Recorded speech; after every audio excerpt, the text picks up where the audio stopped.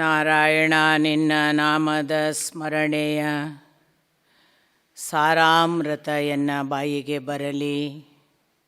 ಬಾರಂಗ ಕನಸಿನೊಳಾಗಲಿ ನನಸಿನೊಳಾಗಲಿ, ಮನಸ್ಸು ಕೆಟ್ಟಿರಲಿ ಮುನಿದಿರಲಿ.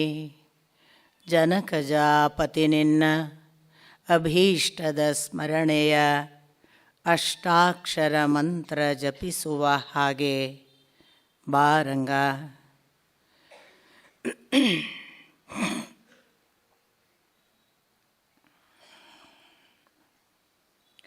ನಾರಾಯಣಂ ನಮಸ್ಕೃತ್ಯ ನರಂಚೈವ ನರೋತ್ತಮಂ ದೇವೀಂ ಸರಸ್ವತೀಂ ವ್ಯಾಸಂ ತತೋ ಜಯಮುದೀರಯೇತ್.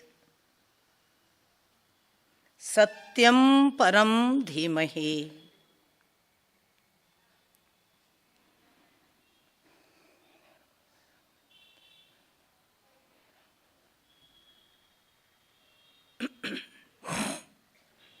ಪರಮಪೂಜ್ಯರಾದ ಗುರು ವೇದವ್ಯಾಸಾಚಾರ್ಯರನ್ನು ವಂದಿಸಿ,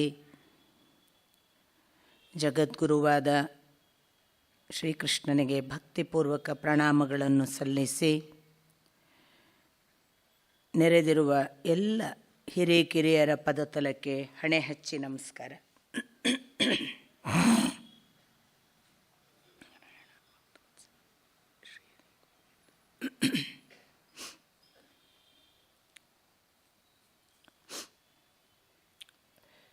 ನಿನ್ನೆ ದಿನ ಸ್ವಲ್ಪ ಸೃಷ್ಟಿಕ್ರಿಯೆಯ ಗಹನ ಭಾಗವನ್ನು ಏಕಕಾಲಕ್ಕೆ ಅದನ್ನು ಕಾಲದ ವಿವರಣೆಯ ಜೊತೆಗೆ ಹೇಗೆ ವಿವರಿಸ್ತಾರೆ ಅನ್ನೋದನ್ನು ನಾನು ನಿಮ್ಮ ಜೊತೆಗೆ ಮಾತಾಡ್ತಾ ಏಕಾಏಕಿ ವರಾಹ ಅವತಾರವನ್ನು ಪ್ರಾರಂಭ ಮಾಡಿದೆ. ಶ್ರೀಮದ್ ಭಾಗವತದ ಅವತಾರ ಕಲ್ಪನೆಗಳು ನಾವು ಭಾವಿಸುವ ಮತ್ಸ್ಯ ಕೂರ್ಮ ಈ ಅನುಕ್ರಮಣಿಕೆಯಲ್ಲಿ ಹೋಗೋದಿಲ್ಲ. ವಾಸ್ತವಿಕ ಶ್ರೀಮದ್ ಭಾಗವತವು ನಾನು ಹೇಳಿದೆ ನಿಮಗೆ 24 ಅವತಾರಗಳನ್ನು ಹೇಳ್ತದೆ ಅಂತ. ಆ 24 ಅವತಾರಗಳಲ್ಲಿ ಅವರ ಪ್ರಕಾರ ಪ್ರಥಮ ಅವತಾರ ಸನಕ, ಸನಂದನ, ಸನಾತನ ಮತ್ತು ಸನತ್ ಕುಮಾರರು, ಯಾರು ಬ್ರಹ್ಮನ ಮೊದಲ ಪುತ್ರರಿದ್ದಾರೆ, ಅವರು ಪ್ರಥಮ ಅವತಾರ. ಎರಡನೆಯದು ನೇರವಾಗಿ ವರಾಹ ಅವತಾರ. ಯಾಕೆಂದರೆ ಸೃಷ್ಟಿಕ್ರಿಯೆ ಆರಂಭ ಮಾಡಬೇಕು ಅಂದಾಗ ಭೂಮಂಡಲ ಅದು ಕಕ್ಷೆಯಿಂದ ಕಳಚಿದ ಘಟನೆಯೇ ಅವರಿಗೆ ಪ್ರಥಮ ಘಟನೆ ಆದದ್ದರಿಂದ ಅದಕ್ಕೆ ಭಗವಂತ ಹೇಗೆ ತಾನು ಅವತರಿಸಿ ಉದ್ಧರಿಸಿದ ಅನ್ನೋದನ್ನು ಹೇಳಬೇಕಾದ ಕಾರಣವಾಗಿ ಅಲ್ಲಿ ಅವರು ನೇರವಾಗಿ ವರಾಹ ಅವತಾರವನ್ನು ಪ್ರಾರಂಭ ಮಾಡ್ತಾರೆ. ನಾನು ನಿಮಗೆ ಹೇಳಿದೆ, ತನ್ನ ಪೂರ್ವಜನ್ಮದ ಸುಕೃತದಿಂದ ಬ್ರಹ್ಮನ ಮಗನಾಗಿ ಹುಟ್ಟಿದ ನಾರದ ಅಂತ. ಅದರಿಂದ ಇಲ್ಲಿ 3ನೇ ಅವತಾರ ನಾರದ. 4ನೆಯದ್ದು ನರನಾರಾಯಣರು. ಅದು ನಿಮಗೆ ಮುಂದೆ ಗೊತ್ತಾಗುತ್ತೆ ಯಾರಿಗೆ ಹುಟ್ಟಿದ್ರು ಅಂತ. ನರನಾರಾಯಣರು 4ನೇ ಅವತಾರ. 5ನೆಯದ್ದು ನಾವು ಯಾವುದನ್ನು ಈಗ ನೋಡಲಿಕ್ಕಿದ್ದೇವೆ, ಕಪಿಲ ಅನ್ನುವ ಅವತಾರ. 6ನೆಯ ಅವತಾರ ಅವರ ಪ್ರಕಾರ ದತ್ತಾತ್ರೇಯರು. ಆ ಬಳಿಕ 7ನೆಯ ಅವತಾರ ಯಜ್ಞ ಅನ್ನುವ ಯಜ್ಞಪುರುಷನ ಕಥೆ. ಅದು ಕೂಡ ನಾನೀಗ ನಿಮಗೆ ವಂಶ ಪರಂಪರೆಯನ್ನು ವಿವರಿಸುವಾಗ ಹೇಳ್ತಿರ್ತೇನೆ. ಈ ಯಜ್ಞನ ಬಳಿಕ ಋಷಭ ಅನ್ನುವ ಒಂದು ಅವತಾರ ಬರುತ್ತೆ. ಋಷಭನ ನಂತರ ಪೃಥು ಅನ್ನುವ ಅವತಾರ. ಇವರ ಆದ ನಂತರದಲ್ಲಿ ಅವರು ಮತ್ಸ್ಯವನ್ನು ಉಲ್ಲೇಖ ಮಾಡ್ತಾರೆ. ಆ ಮತ್ಸ್ಯದ ನಂತರ ನಾವು ನೋಡುವಂತಹ, ನಾವು ನಿರಂತರವಾಗಿ ಹೇಳುವ ಕೂರ್ಮನ ಉಲ್ಲೇಖ ಬರುತ್ತೆ. ಆ ಮತ್ಸ್ಯ ಕೂರ್ಮ ಬಂದ ನಂತರ ನಾವು ಎಂದೂ ಕೇಳಿರದ ಧನ್ವಂತರಿ, ಮೋಹಿನಿ ಕೂಡ ಅಲ್ಲಿ ಅವತಾರ. ಧನ್ವಂತರಿ, ಮೋಹಿನಿ ಅವತಾರಗಳು ಮುಗಿದ ಬಳಿಕ ಅವರು ಉಲ್ಲೇಖ ಮಾಡುವುದು ನಾವು ಯಾವುದನ್ನು ವಾಮನ, ನರಸಿಂಹ ಅನ್ನುವ ಕ್ರೊನಾಲಜಿಕಲ್ ಆರ್ಡ್ರಲ್ಲಿ ಹೇಳ್ತೇವೆ, ಅದು ಅಲ್ಲಿ ಬರುತ್ತೆ. ಈ ವಾಮನ ನರಸಿಂಹರು ಬಂದ ನಂತರದಲ್ಲಿ ಪರಶುರಾಮ ಯಥಾ ಪ್ರಕಾರ. ಪರಶುರಾಮ ಬಂದ ಬಳಿಕ ವೇದವ್ಯಾಸ ಒಂದು ಅವತಾರ. ಈ ವೇದವ್ಯಾಸರ ನಂತರ ಶ್ರೀರಾಮ, ಬಲರಾಮ, ಕೃಷ್ಣ. ಇದು ನಮ್ಮ ಕ್ರೊನಾಲಜಿಕಲ್ ಆರ್ಡರ್ ಪ್ರಕಾರನೇ. ಈ ರಾಮಕೃಷ್ಣರಾದ ನಂತರ ಬುದ್ಧನೆನ್ನುವವ ಬರ್ತಾನೆ ಅನ್ನುವುದನ್ನು ಬುದ್ಧ ಪೂರ್ವದಲ್ಲಿ ಬರೆದಂತಹ ಅಥವಾ ರಚಿತವಾದಂತಹ ಅಥವಾ ಶ್ರುತವಾಗಿದ್ದಂತಹ ಭಾಗವತ ಹೇಳುತ್ತೆ. ಹಾಗಾಗಿ ನಾವು ಯಾವುದನ್ನು ಬುದ್ಧ ಬಂದಿದ್ದ ಅಂತ ಹೇಳ್ತೇವೆ ಅದೇ ಬುದ್ಧನನ್ನೇ ಅವರು ಉಲ್ಲೇಖ ಮಾಡಿದರು ಅಂತ ನಮಗೆ ಅಪ್ಪ ಅನೇಕ ಆಧಾರಗಳನ್ನು ಕೊಡುತ್ತಾರೆ. ಈ ಬುದ್ಧನ ನಂತರ ಇನ್ನೊಂದು ಇಷ್ಟು ಕಾಲದಲ್ಲಿ ಕಲಿಯುಗದಲ್ಲಿ ಶಾಲ್ಮಲಾ ಅನ್ನುವ ಒಂದು ಗ್ರಾಮ, ಅಲ್ಲಿ ವಿಷ್ಣು ಯಶ ಅನ್ನುವ ಒಬ್ಬ ಬ್ರಾಹ್ಮಣನ ಮನೆಯಲ್ಲಿ ಕರ್ಕ ಅನ್ನುವ ಬಿಳಿ ಕುದುರೆಯನ್ನೇರಿ ಬರುವವನಾದ್ದರಿಂದ ಕಲ್ಕಿ ಅನ್ನೋ ಅವತಾರ ಆಗುತ್ತೆ ಅಂತ ಹೇಳುವಾಗ 22 ಅವತಾರಗಳನ್ನು ಅವರು ಉಲ್ಲೇಖ ಮಾಡ್ತಾರೆ. ಇದಷ್ಟೇ ಅಲ್ಲ, ಇದರ ಜೊತೆಗೆ 2 ಅವತಾರಗಳು. ಒಂದು, ನಾರದರಿಗೆ ಬ್ರಹ್ಮ ಹೇಳಿದ ಶ್ರೀಮದ್ ಭಾಗವತವನ್ನು ಅಂತ ಹೇಳುವಾಗ ಅವನು ಆಗ ತಾನು ಹಂಸ ರೂಪವನ್ನು ಧರಿಸಿ ಹೇಳಿದ, ಅದರಿಂದ ಹಂಸ ಅಲ್ಲಿ ಒಂದು ಅವತಾರ ಅವರಿಗೆ. ಹಾಗೆಯೇ ಮಧು ಕೈಟಭ ಅಂತ ಇಬ್ಬರು ರಾಕ್ಷಸರನ್ನು ವೇದನಾಶ ಮಾಡ್ತಾರೆ ಅನ್ನುವ ಕಾರಣಕ್ಕಾಗಿ ಭಗವಂತ ಆ ಮಧು ಕೈಟಭರನ್ನು ವಧೆ ಮಾಡಲಿಕ್ಕೆ ಒಂದು ಅವತಾರ ತಾಳ್ತಾನೆ, ಅದು ಹಯಗ್ರೀವ ಅನ್ನೋದು. ಅಲ್ಲಿಗೆ 24 ಅವತಾರಗಳನ್ನು ಶ್ರೀಮದ್ ಭಾಗವತ ಹೇಳುತ್ತೆ. ಎಲ್ಲ ಅವತಾರಗಳನ್ನು ಬಹಳ ವಿಶೇಷವಾಗಿ ವಿಸ್ತಾರವಾಗಿ ವಿವರಿಸೋದಿಲ್ಲ, ಕೆಲವಂತೂ ನಮಗೆ ಸ್ಪಷ್ಟವಾಗಿ, ನಾವು ಯಾವುದನ್ನು ಸ್ಪಷ್ಟವಾಗಿ 10 ಅವತಾರಗಳನ್ನು ಹೇಳ್ತೀವಿ ಅದನ್ನಂತೂ ವಿವರಿಸ್ತಾರೆ. ಆದರೆ ನಮಗೆ ಬಹಳ ವಿಶೇಷವಾಗಿ ಸಿಗುವುದು ಇಲ್ಲಿ ಧನ್ವಂತರಿ, ಮೋಹಿನಿ ಮತ್ತು ಕೂರ್ಮ ಅವತಾರದ ಸಮುದ್ರ ಮಂಥನ ಭಾಗ. ಹೀಗೆ 24 ಅವತಾರಗಳನ್ನು ಶ್ರೀಮದ್ ಭಾಗವತ ಹೇಳುತ್ತದೆ ಅನ್ನೋದು ಒಂದು ಭಾಗ. ಇನ್ನು ಎರಡನೇದು, ನಾವು ನಿನ್ನೆ ದಿನ ನಾನು ನಿಮಗೆ ಹೇಳಿದೆ, ಭಗವಂತ ಭೂಮಂಡಲ ಕಕ್ಷೆಯಿಂದ ಕಳಚುವುದನ್ನು ನೋಡಿ ತಾನು ಬ್ರಹ್ಮನ ಮೂಗಿನಿಂದ ಒಂದು ಹಂದಿಯ, ಹೆಬ್ಬೆಟ್ಟು ಗಾತ್ರದ ಹಂದಿಯ ಹಾಗೆ ಹೊರಕ್ಕೆ ಬಂದವನು, ಮತ್ತೆ ಆಕಾಶ ಭೂಮಿಯನ್ನು ಒಂದು ಮಾಡುವ ಹಾಗೆ ಅವನ ಭೌಮ ಗಾತ್ರದಲ್ಲಿ ಬೆಳೆದು ನಿಂತು ವರಾಹನಾಗಿ ಆ ವರಾಹ ಅವತಾರದ ಮೂಲಕ ಉದ್ಧರಿಸಿದ ಅಥವಾ ಅದನ್ನು ಮತ್ತೆ ಕಕ್ಷೆಗೆ ಇಟ್ಟ ಅಂತ. ಈ ಕಕ್ಷೆಯಿಂದ ಭೂಮಿ ಕಳಚಿತು ಅನ್ನೋದನ್ನು ವಿಜ್ಞಾನ ಹೇಳುತ್ತೆ. ಅಪ್ಪ ಅದನ್ನು ರಷ್ಯನ್ ಒಬ್ಬ ಸೈಂಟಿಸ್ಟು ವೆಲಿನೋಸ್ಕಿ ಅನ್ನುವವನು ಉಲ್ಲೇಖ ಮಾಡುವುದನ್ನು ಕೂಡ ಕೋಟ್ ಮಾಡ್ತಾರೆ. ವೆಲಿನೋಸ್ಕಿ ಭೂಮಿ 2 ಬಾರಿ ಕಕ್ಷೆಯಿಂದ ಕಳಚಿತ್ತು ಅಂತ ಉಲ್ಲೇಖ ಮಾಡಿದ್ದನ್ನು ಸೈನ್ಸಿನ ಒಂದು ಅವರದೇ ಆದ ಅವರ ಮಾರ್ಗದ ಮುಖಾಂತರ ಅವರು ತಿಳಿದುಕೊಂಡ ಒಂದು ಶಾಸ್ತ್ರವಾಗಿ ವಿಜ್ಞಾನ ಒಪ್ಪುತ್ತೆ. ಆದರೆ ವೆಲಿನೋವ್ಸ್ಕಿ ಆಗಲಿ ಇತರ ವಿಜ್ಞಾನದ ಯಾವುದೇ ವಿಜ್ಞಾನಿಗಳಾಗಲಿ ಮತ್ತೆ ಅದು ಕಳಚಿದ್ದನ್ನು ಕೂಡಿಸಿದ್ದು ಹೇಗೆ ಅನ್ನೋದನ್ನು ವಿವರಿಸೋದಿಲ್ಲ ಅಂತ ಅಪ್ಪ ಅದನ್ನು ಹಾಗೆ ವಿವರಣೆಯಾಗಿ ಕೊಡ್ತಾರೆ. ಆದರೆ ದರ್ಶನವನ್ನು ಬಲ್ಲ ವಿಜ್ಞಾನದ ಆಚೆಗೆ ಇರುವಂತಹ ದರ್ಶನಶಾಸ್ತ್ರ ಅದು ಏನು ಮಾಡ್ತಿದೆ ಅಂದರೆ ತನ್ನ ದರ್ಶನದ ಮುಖಾಂತರ ವೇದವ್ಯಾಸರು ಹೇಳ್ತಾರೆ ಅದನ್ನು ಭಗವಂತ ಮತ್ತೆ ಕಕ್ಷೆಗೆ ಕೂಡಿಸಿದ್ದನ್ನು ತಾವು ಈ ರೂಪದಲ್ಲಿ ಕಂಡಿದ್ದೆವು ಅಂತ. ನಮ್ಮಲ್ಲಿ ಬಹಳ ಜನ ನಮ್ಮನ್ನು ಗೇಲಿಗೆ ಬಳಸುವ ಒಂದು ಕ್ರಮವಾಗಿ ನಮ್ಮ ಅವತಾರಗಳು ಕೂಡ ಇವೆ. ಏನ್ರಿ ನಿಮ್ಮ ದೇವರು ಹಂದಿಯಂತೆ, ಹಂದಿನೆಲ್ಲ ನೀವು ಪೂಜಿಸ್ತೀರಂತೆ ಅಂತ. ಮತ್ತು ಶ್ರೀಮದ್ ಭಾಗವತವಂತೂ ಭಗವಂತ ಪ್ರಥಮ ಬಾರಿಗೆ ಹಂದಿಯ ಒಂದು ರೂಪದಲ್ಲಿಯೇ ಬಂದು ಲೋಕವನ್ನು ಉದ್ಧರಿಸಿದ್ದಾನೆ ಅಂತ ಹೇಳಿದೆ ಕೂಡ.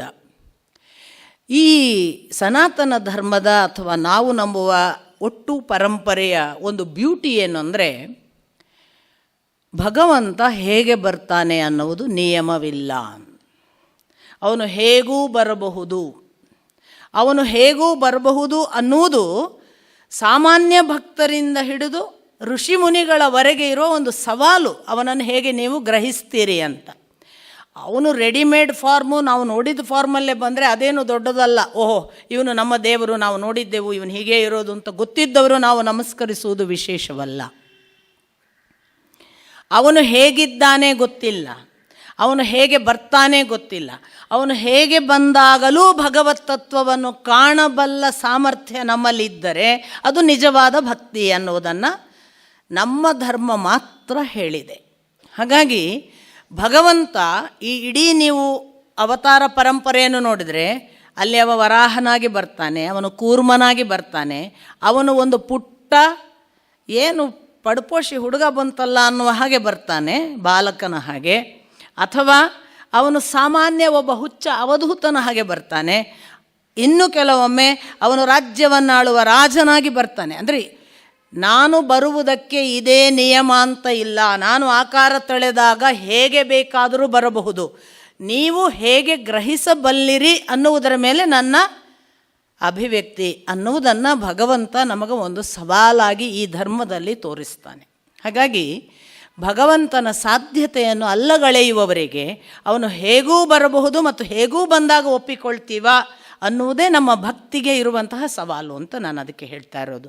ಹಿಂದೆ ಶಿರ್ಡಿ ಬಾಬಾ ಅವರ ಕಥೆ ಹೇಳುವಾಗ ನಿಮಗೆ ಗೊತ್ತು, ನಮ್ಮನೆಗೆ ಊಟಕ್ಕೆ ಬರ್ರಿ ಅಂತ. ಇವತ್ತು ನಿನ್ನೆಗಳಲ್ಲಿ ನೀವೆಲ್ಲ ಕರೆದ ಹಾಗೆ ಶಿರ್ಡಿ ಬಾಬಾ ಅವರನ್ನು ನಮ್ಮನೆಗೆ ಊಟಕ್ಕೆ ಬರ್ರಿ ಅಂತ ಭಕ್ತರು ಕರೆದ್ರಂತೆ. ಬಾಬಾ ಅವರು ಆಯಿತು ಬರೋಣ, ಅದಕ್ಕೇನಂತೆ. ಹಾಗಾದರೆ ಎಷ್ಟೊತ್ತಿಗೆ ಬರ್ತೀರಿ ಬಾಬಾ ನೀವು ಊಟಕ್ಕೆ? ಮಧ್ಯಾಹ್ನ. ಮಧ್ಯಾಹ್ನ ನೀವು ಊಟ ಮಾಡೋ ಹೊತ್ತಿಗೆ ಬರ್ತೀನಿ. ಆಯಿತು, ಗುರುಗಳು ಮಧ್ಯಾಹ್ನ 1:30 ಬರ್ತಾರೆ ಅನ್ನುವ ನಿರೀಕ್ಷೆಯಲ್ಲಿ ಅಡುಗೆ ಮಾಡಿ ಭಕ್ತಿಯಿಂದ ಎಲ್ಲ ತಯಾರಿಯ ಜೊತೆಗೆ ಕಾಯ್ತಾ ಇದ್ದಾರೆ ಭಕ್ತರು.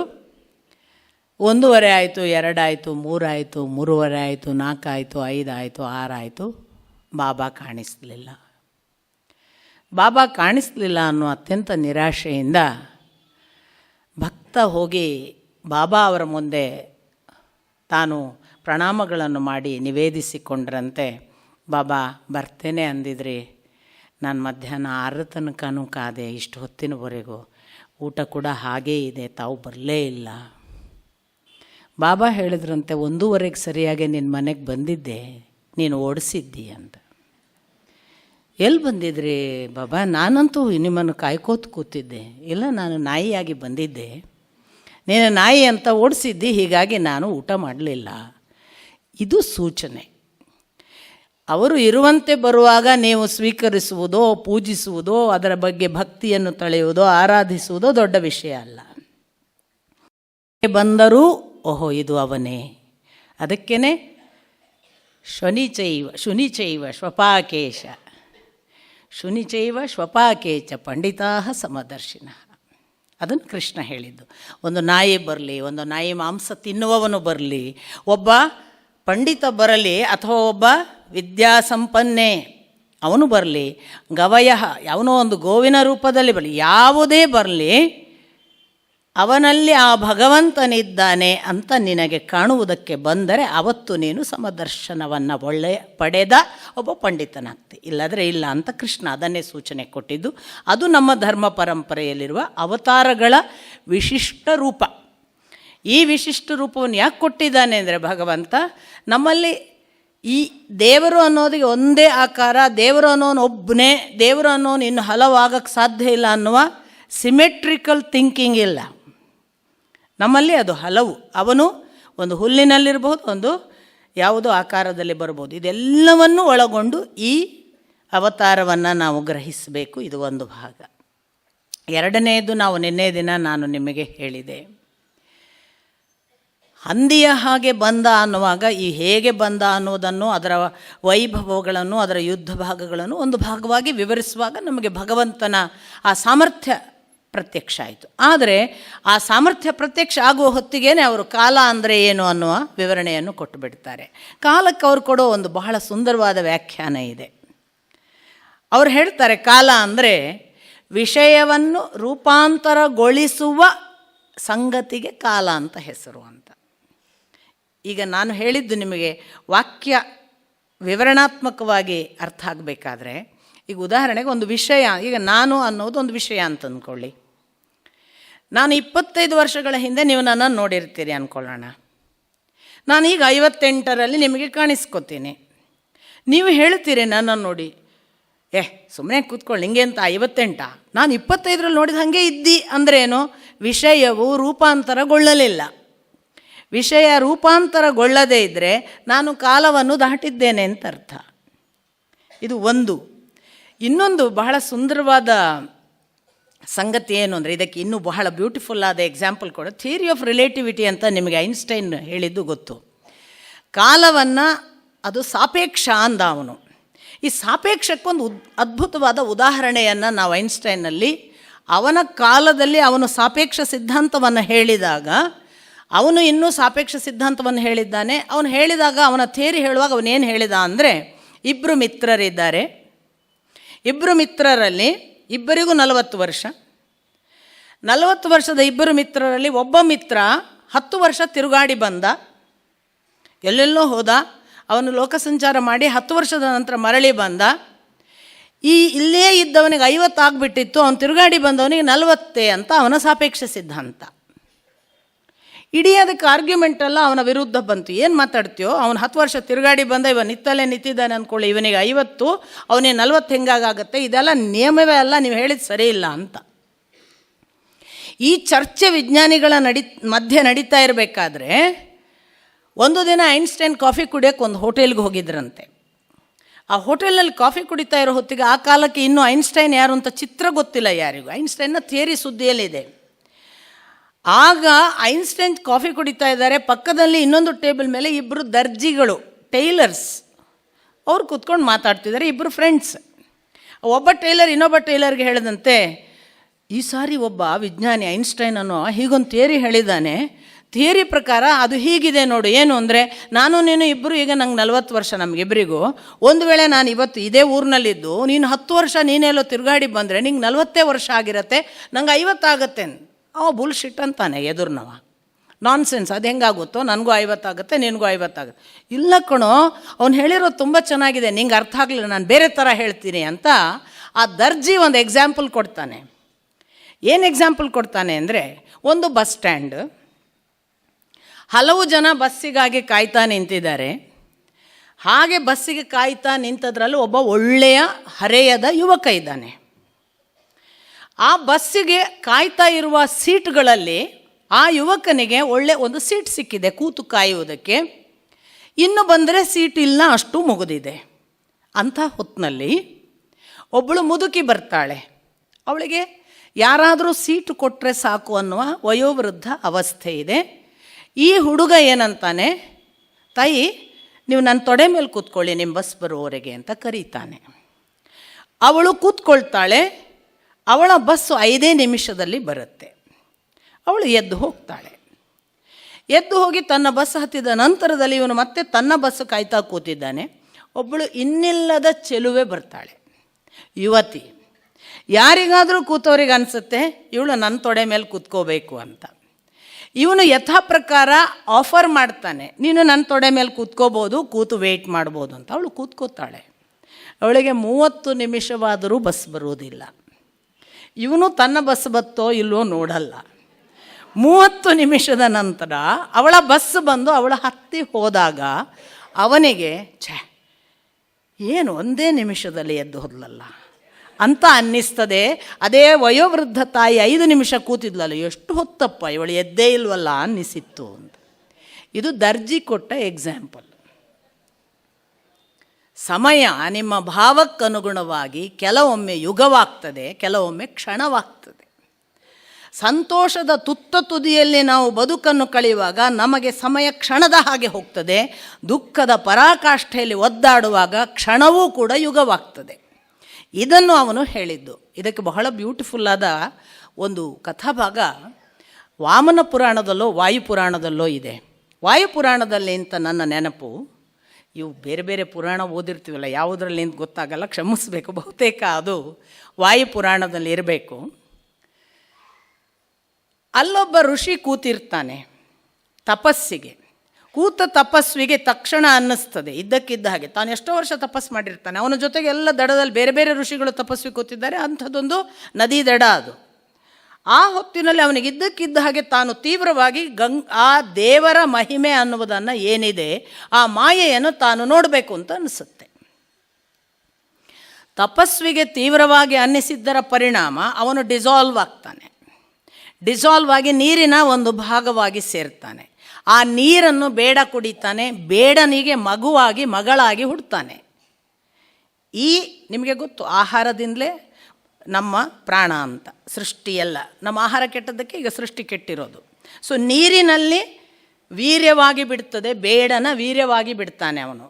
ಆ ನೀರನ್ನು ಕುಡಿದ ಬೇಡ ಆ ಋಷಿಯನ್ನು ಒಂದು ಮಗಳಾಗಿ ಹಿಡಿತಾನೆ.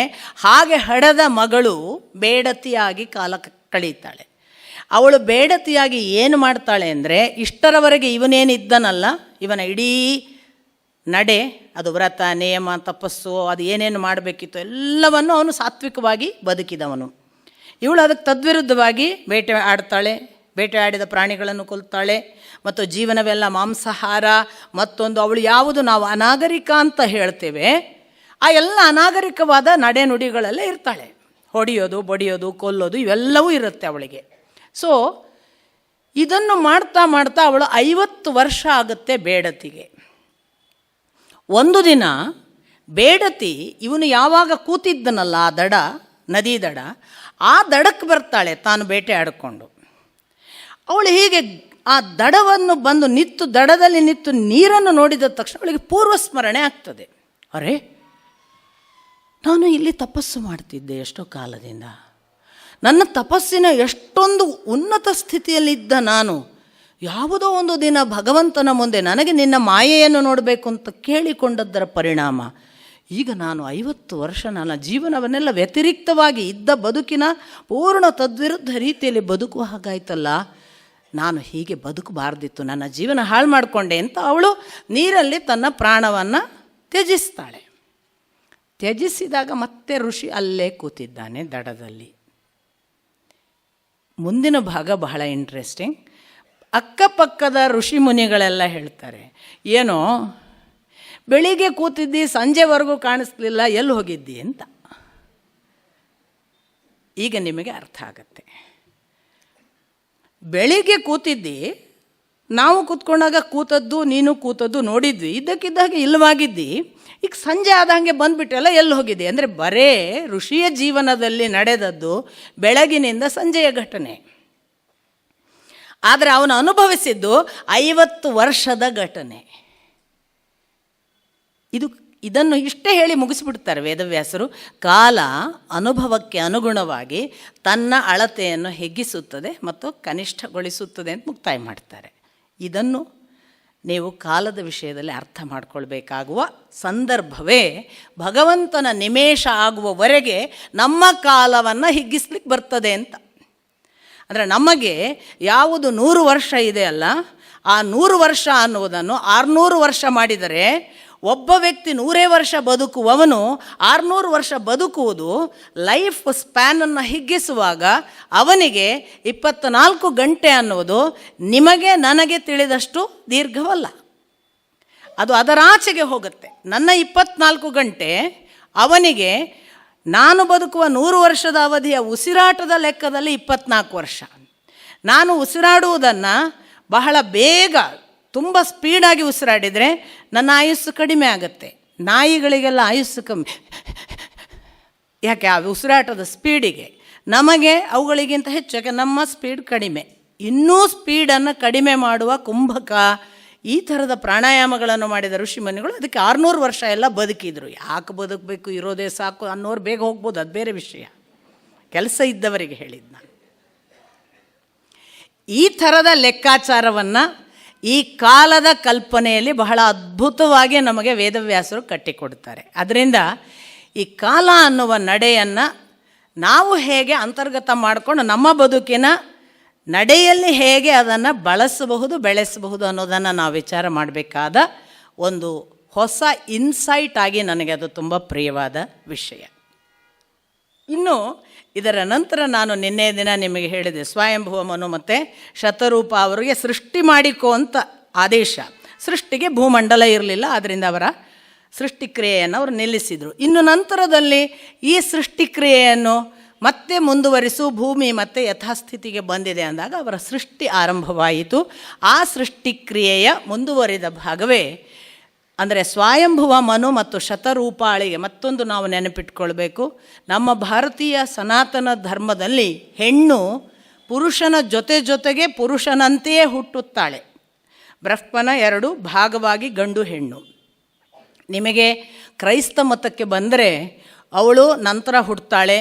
ಆಮೇಲೆ ಅವಳು ಯಾವುದೋ ಒಂದು ಹಣ್ಣು ತಿನ್ನುವುದರ ಮೂಲಕ ಪಾಪಕ್ಕೆ ಕಾರಣಳಾಗ್ತಾಳೆ. ಇಲ್ಲಿ ನೋಡಿ, ಇಲ್ಲಿ ಹೆಣ್ಣಿನ ಪರಂಪರೆ ಹೇಗಿದೆ ನೀವು ಗಮನಿಸಿ.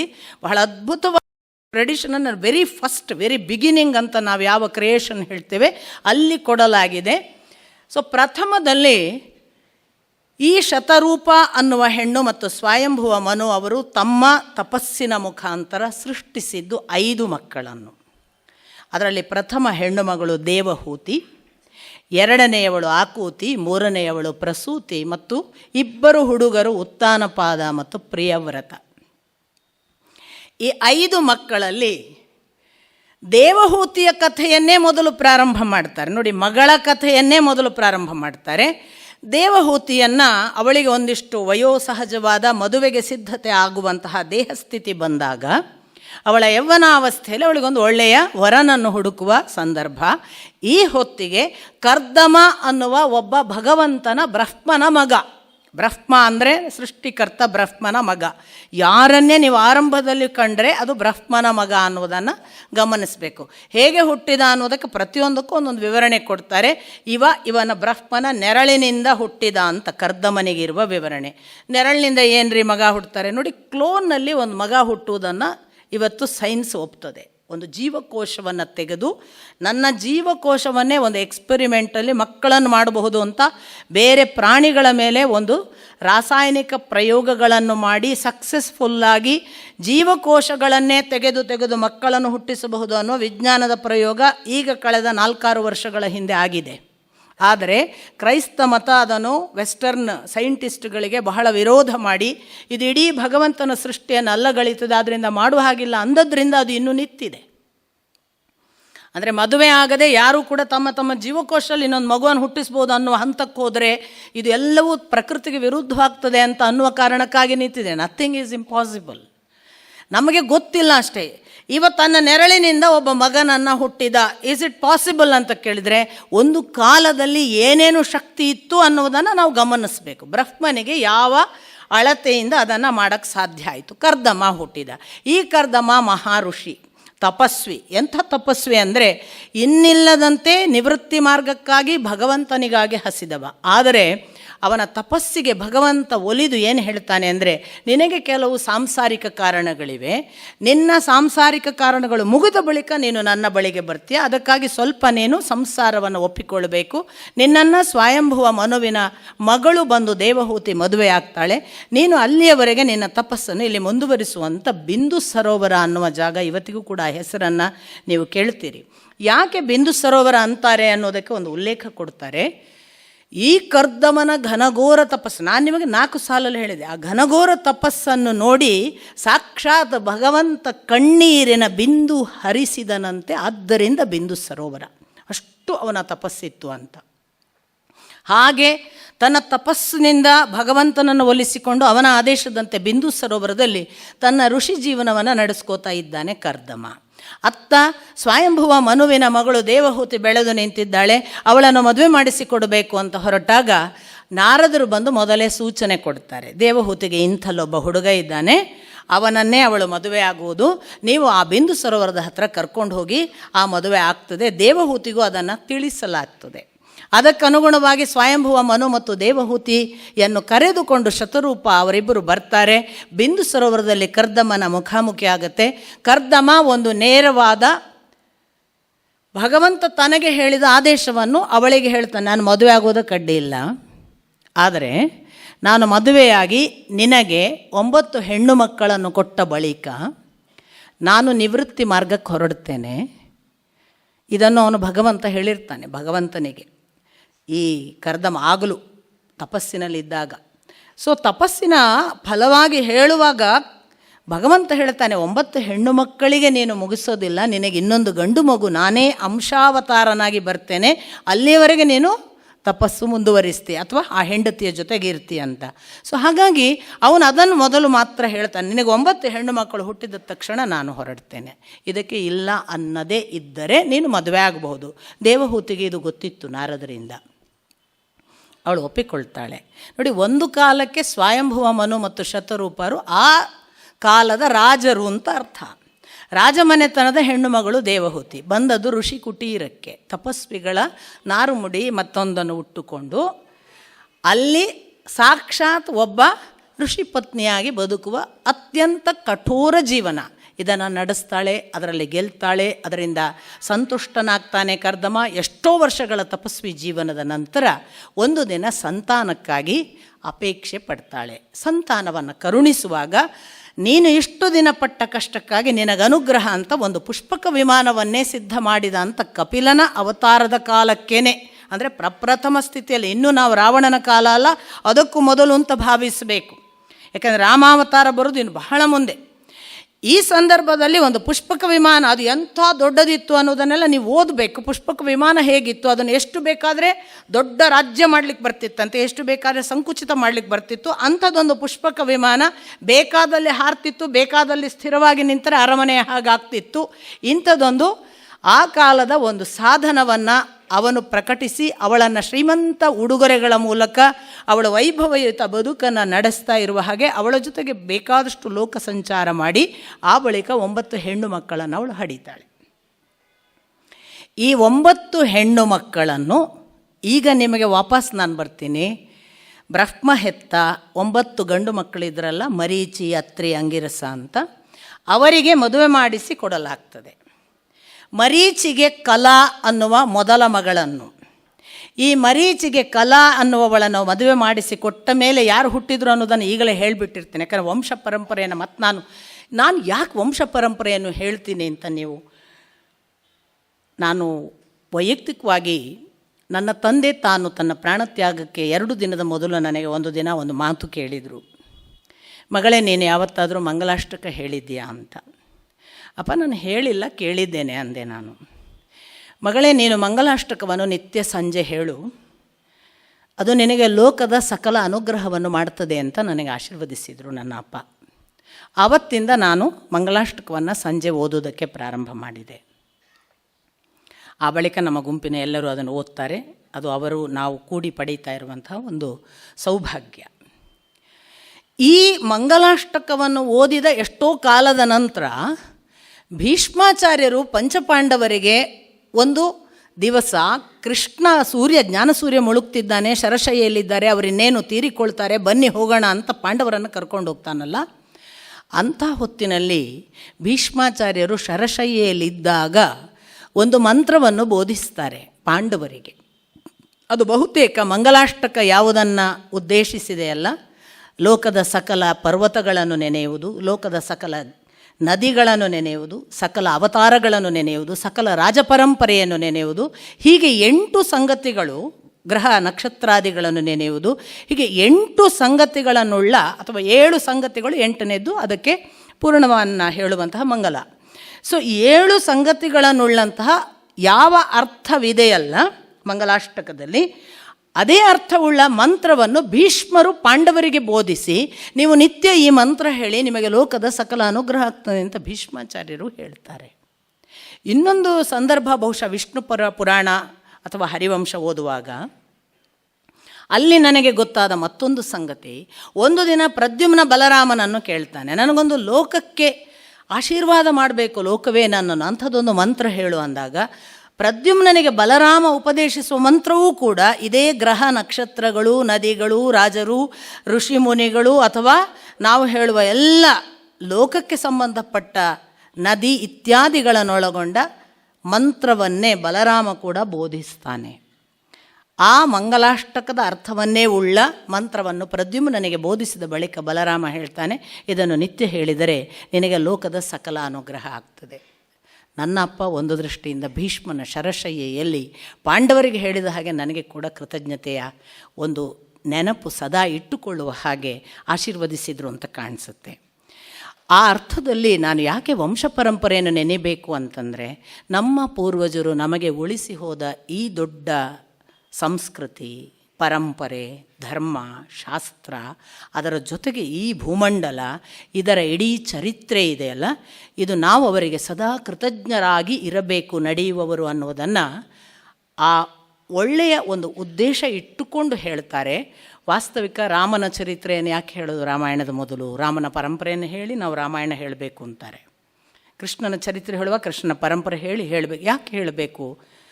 ಈ ಪರಂಪರೆಯನ್ನು ನೆನೆಯುವುದಿದೆಯಲ್ಲ, ಅದೊಂದು ಥರದ ಗ್ರ್ಯಾಟಿಟ್ಯೂಡ್, ರೆಸ್ಪೆಕ್ಟ್. ಅದನ್ನು ಮಾಡಿದರೆ ಅದು ಮುಂದೆ ನಮ್ಮನ್ನು ಯಶಸ್ಸಿಗೆ ಕರ್ಕೊಂಡು ಹೋಗ್ತದೆ ಅನ್ನುವ ಒಂದು ವಿಶೇಷವಾದ ಭಕ್ತಿಯ ತಿಳುವಳಿಕೆ ಅದರ ಒಳಗೆ ಇದೆ. ಹಾಗಾಗಿ ಎರಡನೇದು, ನಮ್ಮ ಭಾರತೀಯರ ಮೇಲೆ ಒಂದು ದೊಡ್ಡ ಆರೋಪ ಇದೆ, ಇವರಿಗೆ ಇತಿಹಾಸ ಪ್ರಜ್ಞೆ ಇಲ್ಲ ಅಂತ ಅಲ್ವಾ. ನಮ್ಮ ಹಿಸ್ಟಾರಿಯನ್ಸ್ ಎಲ್ಲ ಹೇಳೋದು ಇಂಡಿಯನ್ಸ್ ಅವರಿಗೆ ಹಿಸ್ಟಾರಿಕಲ್ ಪ್ರಜ್ಞೆನೇ ಇಲ್ಲ, ಹಾಗಾಗಿ ಅವರಿಗೆ ಹಿಸ್ಟ್ರಿಯೇ ರೆಕಾರ್ಡ್ ಮಾಡಲಿಕ್ಕೆ ಗೊತ್ತಿಲ್ಲ ಅಂತ. ದಯವಿಟ್ಟು ಹೀಗೆ ಹೇಳುವವರೆಲ್ಲರೂ ಇತಿಹಾಸ ಪ್ರಜ್ಞೆ ಇಲ್ಲ ಅಂತ ಯಾರೆಲ್ಲ ನಮ್ಮ ಭಾರತದ ಸೋಕಾಲ್ಡ್ ಯಾವ ಶಿಕ್ಷಣ ಸಂಸ್ಥೆಗಳಲ್ಲಿದ್ದುಕೊಂಡು ಯೂನಿವರ್ಸಿಟಿಯ ಎಲ್ಲ ಶಿಕ್ಷಕರನ್ನು ಗಮನದಲ್ಲಿಟ್ಟುಕೊಂಡು ನಾನು ಹೇಳೋದು, ಒಂದೇ ಒಂದು ಬಾರಿ ಕೇವಲ ಇತಿಹಾಸವನ್ನು ತಿಳಿಯುವುದಕ್ಕಾಗಿ, ಬೇರೆ ನಿಮಗೆ ಭಕ್ತಿ ಇರಲಿಕ್ಕಿಲ್ಲ, ಧರ್ಮ ಬೇಕಾಗಿರಲಿಕ್ಕಿಲ್ಲ, ದೇವರು ಬೇಕಾಗಿಲ್ಲ, ನೀವು ನಂಬಲಿಕ್ಕಿಲ್ಲ, ಬಿಟ್ಬಿಡೋಣ. ನಮ್ಮ ದೇಶದ ರಾಜ ಪರಂಪರೆಯ ಇತಿಹಾಸವನ್ನು ನಮ್ಮ ದೇಶದಲ್ಲಿ ದಾಖಲಿಸಿದ್ದಾರಾ ಇಲ್ವಾ ಅಂತ ಓದೋದಕ್ಕೋಸ್ಕರ ದಯವಿಟ್ಟು ನೀವು ಎಲ್ಲರೂ ಕೂಡ, ಯಾರೇ ಇದನ್ನು ಒಪೋಸ್ ಮಾಡುವವರು, ಮಹಾಭಾರತ, ಹರಿವಂಶ, ವಿಷ್ಣು ಪುರಾಣ ಮತ್ತು ಶ್ರೀಮದ್ ಭಾಗವತ 4 ಓದಿ ನೋಡಿ. ಸ್ವಯಂಭುವ ಮನುವಿನಿಂದ ತೊಡಗಿ, ರಾಜ ಪರಂಪರೆ ಸ್ವಯಂಭುವ ಮನುವಿನಿಂದ ತೊಡಗಿ ಇತ್ತೀಚಿನ ಚಂದ್ರಗುಪ್ತ ಮೌರ್ಯನವರೆಗೆ ಇದೆ, ಮೌರ್ಯ ವಂಶದವರೆಗೆ ಇದೆ. ಇದನ್ನು ಯಾರು ಬರೆದಿಡಲಿಲ್ಲ ಗೊತ್ತಿಲ್ಲ. ಇಡೀ ದಾಖಲಾತಿ ಇದೆ, ಒಂದೇ ಒಂದು ಲಿಂಕ್ ಕಳಚೋದಿಲ್ಲ. ನಾನು ಅದನ್ನು ನಿಮಗೆ ಸಣ್ಣ ಸೂಚನೆ ಹಾಗೆ ಕೆಲವು ಅಂಶ ಕೊಡ್ತಾ ಹೋಗ್ತೇನೆ, ಆಗ ನಿಮಗೆ ಅದರ ಅರಿವಾಗುತ್ತೆ. ಆ ಕಾರಣಕ್ಕಾಗಿ ಕೂಡ ನಮ್ಮ ಗ್ರ್ಯಾಟಿಟ್ಯೂಡ್, ಎರಡನೇದು ನಮಗೆ ಇತಿಹಾಸ ಪ್ರಜ್ಞೆ ಇಲ್ಲ ಅನ್ನುವವರಿಗಾಗಿ ಈ ಚರಿತ್ರೆಯನ್ನು ಹೇಗೆ ದಾಖಲು ಮಾಡಿದ್ದಾರೆ. ಎಲ್ಲಿಯೂ ಕೂಡ ರಾಜಚರಿತ್ರೆಯಲ್ಲಿ ಒಂದೇ ಒಂದು ಊನ ಇಲ್ಲದೆ ಹೆಸರುಗಳನ್ನು, ಅವರ ರಾಜಚರಿತ್ರೆ ಮಾತ್ರ, ಅವರು ಬರೇ ಹೆಸರು ಬರೆದಿಲ್ಲ ವೇದವ್ಯಾಸರು, ಅವರು ಏನು ಮಾಡಿದ್ದಾರೆ ಅಂತಲೂ ಬರೆದಿದ್ದಾರೆ. ಯಾರು ಏನು ಮಾಡದಿದ್ದರೆ ಅವರ ಹೆಸರು ಹಾಕಿ ಇವರು ಏನೂ ಮಾಡಿಲ್ಲ, ಎಲ್ಲ ದಾಖಲಾತಿ ಇದೆ. ಅಂಥದ್ದೊಂದು ವೇದವ್ಯಾಸರು ಆ ಕಾಲಕ್ಕೆ ಚಾರಿತ್ರಿಕ ಪ್ರಜ್ಞೆಯನ್ನು ಕೂಡ ಎಷ್ಟು ಚೆನ್ನಾಗಿ ಇತಿಹಾಸದಲ್ಲಿ ದಾಖಲಿಸಿದ್ದಾರೆ ಅನ್ನೋದನ್ನು ಗೊತ್ತುಪಡಿಸ್ಕೊಳ್ಳೋಕ್ಕೋಸ್ಕರವೂ ಕೂಡ ಇಂಥದ್ದೊಂದು ಸಿಂಪಲ್ ಆದ ಒಂದು ಮಾದರಿಯನ್ನು ನಾನು ನಿಮಗೆ ಕೊಡ್ತೀನಿ. ಸೊ ಮರೀಚಿಗೆ ಕಲಾ ಅನ್ನುವ ದೊಡ್ಡ ಮಗಳನ್ನು ಮದುವೆ ಮಾಡಿದ ತಕ್ಷಣ ಅವರಿಗೆ ಹುಟ್ಟಿದ ಮಕ್ಕಳೇ ಕಶ್ಯಪ ಮತ್ತು ಪೂರ್ಣಿಮಾ. ಈ ಕಶ್ಯಪರೇ ನಾನು ಹೇಳಿದೆ ದಿತಿ ಮತ್ತು ಅದಿತಿ ಇಬ್ಬರನ್ನು ಮದುವೆಯಾಗಿ ದಿತಿಯ ಮೂಲಕ ದೈತ್ಯರನ್ನು ಹಡೆದರು. ಎಲ್ಲ ದೈತ್ಯರು ಕೂಡ ದಿತಿಯ ಮಕ್ಕಳು, ಹಿರಣ್ಯಕಶಿಪು, ಹಿರಣ್ಯಾಕ್ಷ, ಯಾರನ್ನೇ ನೀವು. ಹಾಗೆಯೇ ಈ ಕಡೆಗೆ ಬಂದರೆ ಅದಿತಿಯ ಮೂಲಕ ಆದಿತ್ಯ ಮೊದಲಾದ ಎಲ್ಲ ದೇವತೆಗಳು. ಪೂರ್ಣಿಮಾ ಅನ್ನುವಳು ವಿರಗ ಅನ್ನುವ ಜೊತೆಗೆ ದೇವಕುಲ್ಯ ಅನ್ನುವ ಒಂದು ಮಗುವನ್ನು ಹೆರ್ತಾಳೆ. ಈ ದೇವಕುಲ್ಯಾಳೆ ಮುಂದೆ ಇನ್ನೊಂದು ಮನ್ವಂತರದಲ್ಲಿ ಗಂಗೆ ಅಂತ ಉಲ್ಲೇಖ ಇದೆ. ಇದು ಒಂದು ಭಾಗ.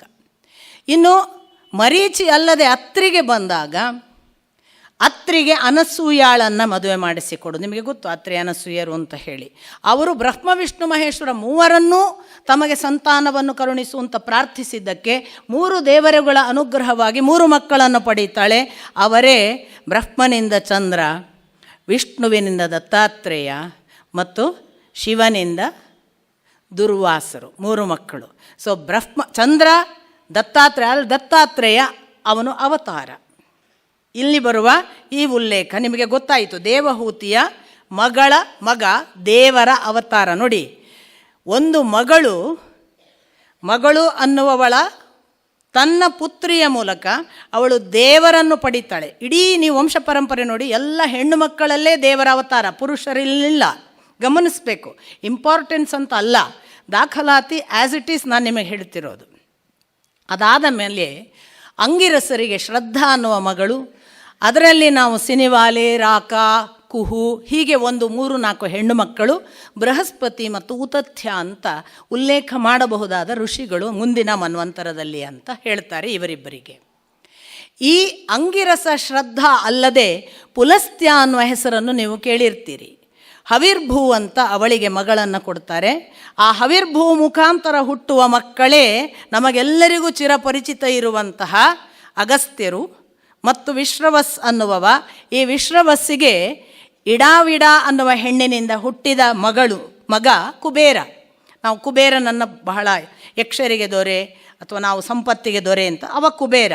ಇನ್ನೊಬ್ಬಳು ಕೇಶಿನಿ ಅನ್ನುವ ರಾಕ್ಷಸಿ ಹೋಗಿ ವಿಶ್ರವಸ್ಸನ್ನು ಮದುವೆಯಾಗಿ ಹುಟ್ಟಿದ್ದೇ ರಾವಣ, ಕುಂಭಕರ್ಣ, ವಿಭೀಷಣ. ಇದು ಈ ಭಾಗ.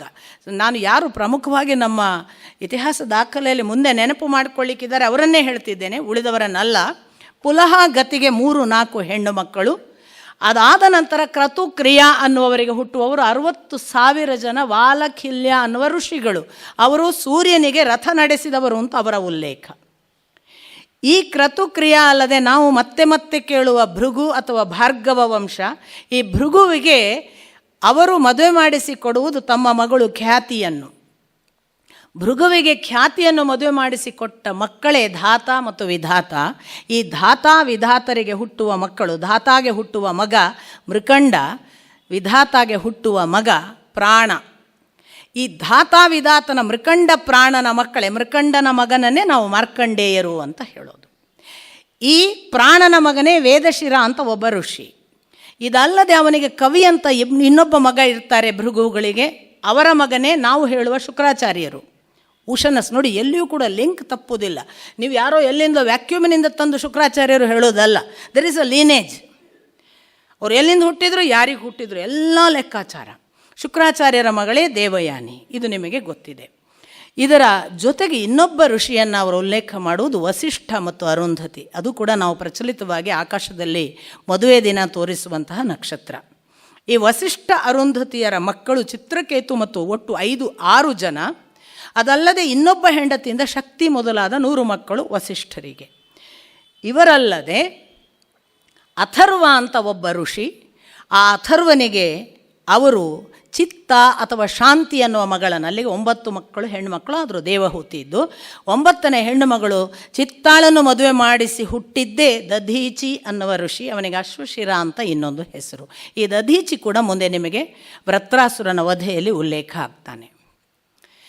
ಈ 9 ಹೆಣ್ಣು ಮಕ್ಕಳಿಗೆ ಮದುವೆ ಮಾಡಿಸ್ಕೊಟ್ಟಾಯಿತು, ನಾನೇನು ನಿವೃತ್ತಿ ಮಾರ್ಗಕ್ಕೆ ಹೋಗಬಹುದು ಅಂತ ತೀರ್ಮಾನ ಮಾಡ್ತಾನೆ ಕರ್ದಮ್ಮ. ದೇವಹೂತಿ ಹೇಳ್ತಾನೆ, ಎಲ್ಲ ಹೆಣ್ಮಕ್ಳನ್ನ ಮದುವೆ ಮಾಡಿಸ್ಕೊಡ್ತೀರಿ, ಅವ್ರವ್ರ ಮನೆಗೆ ಹೋದರು, ನನ್ನ ಗತಿ ಏನು, ನನಗೆ ಯಾರು ರಕ್ಷಣೆಗೆ?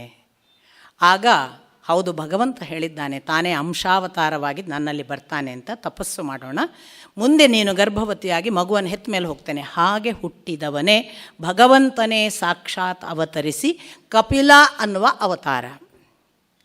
ಈ ಕಪಿಲ ಹುಟ್ಟಿದ ತಕ್ಷಣ ತಂದೆ ಮಗನಿಗೆ ಹೇಳಿ, ನಿನ್ನ ತಾಯಿಯ ಜವಾಬ್ದಾರಿ ನಿನ್ನದು ಅಂತ ಹೇಳಿ ತಾನು ತನ್ನ ನಿವೃತ್ತಿ ಮಾರ್ಗವನ್ನು ಅನುಸರಿಸಲಿಕ್ಕೆ ಭಗವಂತನ ದಾರಿ ಹಿಡಿದು ಹೊರಡ್ತಾನೆ. ಕಪಿಲ ಕೂತಿದ್ದಾನೆ, ಅವನು ದೊಡ್ಡ ತಪಸ್ವಿ. ಈಗ ನೋಡಿ, ಸ್ವಯಂಭುವ ಮನುವಿನ ಪ್ರಥಮ ಮಗಳು ಅಥವಾ ಸ್ತ್ರೀ ಪ್ರಜೆಯ ಪ್ರಪ್ರಥಮ ಒಂದು ಪ್ರತಿನಿಧಿ ದೇವಹೂತಿ. ಅವಳು ಕೇಳ್ತಾಳೆ ಕಪಿಲನ ಹತ್ರ, ಸಂಸಾರದಲ್ಲಿ ನಾನು ಮುಳುಗಿಬಿಟ್ಟೆ, ನನ್ನ ಗಂಡನ ತಪಸ್ಸು ಯಾವುದು ನನಗೆ ಗೊತ್ತಾಗಲಿಲ್ಲ. ಋಷಿ ಮುನಿಗಳು ತಪಸ್ಸು ಯಾಕೆ ಮಾಡ್ತಾರೆ, ಯಾವ ಕಾರಣಕ್ಕಾಗಿ ಮಾಡ್ತಾರೆ, ಮತ್ತು ನೀನು ಕೂಡ ಒಬ್ಬ ಮಹಾ ಭಗವಂತನ ಅವತಾರವಾಗಿ ನಾನು ಯಾವ ಪುಣ್ಯ ಮಾಡಿದ್ದೇನೋ, ನೀನು ನನ್ನ ಮನೆಗೆ ಮಗನಾಗಿ ಬಂದಿದ್ದಿ, ನನಗೆ ದಾರಿ ತೋರಿಸು, ನನಗೂ ಕೂಡ ಈ ದೇವರ ದಾರಿ ತಿಳಿಯಬೇಕು. ಆಗ ಕಪಿಲ ಹೇಳ್ತಾನೆ, ಅಮ್ಮ, ದೇವರ ದಾರಿ ಮತ್ತು ಈ ದಾರಿ ಅಂತ 2 ವ್ಯತ್ಯಾಸ ಏನೂ ಇಲ್ಲ. ವ್ಯತ್ಯಾಸ ಇರುವುದು ಮನಸ್ಸಿನಲ್ಲಿ. ಒಂದು ವೇಳೆ ಈ ಮನಸ್ಸು ಇದನ್ನೇ ಚೆನ್ನಾಗಿದೆ ಅಂದರೆ ನೀನು ಇಲ್ಲಿಯೇ ಇರ್ತಿ. ಈ ಮನಸ್ಸನ್ನು ಇದಕ್ಕಿಂತ ಆಚೆಗೆ ಏನೋ ಇದೆ ಅಂತ ನೀನು ತಿರುಗಿಸಿದರೆ ಆಚೆಯ ಕಡೆಗೆ ಹೋಗ್ತಿ. ಹಾಗಾಗಿ ಮಧ್ಯ ಇರುವ ಬ್ರಿಡ್ಜ್ ಉಂಟಲ್ಲಮ್ಮ, ಅದನ್ನು ಸ್ವಲ್ಪ ಮುಖ ಬದಲಾಯಿಸಿದರೆ ಆಯಿತು ಅಂದುಬಿಡ್ತಾನೆ. ಏನು ನನಗೆ ಗೊತ್ತಾಗಲಿಲ್ಲಪ್ಪ, ಈ ಮನಸ್ಸನ್ನು ಹಾಗೆ ತಿರುಗಿಸುವುದಂದರೆ ಏನು, ಇದರಲ್ಲಿ ಇರುವುದು ಅಂದರೆ ಏನು, ಅದಕ್ಕೆ ಹೋಗುವುದು ಅಂದರೆ ಹೇಗೆ? ನಮಗೆ ಇರುವ ಪ್ರಶ್ನೆ ಅಲ್ವಾ ಇದು. ಕಪಿಲನ ಮುಂದೆ ತಾಯಿ ಕೇಳಿದ ಪ್ರಶ್ನೆ ನಮಗಿರುವ ಪ್ರಶ್ನೆ. ಸಾಮಾನ್ಯವಾಗಿ ಈ ದಾರಿ ನಡಿಬೇಕು ಅನ್ನೋರಿಗೆಲ್ಲ ಇರುವ ಪ್ರಶ್ನೆ. ಬಹಳ ಸುಂದರವಾಗಿ ಕಪಿಲ ಆಗ ಒಂದು ಸಾಂಖ್ಯವನ್ನು ಹೇಳ್ತಾನೆ. ಇದಕ್ಕೆ ಸಾಂಖ್ಯಶಾಸ್ತ್ರ ಅಂತ ಹೆಸರು. ಈ ಸಾಂಖ್ಯ ಅನ್ನುವುದನ್ನು ಹೇಳಿದವರಲ್ಲಿ ಕಪಿಲ ಅನ್ನುವ ನಿರೀಶ್ವರವಾದಿಯ ಒಂದು ಹೆಸರನ್ನು ಹೇಳ್ತಾರೆ. ಈ ಕಪಿಲ ನಿರೀಶ್ವರವಾದಿ ಅಲ್ಲ, ನಿರೀಶ್ವರಿ ಅಂದರೆ ದೇವರಿಲ್ಲ ಅಂತ ಹೇಳುವ ಒಂದು ಸಾಂಖ್ಯವನ್ನು ಹೇಳಿದ ಕಪಿಲ ಆನಂತರ ಬರ್ತಾನೆ. ಅದು ಮಹಾಭಾರತದ ಕಾಲದಲ್ಲೆಲ್ಲೋ ಉಲ್ಲೇಖ ಆಗುತ್ತೆ. ಆದರೆ ಕಪಿಲನ ಅವತಾರ ಬಹಳ ಪ್ರಾಚೀನ. ಇವನು ಈಶ್ವರಿವಾದ, ಅದರಿಂದ ಸೇಶ್ವರಿ ಕಪಿಲ. ಇವನು ದೇವರಿಲ್ಲ ಅಂತ ಹೇಳಿದವನಲ್ಲ. ಯಾಕೆ ಅಂತ ನಿಮಗೆ ಮುಂದೆ ಗೊತ್ತಾಗುತ್ತೆ. ಬಹಳ ಜನರಿಗೆ ಇದೊಂದು ಕ್ಲಾಸ್ ಥರ ಅನ್ನಿಸ್ತಿರ್ಬೋದು, ಏನೂ ತೊಂದರೆ ಇಲ್ಲ. ಆದರೆ ನಮ್ಮ ಒಳಗೆ ಏನಿದೆ ಅಂತ ಗೊತ್ತಾದರೆ, ನಮ್ಮ ಒಳಗೆ ಇರುವುದರಲ್ಲಿ ಯಾವುದು ನಮ್ಮದು ಯಾವುದು ನಮ್ಮದಲ್ಲ ಅಂತ ಗೊತ್ತಾಗುತ್ತೆ. ಅದಕ್ಕಾಗಿ ಈ ವಿವರಣೆ. ಕಪಿಲ ಹೇಳ್ತಾನೆ, ಅಮ್ಮ, ಈಗ ನೀನು ಇಂದ್ರಿಯ ಅಂತ ಭಾವಿಸಿದ್ದೀಯಲ್ಲ, ಈ ಇಂದ್ರಿಯಗಳೆಲ್ಲ ಭಗವಂತನ ಒಂದು ಸಾಧನ ಮಾತ್ರ, ಅವುಗಳೇ ಭಗವಂತನಲ್ಲ. ಮತ್ತೆ ನೋಡಮ್ಮ, ಪ್ರಥಮದಲ್ಲಿ ಪಂಚಭೂತಗಳು 5. ಆ ಪಂಚಭೂತಗಳಿಗೆ ಪಂಚ ತನ್ಮಾತ್ರೆಗಳು 5. ನಾನು ನಿನ್ನೆ ದಿನವೇ ಸೃಷ್ಟಿಕ್ರಿಯೆ ಹೇಳುವಾಗ ಹೇಳಿದ್ದೇನೆ. ಹಾಗಾಗಿ ಆಕಾಶ, ವಾಯು, ಅಗ್ನಿ, ಜಲ, ಪೃಥ್ವಿ ಅನ್ನುವ 5, ಅದಕ್ಕೆ ಶಬ್ದ, ಸ್ಪರ್ಶ, ರೂಪ, ರಸ ಮತ್ತು ಗಂಧ ಅನ್ನುವ 5 ತನ್ಮಾತ್ರೆಗಳು, ಹೀಗೆ 10. ಈ 10 ಮಾತ್ರ ಇಲ್ಲ ಅಮ್ಮ ನಿನ್ನ ಒಳಗೆ. ಇನ್ನು 5 ಇದೆ, ಅದು ನಿನ್ನ ಪಂಚ ಇಂದ್ರಿಯಗಳು: ಕಣ್ಣು, ಕಿವಿ, ಮೂಗು, ನಾಲಿಗೆ ಮತ್ತು ಚರ್ಮ. ಈ ಪಂಚೇಂದ್ರಿಯಗಳು ಸೇರಿ ಆ 10ರ ಜೊತೆಗೆ ನೀನು ಹುಟ್ಟುವಾಗ ನಿನ್ನ ಜೊತೆಗೆ ಬಂದ 5 ಸೇರಿ 15 ಆಯಿತಮ್ಮ. ಈ 15ಕ್ಕೆ ನಿನ್ನ ಕರ್ಮೇಂದ್ರಿಯಗಳು ಸೇರಿದವು. ಅದು ವಾಕ್, ಪಾಣಿ, ಪಾದ, ಪಾಯು, ಉಪಸ್ಥ. ನಿನ್ನೆ ದಿನ ನಾನು ಹೇಳಿದ್ದೆ. 20 ಇವಿಷ್ಟು ನಿನ್ನ ಪ್ರಕೃತಿ ತತ್ವಗಳು ಅಮ್ಮ ಅಂದ. ಈ ಪ್ರಕೃತಿ ತತ್ವಗಳ 20ರಲ್ಲಿ ಇನ್ನೂ 4 ಹೇಳಿದ. ಅಮ್ಮ, ಇದರ ಒಳಗೆ, ಇದನ್ನು ಭಗವಂತನ ಭಾಗ ಅಂತ ಹೇಳ್ತಿಲ್ಲ ಕಪಿಲ, ಇದು ಪ್ರಕೃತಿ ತತ್ವಗಳು ಅಂತಾನೆ. ಪ್ರಕೃತಿ ತತ್ವವು ತ್ರಿಗುಣಗಳಿಂದ ಪ್ರೇರಿತವಾಗಿ ನಮ್ಮಲ್ಲಿ ಇವೆ. ಇವು ತ್ರಿಗುಣಗಳಿಂದ, ಕರ್ಮದಿಂದ, ಕಾಲದಿಂದ ಅಳೆಯಲ್ಪಟ್ಟು ಅಧೀನದಲ್ಲಿ ಇರುವವುಗಳು. ಇದರಲ್ಲಿ ಭಗವಂತನಿಲ್ಲ, ನಿಮಗೆ ಗೊತ್ತು. ಎಲ್ಲವೂ ಬಂದ ನಂತರ ಅವನು ಕ್ಷೇತ್ರಜ್ಞನಾಗಿ ಬಂದು ಸೇರಿದ. ಅವನು ಚೈತನ್ಯದ ಅಧಿಷ್ಠಾತೃ ಅಂತ ನಿನ್ನೆ ದಿನ ನಾನು ಹೇಳಿದೆ. ಈ 20ಕ್ಕೆ ಅಂತಃಕರಣ ಚತುಷ್ಟಯ ಅಂತ 4 ಸೇರಿದುವಮ್ಮ. ಅವೇ ಮನಸ್ಸು, ಬುದ್ಧಿ, ಅಹಂಕಾರ ಮತ್ತು ಚಿತ್ತ ಅಂದ. ಹಾಗಾಗಿ ಕಪಿಲ ಹೇಳಿದ, ಅಮ್ಮ, ಈ ಇಂದ್ರಿಯಗಳ ಮೂಲಕ ನಿನ್ನನ್ನು ಪ್ರಚೋದಿಸುವುದು, ನಿನ್ನನ್ನು ನಡೆಸುವುದು, ನೀನು ಪ್ರತಿಕ್ರಿಯಿಸುವುದು, ನಿನ್ನ ಕರ್ಮಗಳು ನಿರ್ಮಾಣ ಆಗುವುದು, ನಿನ್ನ ಕರ್ಮಗಳ ಬೇರೆ ಬೇರೆ ಸಾಧ್ಯತೆಗಳ ಕಡೆಗೆ ನೀನು ನಡೆಯುವುದು, ಎಲ್ಲವೂ ಕೂಡ ಗೈಡೆಡ್ ಬೈ ಈ 24 ತತ್ವ. ಆದರೆ ಈ 24 ತತ್ವಗಳ ಒಳಗೊಬ್ಬ ಇದ್ದಾನೆ, 25ನೇಯವ. ಅವನು ಈ 24 ಅಲ್ಲ ಅಂದ. ಈ 25ನೇಯವ ಯಾರು ಅಂತ ನಾವು ನಿನ್ನೆ ದಿನ ನೋಡಿತು. ಈ 24 ಚಿತ್ತದಲ್ಲಿ ಚೈತನ್ಯ ಬಂದ ಮೇಲೆ ಚೈತನ್ಯದ ಭಾಗವಾದ ಪರಮ ಪುರುಷ, ಉತ್ತಮ ಪುರುಷ ಬಂದು ನೆಲೆ ನಿತ್ತ. ಅವನೇ ಜೀವಾಂಶ ಅಂತ. ಈ ಜೀವ ಈ 24 ತತ್ವಗಳ ಜೊತೆಗೆ ಈ ದೇಹದಲ್ಲಿ ಇರುವವರೆಗೆ ಇದೆ. ದೇಹ ಹೋದ ಮೇಲೂ ಇರುತ್ತೆ, ಇದಕ್ಕೆ ನಾಶವಿಲ್ಲ. ಈ 24 ತತ್ವದಲ್ಲಿ ಅದು ಬಂದು ನೆಲೆಸುವವರೆಗೆ ಅದು ಈ ದೇಹದ ಆಚೆಗಿರುತ್ತೆ. ಈ ದೇಹಕ್ಕೆ ಬಂದ ಕೂಡಲೇ ನಾನೇ ವೀಣಾ ಅಂತ ನಾನು ಹೇಳ್ತೀನಿ. ಬಟ್ ಈ ಜೀವ ವೀಣಾ ಮಾತ್ರ ಆಗಿಲ್ಲ. ಬಹೂನಿ ಮೇ ಜನ್ಮಾನಿ ವ್ಯತೀತಾನಿ ತವಚ ಅರ್ಜುನ, ಅಹಂ ತಾನಿ ವೇದ ಸರ್ವಾಣಿ ನ ತ್ವಂ ವೇತ್ಥ ಪರಂತಪ. ಕೃಷ್ಣ ಅರ್ಜುನನಿಗೆ ಹೇಳಿದ ಮಾತು. ಬಹಳ ಜನ್ಮಗಳನ್ನು ನಾನು ಕಳೆದು ಬಂದಿದ್ದೇನೆ ಅರ್ಜುನ, ನೀನೂ ಕೂಡ. ಆದರೆ ನನಗೆ ಆ ಎಲ್ಲ ಜನ್ಮಗಳೂ ಗೊತ್ತು, ನಿನಗೆ ಗೊತ್ತಿಲ್ಲ ಅಷ್ಟೇ. ನ ತ್ವಂ ವೇತ್ಥ ಪರಂತಪ, ನಿನಗೆ ಗೊತ್ತಿಲ್ಲ. ಈ ಜೀವ ಇವತ್ತು ಈ ದೇಹಕ್ಕೆ ಬಂದು ಸೇರಿ ನೀನು ಈ ದೇಹವೇ ವೀಣಾ, ಇದೇ ನಾನು ಅಂತ ತಿಳಿದಿದ್ದೆ. ಅಲ್ಲ, ಈ ದೇಹ ಇಲ್ಲವಾಗ್ತದೆ. ಇದು ಇಲ್ಲವಾಗಿ ಪ್ರಕೃತಿಯ ತತ್ವದಲ್ಲಿ ಸೇರಿ ಹೋಗ್ತದೆ. ಆಗಲೂ ಈ ಜೀವ ಇರುತ್ತೆ. ಅದು ಎಲ್ಲಿ ಇರಬೇಕು ಅನ್ನೋದನ್ನು ಡಿಸೈಡ್ ಮಾಡುವುದೇ ಅಧ್ಯಾತ್ಮ. ಆತ್ಮ, ಆತ್ಮದ ಕುರಿತಾದದ್ದು.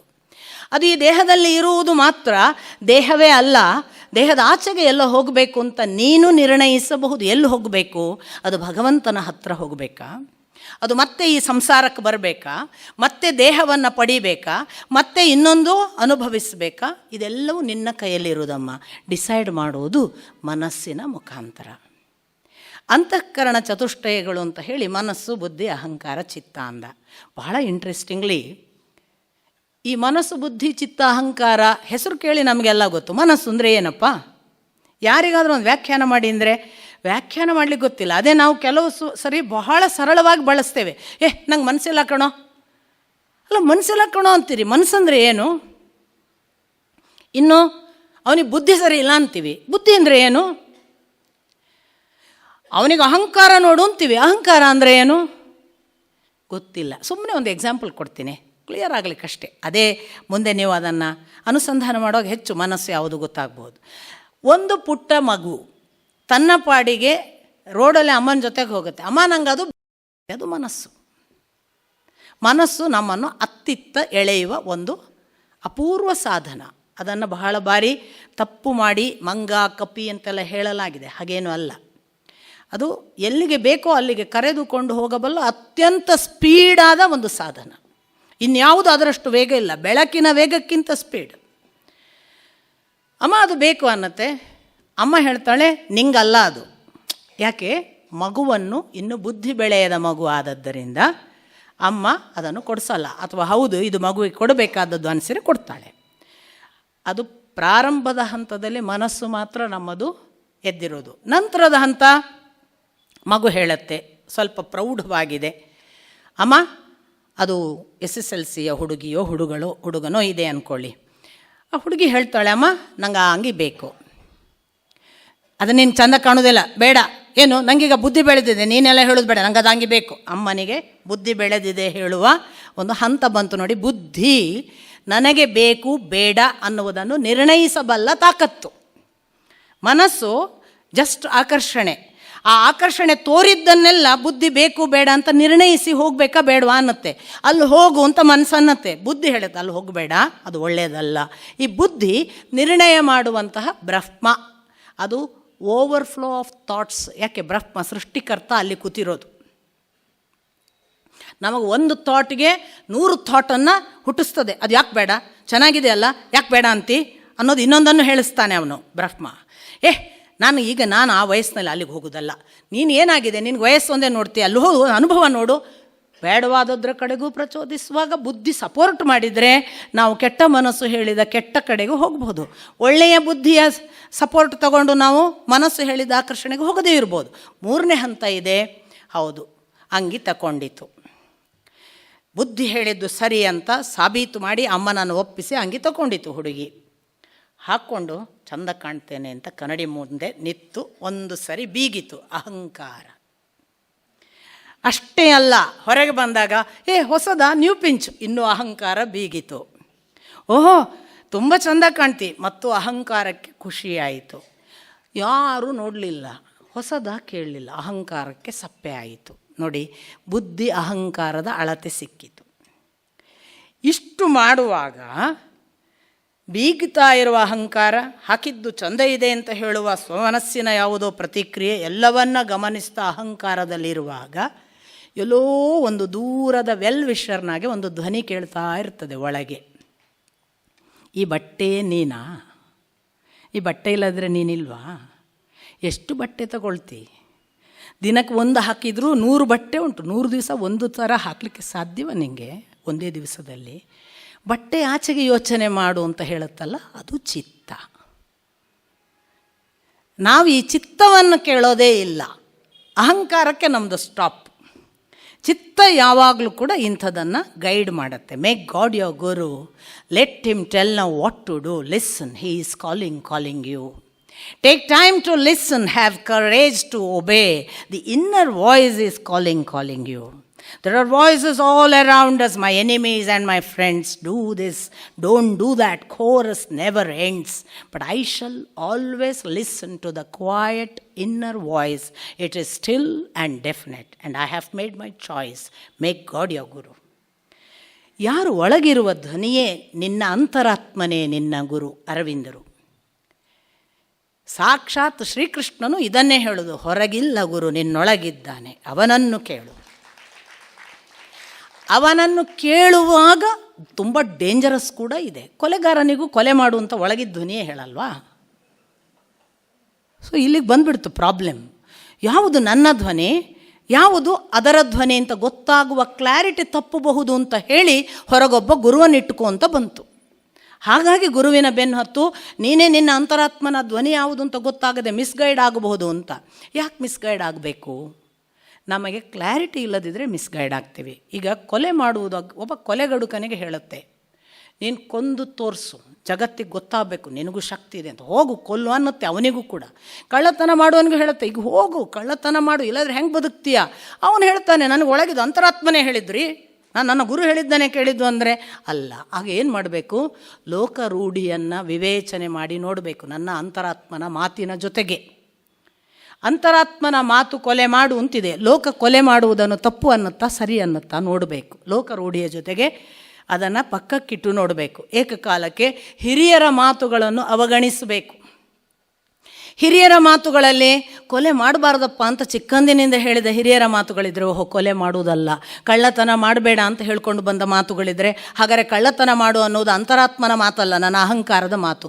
ಯಾವುದು ಅಹಂಕಾರದ ಮಾತು, ಯಾವುದು ಚಿತ್ತದ ಮಾತು ಅಂತ ಐಡೆಂಟಿಫೈ ಮಾಡೋಕ್ಕೆ ಲೋಕರೂಢಿ, ಹಿರಿಯರ ಮಾತು, ನಮ್ಮ ಶಾಸ್ತ್ರ ಪರಂಪರೆ ಹೇಳುವ ಒಳಿತುಗಳ ಕೆಲವು ಲೆಕ್ಕಾಚಾರ, ಇದರ ಒಟ್ಟಿಗೆ ತೂಗಿ ನೋಡಿ ಓಹೋ ಇದು ಅಂತರಾತ್ಮನ ಮಾತು.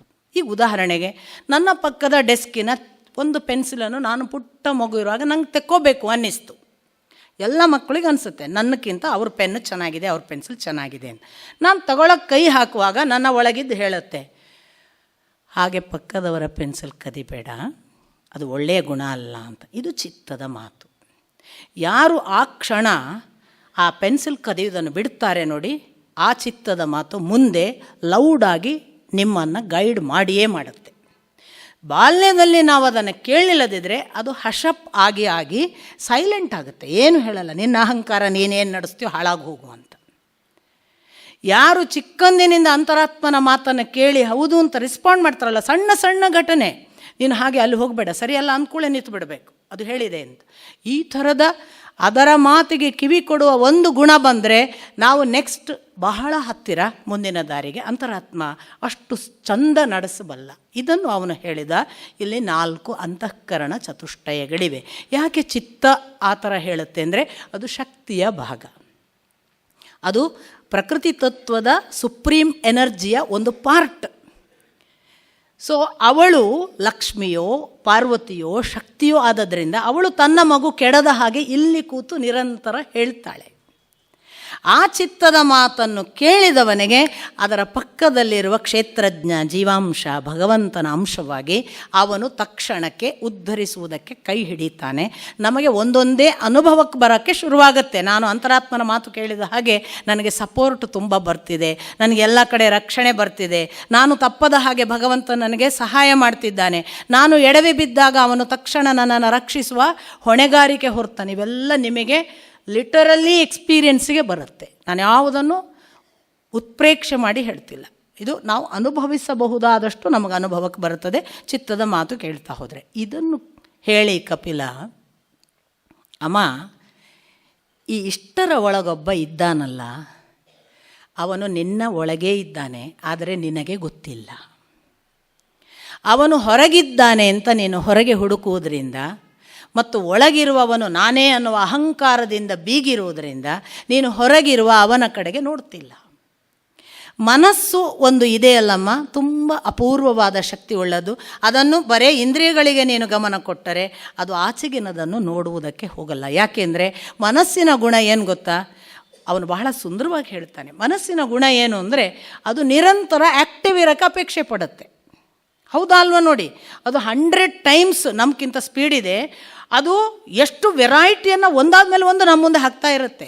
ಈ ಅಂಗಡಿಗೆ ಹೋದ ಕೂಡಲೇ ಬಟ್ಟೆ ತೆಗೆದು ಹಾಕ್ತಾರಲ್ಲ, ಹಾಗೆ ನಾವು ಕೇಳಿರೋದು ಅದೊಂದು ಸೀರೆ ತೋರಿಸಿಂದ ಅವ್ರು ಅದೊಂದು ಸೀರೆಗೆ 100 ಸೀರೆ ತೆಗೆದು ಹಾಕ್ತಾರಲ್ಲ, ಹಾಗೆ ಮನಸ್ಸು ಅಷ್ಟು ಸ್ಪೀಡಲ್ಲಿ ಟಕ ಟಕ ಟಕ ಟಕ ಟಕ ನಮ್ಮ ಮುಂದೆ ಪ್ರೆಸೆಂಟ್ ಮಾಡುವಾಗ ನಾವು ದಾರಿ ತಪ್ಪುವ ಹಾಗೆ ಆಗಬಹುದು. ಬುದ್ಧಿಗೆ ಮತ್ತು ಚಿತ್ತಕ್ಕೆ ಕ್ಲಾರಿಟಿ ಇಲ್ಲದಿದ್ದರೆ, ಅಹಂಕಾರವೇ ನಡೆಸಿದರೆ. ಆದರೆ ಒಂದು ವೇಳೆ ಮನಸ್ಸನ್ನು ಅಲ್ಲ, ಇದು ಬುದ್ಧಿಯ ಆಟ, ಇದು ಅಹಂಕಾರದ ಪ್ರದರ್ಶನ, ಇದಲ್ಲದೊಂದು ಚಿತ್ತ ಹೇಳ್ತಾ ಇದೆಯಲ್ಲ ಅಂದರೆ, ಆಗ ಅದು ಈ ಇಂದ್ರಿಯಗಳೆಲ್ಲ ಕಣ್ಣಿನಿಂದ ನಾನು ಬ್ಲೂ ಫಿಲ್ಮ್ ನೋಡೋದಕ್ಕಾಗಿ ನನ್ನ ಕಣ್ಣಲ್ಲಿ ಸೂರ್ಯ ಬಂದು ಕೂತದ್ದಲ್ಲ, ಕಿವಿಯಿಂದ ನಾನು ಇಲ್ಲ ಸಲ್ಲದ ಕೆಟ್ಟ ಸುದ್ದಿಗಳನ್ನು, ಕೆಟ್ಟ ಚಾಡಿಗಳನ್ನು ಅಥವಾ ಕೆಟ್ಟ ಯಾವುದೋ ಕೆಟ್ಟ ಮಾತುಗಳನ್ನು ಕೇಳೋದಕ್ಕೆ ದಿಗ್ದೇವತೆಗಳು ಬಂದು ನನ್ನ ಕಿವಿಯಲ್ಲಿ ಕೂತದ್ದಲ್ಲ. ನನ್ನ ಮೂಗು ಕೆಟ್ಟ ವಾಸನೆಯ ಬೆನ್ನು ಹತ್ತಿ ಫರ್ಮೆಂಟೆಡ್ ಯಾವುದನ್ನೋ ಕುಡಿಯಲಿಕ್ಕೆ ಇಷ್ಟಪಡುವುದಕ್ಕಾಗಿ ಇರುವುದಲ್ಲ. ನನ್ನ ನಾಲಿಗೆ ಕಟುವಾದ, ಒಗರು ಇರುವ, ರುಚಿಯೇ ಇಲ್ಲದಿದ್ದರೂ ಅಮಲು ಬರುತ್ತದೆ ಅನ್ನುವ ಪದಾರ್ಥವನ್ನು ತೆಗೆದುಕೊಳ್ಳುವುದಕ್ಕಾಗಿ ಇರುವುದಲ್ಲ ಈ ವರುಣ. ನನ್ನ ಮೈಯ ಸ್ಪರ್ಶ ಅವರಿವರನ್ನು ಮುಟ್ಟಿ ಹಾಳಾಗುವುದಕ್ಕಿರುವುದಲ್ಲ. ಇದು ಜೋಪಾನ ಕಾಯ್ದುಕೊಂಡು ಅವನಿಗರ್ಪಿಸಲಿಕ್ಕೆ ಇರುವಂತಹ ಹೂವು ಅಂತ ಯಾರಿಗನ್ನಿಸ್ತದಲ್ಲ ಅವರಿಗೆ ಇಂದ್ರಿಯಗಳು ದೇವಮಾರ್ಗಕ್ಕೆ ಹೋಗಲಿಕ್ಕೆ ಸಹಾಯ ಮಾಡ್ತವೆ. ಅವರು ಅತ್ತಲಿತ್ತ ಹೋಗದಂತೆ ಹೆಳವನ ಮಾಡಯ್ಯ ತಂದೆ, ಸುತ್ತಿ ಸುಳಿದು ನೋಡದಂತೆ ಅಂಧಕನ ಮಾಡಯ್ಯ ತಂದೆ, ನಿನ್ನ ಮಂತ್ರ ಕಲ್ಲದೆ ಅನ್ಯಕ್ಕೆ ಕಿವುಡನ ಮಾಡಯ್ಯ ತಂದೆ, ನಿನ್ನ ಚರಣ ಕಲ್ಲದೆ ಅನ್ಯಕ್ಕೆ ಎಳಸದಿರೋ ಕೂಡಲ ಸಂಗಮ ದೇವ ಅಂತ ಹೇಳುವಾಗ ಸ್ಪಷ್ಟವಾಗಿ ಬಸವಣ್ಣನಿಗೆ ಗೊತ್ತಿತ್ತು, ಈ ಇಂದ್ರಿಯಗಳು ಬರಬೇಕಾದದ್ದು ಬೇರೆ ಕೆಲಸಕ್ಕೆ ಹೊರತು ಈಗ ನಾನು ಹೊರಟ ಕೆಲಸಕ್ಕಲ್ಲ. ಒಂದು ವೇಳೆ ಅದು ಕೆಟ್ಟ ಕೆಲಸಕ್ಕೆ ಹೋಗೋದಾದರೆ ಅದು ವಿಕಲವಾಗಲಿ, ನನಗೆ ಅಂಥ ಅಂಗಗಳು ಬೇಡ. ಅದು ಅವನ ಕಡೆಗೆ ಹೋಗೋದಿದ್ರೆ ಕರ್ಕೊಂಡು ಹೋಗಲಿ. ಆಕಾಶದ ಮೇಲೊಂದು ಅಭಿನವ ಗಿಳಿ ಹುಟ್ಟಿ. ನೋಡಿ, 24 ಪ್ರಕೃತಿ ತತ್ವದೊಳಗೆ ಜೀವ ಬಂದು ಕೂತ್ಕೊಂಡ ಅಂತ ಕಪಿಲ ಹೇಳಿದ್ದನ್ನು ಅಲ್ಲಮ ಹೇಳಿದ ಒಂದು ವಚನ ನೋಡಿ. ಆಕಾಶದ ಮೇಲೊಂದು ಅಭಿನವ ಗಿಳಿ ಹುಟ್ಟಿ, ಅದು ಸ್ವಯಂ ಸ್ವತಂತ್ರವಾಗಿ ಇದ್ದು ಒಂದು ದಿನ ತಾನೊಂದು ಮನೆಯ ಮಾಡಿತು. ಆ ಒಂದು ತಾನು ಮನೆಯ ಮಾಡಿದಾಕ್ಷಣ 25 ಆಯಿತು. ಇದೆಲ್ಲ ಯಾರೋ ಹೇಳ್ತಾರಲ್ಲ, ವಚನಗಳಲ್ಲಿ ಉಪನಿಷತ್ತಿಲ್ಲ, ವಚನಗಳಲ್ಲಿ ಹಿಂದೂ ಧರ್ಮ ಇಲ್ಲ, ಸನಾತನ, ಪಾಪ 2 ಓದಿದರೆ ಗೊತ್ತಾಗ್ಬಿಡುತ್ತೆ. 25 ಯಾವುದು ಸ್ವಾಮಿ ಹಂಗಾರೆ? 24 ಪ್ರಕೃತಿ ತತ್ವ ಅನ್ನುವ ಸಾಂಖ್ಯ, 25ನೇದ್ದು ಜೀವ ಅನ್ನುವ ಕಪಿಲನ ಶಾಸ್ತ್ರ ಹೇಳಿದ್ದನ್ನೇ ಅಲ್ಲಮ ಇಷ್ಟು ಚಂದ ಮಾಡಿ ಬ್ರೀಫ್ ಮಾಡಿ ಹೇಳ್ತಾನೆ. ಆ 24ಕ್ಕೆ ಬಂದು ಇದು ಬಂದು ಸೇರಿದ ತಕ್ಷಣ ಅದು ಹೊರಗಿರುವಾಗ ಸ್ವತಂತ್ರ, ಅಭಿನವ, ಹೊಸದು, ಅದು ಪ್ಯೂರ್ ಫಾರ್ಮಿನಲ್ಲಿದೆ ಜೀವಾಂಶ, ಭಗವಂತನ ಪಾರ್ಟಿಕಲ್. ಅದು ಯಾವತ್ತು ಈ ಒಂದು ದೇಹ ಅನ್ನುವ ಫಾರ್ಮಿಗೆ ಬರಬೇಕು ಅಂತ ಅಂದ್ಕೊಂಡಿತ್ತು. ತಕ್ಷಣ 25 ಆಯಿತು. 25 ಆದ ತಕ್ಷಣ ಬಂತು ನೋಡಿ, ಅಲ್ಲಮ್ಮ ಎಷ್ಟು ಚೆನ್ನಾಗಿ ಸೂಚಿಸ್ತಾನೆ.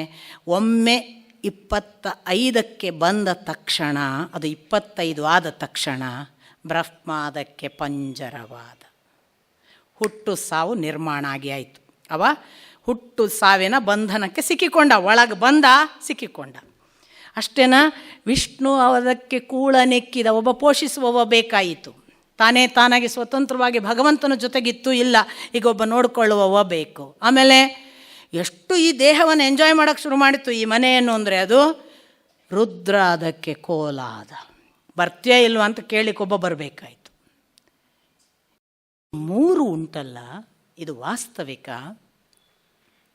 ಅವನ ಯಾವ ಲೋಕದಲ್ಲಿ ಇದ್ದಂತಹ ಅಭಿನವವಾದ ಒಂದು ಸಂಗತಿಯನ್ನು ಈ 3 ಮರೆ ಮಾಡ್ತವೆ ಅಂತಾನೆ.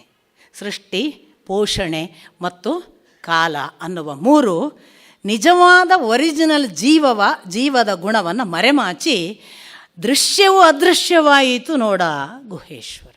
ಇಷ್ಟರವರೆಗೆ ಜೀವ ಮಾತ್ರ ಅನ್ನುವ ದೃಶ್ಯ ಮರೆಯಾಗಿ, ಇಲ್ಲಪ್ಪ ವೀಣಾ ಅಂತ ದೃಶ್ಯವೂ ಅದೃಶ್ಯ, ಈ ಭಗವಂತ ಮರೆಯಾದ, ವೀಣವೇ ದೊಡ್ಡದಾಯಿತು ಅಲ್ಲ ಅಂತ ಅದನ್ನು ಅವನು ಅಷ್ಟು ಬಹಳ ಚುಟುಕಾಗಿ ಹೇಳಿದ. ಮನಸ್ಸು ಯಾವ ಪರಿ ಈ ಥರ ಮಾಡಬಹುದು, ಹಾಗೆ ಮಾಡಿದರೆ ಹೇಗೆಲ್ಲ ಈ ಪ್ರಕೃತಿ ತತ್ವದ ಆಚೆಗೆ ಹೋಗಕ್ಕೆ ಬರುತ್ತೆ ಅಮ್ಮ ಅಂದ್ಕೂಡಲೇ ಭಾಳ ಸುಂದರವಾದ ಪ್ರಶ್ನೆಯನ್ನು ದೇವಹೂತಿ ಕೇಳ್ತಾಳೆ. ಅಮ್ಮ ಪುಟ, ಈಗ ನೀನು ಹೇಳ್ತಿ ಮನಸ್ಸನ್ನು ಪ್ರಕೃತಿ ತತ್ವದಿಂದ ಆಚೆಗೆ ತೊಗೊಂಡೋಗ್ಬೋದು, ಭಗವತ್ ತತ್ವದ ಹತ್ರ ತೊಗೊಂಡೋಗ್ಬೋದು. 2 ಒಟ್ಟಿಗೆ ಉಂಟಲ್ಲ, ಒಂದೊಂದನ್ನು ಬಿಟ್ಟೇ ಇಲ್ಲ. ಇದು ಇದರ ಒಳಗೇನೇ ಇದೆ ಅಲ್ಲ, ಇದರ ಒಳಗೆ ಇರುವುದನ್ನು ಇದರ ಆಚೆಗೆ ನೋಡೋದು ಹೇಗೆ? ಈ ಪ್ರಕೃತಿ ತತ್ವ ಅನ್ನುವ ದೇಹವನ್ನು ಬಿಟ್ಟು ನೋಡೋದು ಹೇಗಪ್ಪ? ಇದರ ಒಳಗೆ ಇರುವ ಸಮೀಕರಣ ಆದ ಹಾಗೆ ಒಂದು ಇನ್ನೊಂದನ್ನು ಆವರಿಸಿ ಇದೆಯಲ್ಲ, ಪ್ರತ್ಯೇಕ ಮಾಡೋದು ಹೇಗೆ? ಕಪಿಲ ಹೇಳ್ತಾನೆ, ಅಮ್ಮ ಅದು ತುಂಬ ಸುಲಭ.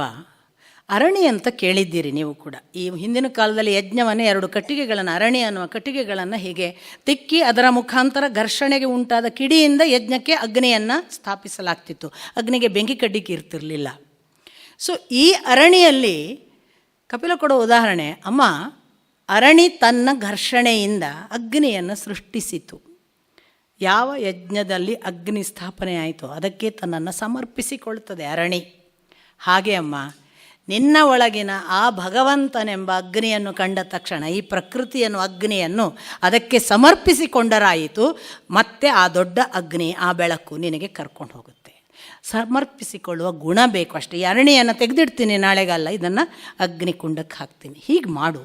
ಇಷ್ಟು ಹೇಳಿ ಮುಂದೆ ಬೇರೆ ಬೇರೆ ಉದಾಹರಣೆಗಳನ್ನೆಲ್ಲ ಕೊಡ್ತಾನೆ ಬಹಳ ಸುಂದರವಾಗಿ. ಈಗ ಹೇಗಪ್ಪ ನೋಡೋದು, ನಮ್ಮಲ್ಲಿ ಭಗವಂತ ಇದ್ದಾನೆ ಅಂತ ಅನುಭವಿಸೋದು ಹೇಗೆ? ಪ್ರತಿಯೊಬ್ಬರ ಮನೆಗಳಲ್ಲೂ ಒಂದು ವೇಳೆ ಪಕ್ಕಕ್ಕೊಂದು ಸರೋವರವೋ ಕೆರೆಯೋ ಇತ್ತು ಅಂತ ಇಟ್ಕೊಳ್ಳಿ. ಆಗ ಆ ಸರೋವರದ ಕೆರೆಯ ನೀರಿಗೆ ಸೂರ್ಯ ಕಿರಣಗಳು ಬಿದ್ದರೆ ಅದರ ರಿಫ್ಲೆಕ್ಷನ್ ನಿಮ್ಮ ಮನೆಯಲ್ಲಿ ಹೀಗೆ ಹೀಗೆ ತೇಲುವ ಬೆಳಕಿನ ಹಾಗೆ ಕಾಣಲಿಕ್ಕೆ ಶುರುವಾಗುತ್ತೆ. ಪ್ರತಿಯೊಬ್ಬರಿಗೂ ಈ ಅನುಭವ ಇರಬಹುದು. ಆ ಬೆಳಕು ಹೀಗೆ ಹೀಗೆ ತೇಲುವಾಗ ನಾವು ತಕ್ಷಣ ಇದೇನು ಇದು ತೇಲುವುದು, ಬೆಳಕು ಯಾಕೆ ತೇಲ್ತದೆ ಅಂತ ನಾವು ತಕ್ಷಣ ಹೊರಗೆ ನೋಡಿದರೆ, ಓಹೋ ಇದು ಬೆಳಕು ತೇಲುವುದಲ್ಲ, ಬೆಳಕಿನ ಪ್ರತಿಬಿಂಬ ಕೆರೆಗೆ ಬಿದ್ದಿದೆ, ಆ ಕೆರೆಯ ಪ್ರತಿಬಿಂಬ ತೇಲುವುದು ಅಂತ ಗೊತ್ತಾಗ್ತದಲ್ವ ಅಮ್ಮ. ಆಗ ನೀನು ಈ ಪ್ರತಿಬಿಂಬ ಕೆರೆಗೆ ಬಿತ್ತಲ್ಲ, ಇದರ ಮೂಲ ಎಲ್ಲಿದೆ ಅಂತ ಮೂಲ ನೋಡಲ್ವಾ? ಮೂಲ ನೋಡಿ, ಓಹೋ ಆಕಾಶದಲ್ಲಿ ಇದ್ದಾನೆ ಆ ಸೂರ್ಯ, ಅವನ ಪ್ರತಿಬಿಂಬ ನೀರಿಗೆ ಬಿದ್ದಿದೆ, ಆ ನೀರಿನ ಕಿರಣಗಳ ರಿಫ್ಲೆಕ್ಷನ್ ನನ್ನ ಮನೆಯಲ್ಲಿ ಹೊಳೆಯುತ್ತಾ ಇದೆ ಅಂತ ನಿನ್ನ ಒಳಗಿನ ಭಗವತ್ ತತ್ವವನ್ನು ಹುಡುಕು. ಈ ಕಣ್ಣಿಗೆ ಬೆಳಕು ಕಾಣುವುದು ಎಲ್ಲಿಂದ? ನನಗೆ ಕಣ್ಣು ಇದೆ, ಎಷ್ಟೋ ಜನರಿಗೆ ಕಣ್ಣಿದೆ, ಅಭಿಮಾನಿ ದೇವತೆ ಸೂರ್ಯ ಕೈ ಕೊಟ್ಮೇಲೆ ಕಣ್ಣು ಕಾಣಲ್ಲ. ಹಾಗಾದರೆ ಕಣ್ಣಿನಿಂದ ಕಣ್ಣು ಕಾಣುವುದಲ್ಲ, ಕಣ್ಣಿನ ಒಳಗೊಂದು ಬೆಳಕಿದೆ, ಅದು ಯಾರೋ ಕಾಣಿಸ್ತಾನೆ, ಅವನ ಮುಖಾಂತರ ನಾನು ನೋಡ್ತೇನೆ. ಹಾಗಾದರೆ ಕಣ್ಣಿಗೆ ಬೆಳಕು ಕೊಡುವ ಸೂರ್ಯ ಎಲ್ಲಿದ್ದಾನೆ? ಅಲ್ಲಿದ್ದಾನೆ. ಆ ಸೂರ್ಯನಿಗೆ ಬೆಳಕು ಕೊಡುವವ ಯಾರು? ಹೀಗೆ ನೋಡಮ್ಮ ಅಂತ ಅವರು ಒಂದು ಬಹಳ ಬ್ಯೂಟಿಫುಲ್ಲಾದ ಲೆಕ್ಕಾಚಾರವನ್ನೆಲ್ಲ ಹೇಳಿ ಕಪಿಲ ಹೇಳ್ತಾನೆ, ಅಮ್ಮ ಮನಸ್ಸು ಬಹಳ ಚಂಚಲ, ಅದನ್ನು ಒಂದು ಕಡೆಗೆ ನಿಲ್ಲಿಸುವುದು ಅಂತ ನಮ್ಮಲ್ಲಿ ಅನೇಕರು ಮಾಡ್ತಾರೆ. ಅನೇಕ ಜನ ಗುರುಗಳೆಲ್ಲ ಹೇಳೋದೇ ಹಾಗೆ, ನಿಮಗೆ ಮನಸ್ಸನ್ನು ಒಂದೇ ಕಡೆ ನಿಲ್ಲಿಸುವ ಹಾಗೆ ನಾವು ಮಾಡ್ತೇವೆ, ಮನಸ್ಸು ಇಲ್ಲದ ಹಾಗೆ ಮಾಡ್ತೇವೆ. ಹಾಗೆ ಮಾಡೋಕ್ಕೆ ಬರಲ್ಲ ಸ್ವಾಮಿ, ಅದು ಸುಮ್ಮನೆ. ಅಂದರೆ ನಾವು ನಿಜವಾಗಿಯೂ ಅದು ನಾವು ಯಾಕೋ ಸುಳ್ಳುಗಳನ್ನು ಬೆನ್ನು ಹತ್ತಿನೇ ನಮ್ಮ ಸಮಯವನ್ನು ಹಾಳು ಮಾಡ್ತೇವೇನೋ ಅಂತ ನನಗನ್ನಿಸೋದು. ವಾಸ್ತವಿಕ ಮನಸ್ಸು ಇಲ್ಲದ ಹಾಗೆ ಮಾಡಲಿಕ್ಕೆ ಬರುವುದಿಲ್ಲ. ಮನಸ್ಸನ್ನು ಫೋಕಸ್ ಮಾಡಬಹುದು, ಯಾವ ಒಂದು ನಿರ್ದಿಷ್ಟ ಉದ್ದೇಶ ಇದೆ ಅದಕ್ಕೆ ಫೋಕಸ್ ಮಾಡ್ಬೋದು. ಅದು ಬ್ರಿಲಿಯಂಟಾಗಿ ತನ್ನ ಕೆಲಸನ ಮಾಡಿ ತೋರಿಸುತ್ತೆ. ಎಷ್ಟು ಬ್ರಿಲಿಯಂಟಾಗಿ ಮಾಡುತ್ತೆ ಅಂದರೆ, ನೀವು ಯಾವುದನ್ನು ಅದಕ್ಕೆ ಮಾಡು ಅಂತ ಹೇಳ್ತೀರೋ ಅದನ್ನು ಅಷ್ಟು ಪರ್ಫೆಕ್ಟ್ ಮಾಡಿ ಬರಬಲ್ಲದು. ಆಗ ಕಪಿಲ ಹೇಳ್ತಾನೆ, ಅದನ್ನು ಒಂದು ಕೆಲಸ ಮಾಡು, ಫೋಕಸ್ ಮಾಡು. ಹೇಗೆ ಫೋಕಸ್ ಮಾಡ್ತೀಯಾ? ಹಾಗೆ ಹೀಗೆ ಮಾಡಬೇಡ, ನೀನೊಂದು ಕೆಲಸ ಮಾಡಮ್ಮ, ಕಣ್ಣು ಮುಚ್ಚಿಕೋ. ಕಣ್ಣು ಮುಚ್ಚಿದ ಕೂಡಲೇ ಮನಸ್ಸಿನ ಕೆಲಸ ಏನು? ಅದು ಎಲ್ಲೆಲ್ಲೋ ಹೋಗಿ ಬರುತ್ತೆ. ನೀವು ಕಣ್ಣು ಮುಚ್ಚಿದ್ದೀರಿ ಅಷ್ಟೇ. ನೀವು ಕಣ್ಣು ಮುಚ್ಚಿದ್ದೀರಿ, ನಿಮಗೆ ಇಷ್ಟ ಇಲ್ಲದ ಜನರ ಹತ್ರ ಹೋಗಿ ಬರುತ್ತೆ, ನಿಮಗೆ ಇಷ್ಟ ಇಲ್ಲದ ಸಂಗತಿಗಳನ್ನು ಮಾತಾಡಿ ಬರುತ್ತೆ, ಅಥವಾ ಏನೇನೋ ಮಾಡುತ್ತೆ. ಈಗ ಮಾಡಬೇಕಾದ್ದೇನು? ನಿಮಗೆ ನಮ್ಮಲ್ಲಿ ಬಹಳ ಜನ ಹೇಳೋದು, ನೀವು ದೇವರನ್ನೇ ಕಣ್ಣು ಮುಂದೆ ತನ್ನಿ. ದೇವರನ್ನೇ ಕಣ್ಣು ಮುಂದೆ ತಂದ್ರೂ ಕೂಡ ಒಂದು ನಿಮಿಷ ಇದ್ದರೆ ನಿಮ್ಮ ಪುಣ್ಯ. ಒಂದು ನಿಮಿಷ ಅಂತ ನಾನು ಬಹಳ ಹೇಳಿದೆ, ಅಷ್ಟಿದ್ರೆ ನಿಮ್ಮ ಪುಣ್ಯ ಅಂತ. ಅದಕ್ಕೆ ಒಂದು ನಿಮಿಷ ಆ ಚಿತ್ರ ಇರೋದಿಲ್ಲ, ಬೇರೆ ಚಿತ್ರ ಬಂದಾಯಿತು, ನಾವು ಇಷ್ಟಪಡೋ ಯಾವುದೋ ಎಲ್ಲ ಬಂದು ಬಡ ಆಮೇಲೆ ಅಯ್ಯೋ ನನ್ನ ದೇವರ ಚಿತ್ರ ಎಲ್ಲೋ ಹೋಯ್ತು ಅಂತ ಅರ್ಧ ಗಂಟೆ ಮೇಲೆ ನಮಗೆ ಎಚ್ಚರ ಆಗೋದು. ಇದು ಮನಸ್ಸಿನ ದೊಡ್ಡ ಗಿಮಿಕ್ಸ್. ಅದು ಅಷ್ಟು ಕ್ಲೆವರ್, ಅದು ಏನೂ ಮಾಡಬಲ್ಲದು, ಅದು ಅಷ್ಟು ಕೆಪ್ಯಾಸಿಟಿ ಇರುವಂಥದ್ದು. ಕಪಿಲ ಒಂದು ಹೊಸ ಸುಂದರವಾದ ಸೂತ್ರ ಕೊಡ್ತಾನೆ. ನೀನೊಂದು ಕೆಲಸ ಮಾಡು, ನಿನಗೆ ಮನಸ್ಸು ಓಡ್ತದೆ ಗೊತ್ತು, ಅದು ಒಂದು ಕಡೆ ನಿಲ್ಲುವುದಿಲ್ಲ ಗೊತ್ತು. ಓಡುವುದನ್ನು ನಿಲ್ಲಿಸಬೇಡ, ಎಲ್ಲಿ ಓಡಾಡಿಸ್ಬೇಕು ಅಲ್ಲಿ ಓಡಾಡಿಸು ಅಂತ. ಬಹಳ ಬ್ಯೂಟಿಫುಲ್ ಆದ ಒಂದು ಕಾನ್ಸೆಪ್ಟ್. ಇಡೀ ಯೋಗಶಾಸ್ತ್ರ, ಪತಂಜಲಿಯದ್ದಿರಬಹುದು, ರಜನೀಶ್ ಇರಬಹುದು, ಜಿಡ್ಡು ಕೃಷ್ಣಮೂರ್ತಿ ಇರ್ಬೋದು, ಅಥವಾ ರಮಣರಿರ್ಬೋದು, ನಾವು ಹೇಳುವ ಅರವಿಂದರಿರ್ಬೋದು, ಶ್ರೀಕೃಷ್ಣನ ಪತಂಜಲಿಯ ಶಾಸ್ತ್ರ ಕೃಷ್ಣನ ಯೋಗಶಾಸ್ತ್ರದಿಂದ ಬಂತು ಅಂತ ಹೇಳುವಾಗಿರ್ಬೋದು, ಶ್ರೀಕೃಷ್ಣನೇ ಸ್ವತಃ ಹೇಳುವ ಹಾಗೆ ಇದು ನನ್ನದಲ್ಲ ಕಪಿಲನದ್ದು ಅಂತ ಹೇಳಿಯೇ ಭಗವದ್ಗೀತೆಯಲ್ಲಿ ಧ್ಯಾನ ಯೋಗವನ್ನು ಹೇಳಿಕೊಡ್ತಾನೆ. ಕಪಿಲ ಪ್ರಪ್ರಥಮ ಆದಿಪುರುಷ ಇಡೀ ಯೋಗಶಾಸ್ತ್ರಕ್ಕೆ. ಅವನು ಹೇಳ್ತಾನೆ, ಮನಸ್ಸನ್ನು ಅದು ಓಡಾಡ್ತದೆ ಅಲ್ಲಮ್ಮ, ಓಡಾಡಿಸು. ಎಲ್ಲಿ ಓಡಾಡಿಸು ಗೊತ್ತಾ? ಕಣ್ಣು ಮುಚ್ಚಿದಾಗ ಮೊದಲು ಪಾದವನ್ನು ಭಾವಿಸು, ಭಗವಂತನ ಪಾದವನ್ನು ನೋಡ್ತಿದ್ದೇನೆ ಅಂತ ಭಾವಿಸು. ಓಡುತ್ತೆ ಅದು. ಪಾದ ಕಂಕಣ ಅಂತ ಭಾವಿಸು, ಮತ್ತೆ ಓಡುತ್ತೆ ಅದು. ಮೊಣಕಾಲನ್ನು ನೋಡ್ತಿದ್ದೇನೆ ಅಂತ ಭಾವಿಸು. ಅವನ ಪೀತಾಂಬರವನ್ನು ನೋಡ್ತಿದ್ದೇನೆ ಅಂತ ಭಾವಿಸು. ಅವನ ಸೊಂಟದ ಒಡ್ಯಾಣವನ್ನು ನೋಡ್ತೇನೆ ಅಂತ ಭಾವಿಸು. ಅವನ ಹೊಕ್ಕುಳು, ಅದರಲ್ಲಿರುವ ತ್ರಿವಳಿ, ಅದರ ಮೇಲೆ ಬಂದರೆ ಎದೆಯ ರೋಮ, ಅಲ್ಲಿರುವ ಅವನ ವಕ್ಷಸ್ಥಲದ ಕೌಸ್ತುಭ ಮಣಿ, ಅದರ ಮೇಲಿರುವ ಅವನ ಹಾರ, ಅವನ ಸುಂದರವಾದ ಭುಜಗಳು, ಅಲ್ಲಿರುವ ಕಂಕಣ, ಆ ಕೊರಳಿನಲ್ಲಿರುವ ಆ ಸುಂದರವಾದ 2 ಗೆರೆ, ಅದರ ಮೇಲೆ ಇರುವ ಅವನ ಸುಂದರವಾದ ಗದ್ದ, ಅಲ್ಲಿರುವ ಅವನ ಕಪಾಲ, ಅದಕ್ಕೂ ಮೇಲೆ ಬಂದಾಗ ಅಷ್ಟು ಸುಂದರವಾದ ನೀಳನಾಸಿಕ, ಅಲ್ಲಿಂದ ಮೇಲೆ ಅವನು ಹಚ್ಚಿರುವ ಆ ಕುಂಕುಮ, ಅದರ ಮೇಲೆ ಬಂದು ಹಾಗೆ ಹಾಯ್ದು ಹೋಗುವ ಅವನ ಆ ಮುಂಗುರುಳು, ಅದರ ಮೇಲಿನ ಅವನ ಕಿರೀಟ, ಅಲ್ಲಿರುವ ನವಿಲುಗರಿ. ನೋಡಿದೆಯಾ ಅಮ್ಮ? ಹಾಗೆ ನೋಡುತ್ತಿರು. ಮತ್ತೆ ಓಡಾಡುವುದಕ್ಕೆ ಆರಂಭವಾದರೆ ಹಾಗೆ ಕೆಳಕ್ಕೆ ಬಾ. ಅವನ ಪಾದವನ್ನು ಮತ್ತೆ ಪ್ರಾರಂಭ ಮಾಡು, ಮತ್ತೆ ಮೇಲಕ್ಕೆ ಪ್ರಾರಂಭಿಸು. ಹೀಗೆ ಮಾಡಿ ಮಾಡಿ ಅಮ್ಮ ನಿನ್ನ ಮನಸ್ಸು ಏಕಚಿತ್ತದಿಂದ ಒಂದೇ ಸಮನೆ ಅವನನ್ನು, ಅವನ ಪಾದವನ್ನು, ಅವನ ತೊಡೆಯನ್ನು, ಅವನ ಪೀತಾಂಬರವನ್ನು, ಅವನ ಒಡ್ಯಾಣವನ್ನು, ಅವನ ತ್ರಿವಳಿಗಳನ್ನು, ಅವನ ಹೊಕ್ಕಳು, ಅದರ ಮೇಲಿನ ರೋಮ, ಅದರ ಮೇಲಿನ ಕೌಸ್ತುಭ ಮಣಿ, ವಕ್ಷಸ್ಥಲದ ಆಚೆಗೆ ಅದಲ್ಲೆಲ್ಲ ಹರಡಿ ಕುಳಿತಿರುವ ಅವನ ಮಾಲಿ, ಆ ಕೊರಳು, ಅದರ ಸುಂದರವಾಗಿ ಅಕ್ಕಪಕ್ಕಕ್ಕಿರುವ ಅವನ ಭುಜ, ಆ ಕಂಕಣಗಳು, ಅದರ ಜೊತೆಗೆ ಅವನ ಆ ಕಪೋಳ, ಗದ್ದ, ಅದರ ಸುಂದರವಾದ ಮೂಗು, ಕಣ್ಣು, ಆ ದೃಷ್ಟಿ ಧಾರೆ, ಆ ಹುಬ್ಬು, ಅದರ ನಾಸಕ, ಅದರ ಮೇಲಿರುವ ಅವನ ಹಣೆ, ಅದರ ಮೇಲಿರುವ ಕುಂಕುಮ, ಆ ಮುಂಗುರುಳುಗಳನ್ನು ನೋಡುತ್ತಾ ನೋಡುತ್ತಾ ನಿನ್ನ ಮನಸ್ಸು ಒಂದೊಮ್ಮೆ ಆ ಮುಖದ ಆ ತುಟಿಯ ಒಳಗಿರುವ ಸುಂದರ ನಗುವಿನಲ್ಲಿ ಲೀನವಾಯಿತು ಎಂದರೆ ನೀನು ಭಗವಂತನನ್ನು ಸೇರಿದ್ದಿ ಎಂದು ಅರ್ಥ. ಕಪಿಲ ಹೇಳಿದ ಹಾಗೆ ಇಷ್ಟು ಸುಂದರವಾಗಿ ಈ ಜಗತ್ತಿನಲ್ಲಿ ಯಾರೂ ಈ ಧ್ಯಾನವನ್ನು ಹೇಳಲಿಲ್ಲ. ನಿಮಗೆ ಧ್ಯಾನ ಮಾಡಲಿಕ್ಕಿದ್ರೆ ಇದಕ್ಕಿಂತ ಸುಂದರವಾದ ಮೆಥಡ್ಡೇ ಇಲ್ಲ ಅಂತೀನಿ ನಾನು. ಇಷ್ಟು ಅದ್ಭುತವಾಗಿ ಹೇಳ್ತಾನೆ. ತಾಯಿ ಪೂರ್ತಿ ಶರಣಾಗತಳಾಗಿ ನಾನು ಹೇಗೆ ಮಾಡಿದರೆ ಇದು ಸಾಧ್ಯವಾಗುತ್ತದೆ ಅಂತ ಮಗನನ್ನು ಕೇಳ್ತಾಳೆ. ಅಮ್ಮ, ಇದಕ್ಕೆ ಯಾವ ಜ್ಞಾನ ಬೇಡ, ಯಾವ ವೇದಗಳ ಓದು ಬೇಡ, ಯಾವ ಯಜ್ಞ ಪರಂಪರೆಯ ಕರ್ಮಕಾಂಡಗಳು ಬೇಕಾಗಿಲ್ಲ. ಬೇಕಿರುವುದು ಒಂದೇ ಅಮ್ಮ, ಭಕ್ತಿ, ನಿರಂತರ ಭಕ್ತಿ. ಯಾವ ಭಕ್ತಿ? ಭಕ್ತಿಯಲ್ಲಿ 3 ವಿಧ ಇದೆಯಮ್ಮ. ಒಂದು ತಾಮಸ ಭಕ್ತಿ, ನನಗ್ಯಾಕಾಗಲ್ಲ, ಅವ್ರಿಗೆ ಮಾತ್ರ ಆಗುದಾ, ನಾನು ಮಾಡ್ತೇನೆ, ಇದು ತಾಮಸ ಭಕ್ತಿ, ಇದರಿಂದ ನಾನು ದಕ್ಕುವುದಿಲ್ಲ. ರಾಜಸ ಭಕ್ತಿ, ನನಗೆ ಕೀರ್ತಿ ಬೇಕು, ನನಗೆ ಯಶಸ್ಸು ಬೇಕು, ನಾನು ಮಾಡಿ ತೋರಿಸುತ್ತೇನೆ, ನಾನು ದೇವರನ್ನು ಇನ್ನಿಲ್ಲದಂತೆ ತಪಸ್ಸು ಮಾಡಿ ಒಲಿಸಿಕೊಳ್ಳುತ್ತೇನೆ. ಅನೇಕ ರಾಜರು, ಹಿರಣ್ಯಕಶಿಪು ಎಲ್ಲರೂ ಮಾಡಿದ್ದಾರಲ್ಲ. ಆ ಭಕ್ತಿಗೆ ನಾನು ಕಂಡು ಹೋಗಬಹುದು, ನಿನಗೆ ಅನುಗ್ರಹವೂ ಆಗಬಹುದು, ಆದರೆ ನೀನು ನನ್ನ ಬಳಿಗೆ ಬರುವುದಿಲ್ಲ. ಇನ್ನೊಂದು ಇದೆ ಸಾತ್ವಿಕ ಭಕ್ತಿ. ನಾನು ಮಾಡುವುದು ನನ್ನ ಕರ್ತವ್ಯ, ಅವನು ನೇಮಿಸಿದ್ದಾನೆ, ನಾನು ನಡೆಯುತ್ತೇನೆ, ನನಗೆ ಅವನು ಒಪ್ಪಿಸಿದ ಕರ್ತವ್ಯವನ್ನು ಚೆನ್ನಾಗಿ ಮಾಡುವಂತೆ ಅವನು ಅನುಗ್ರಹಿಸಲಿ ಅನ್ನುವ ಸಾತ್ವಿಕ ಭಕ್ತಿ ಕೂಡ ಒಂದು ಫಲಾಪೇಕ್ಷೆ ಅಮ್ಮ. ಫಲಾಪೇಕ್ಷೆಯೇ ಇಲ್ಲದ 4ನೆಯ ನಿಸ್ತ್ರೈಗುಣ್ಯ ಭಕ್ತಿ ಇದೆ, ಗುಣಾತೀತ ಭಕ್ತಿ. ಆ ಭಕ್ತಿಗೆ ನಾನು ಒಲಿಯುತ್ತೇನೆ. ಇವಳಿಗೆ ಮೂಲ ಸಿಗ್ತದೆ. ಅವಳು ತನ್ನ ಅರಮನೆ, ವೈಭವ, ಸಂಪತ್ತು ಎಲ್ಲವುಗಳನ್ನು ತ್ಯಜಿಸ್ತಾಳೆ. ನೇರವಾಗಿ ಮಗನಿಗೆ ನಮಸ್ಕರಿಸ್ತಾಳೆ. ನನಗೆ ಆಶೀರ್ವಾದ ಮಾಡು, ನಾನು ಈ ದಾರಿ ನಡಿಲಿಕ್ಕೆ ಅಂತಾಳೆ.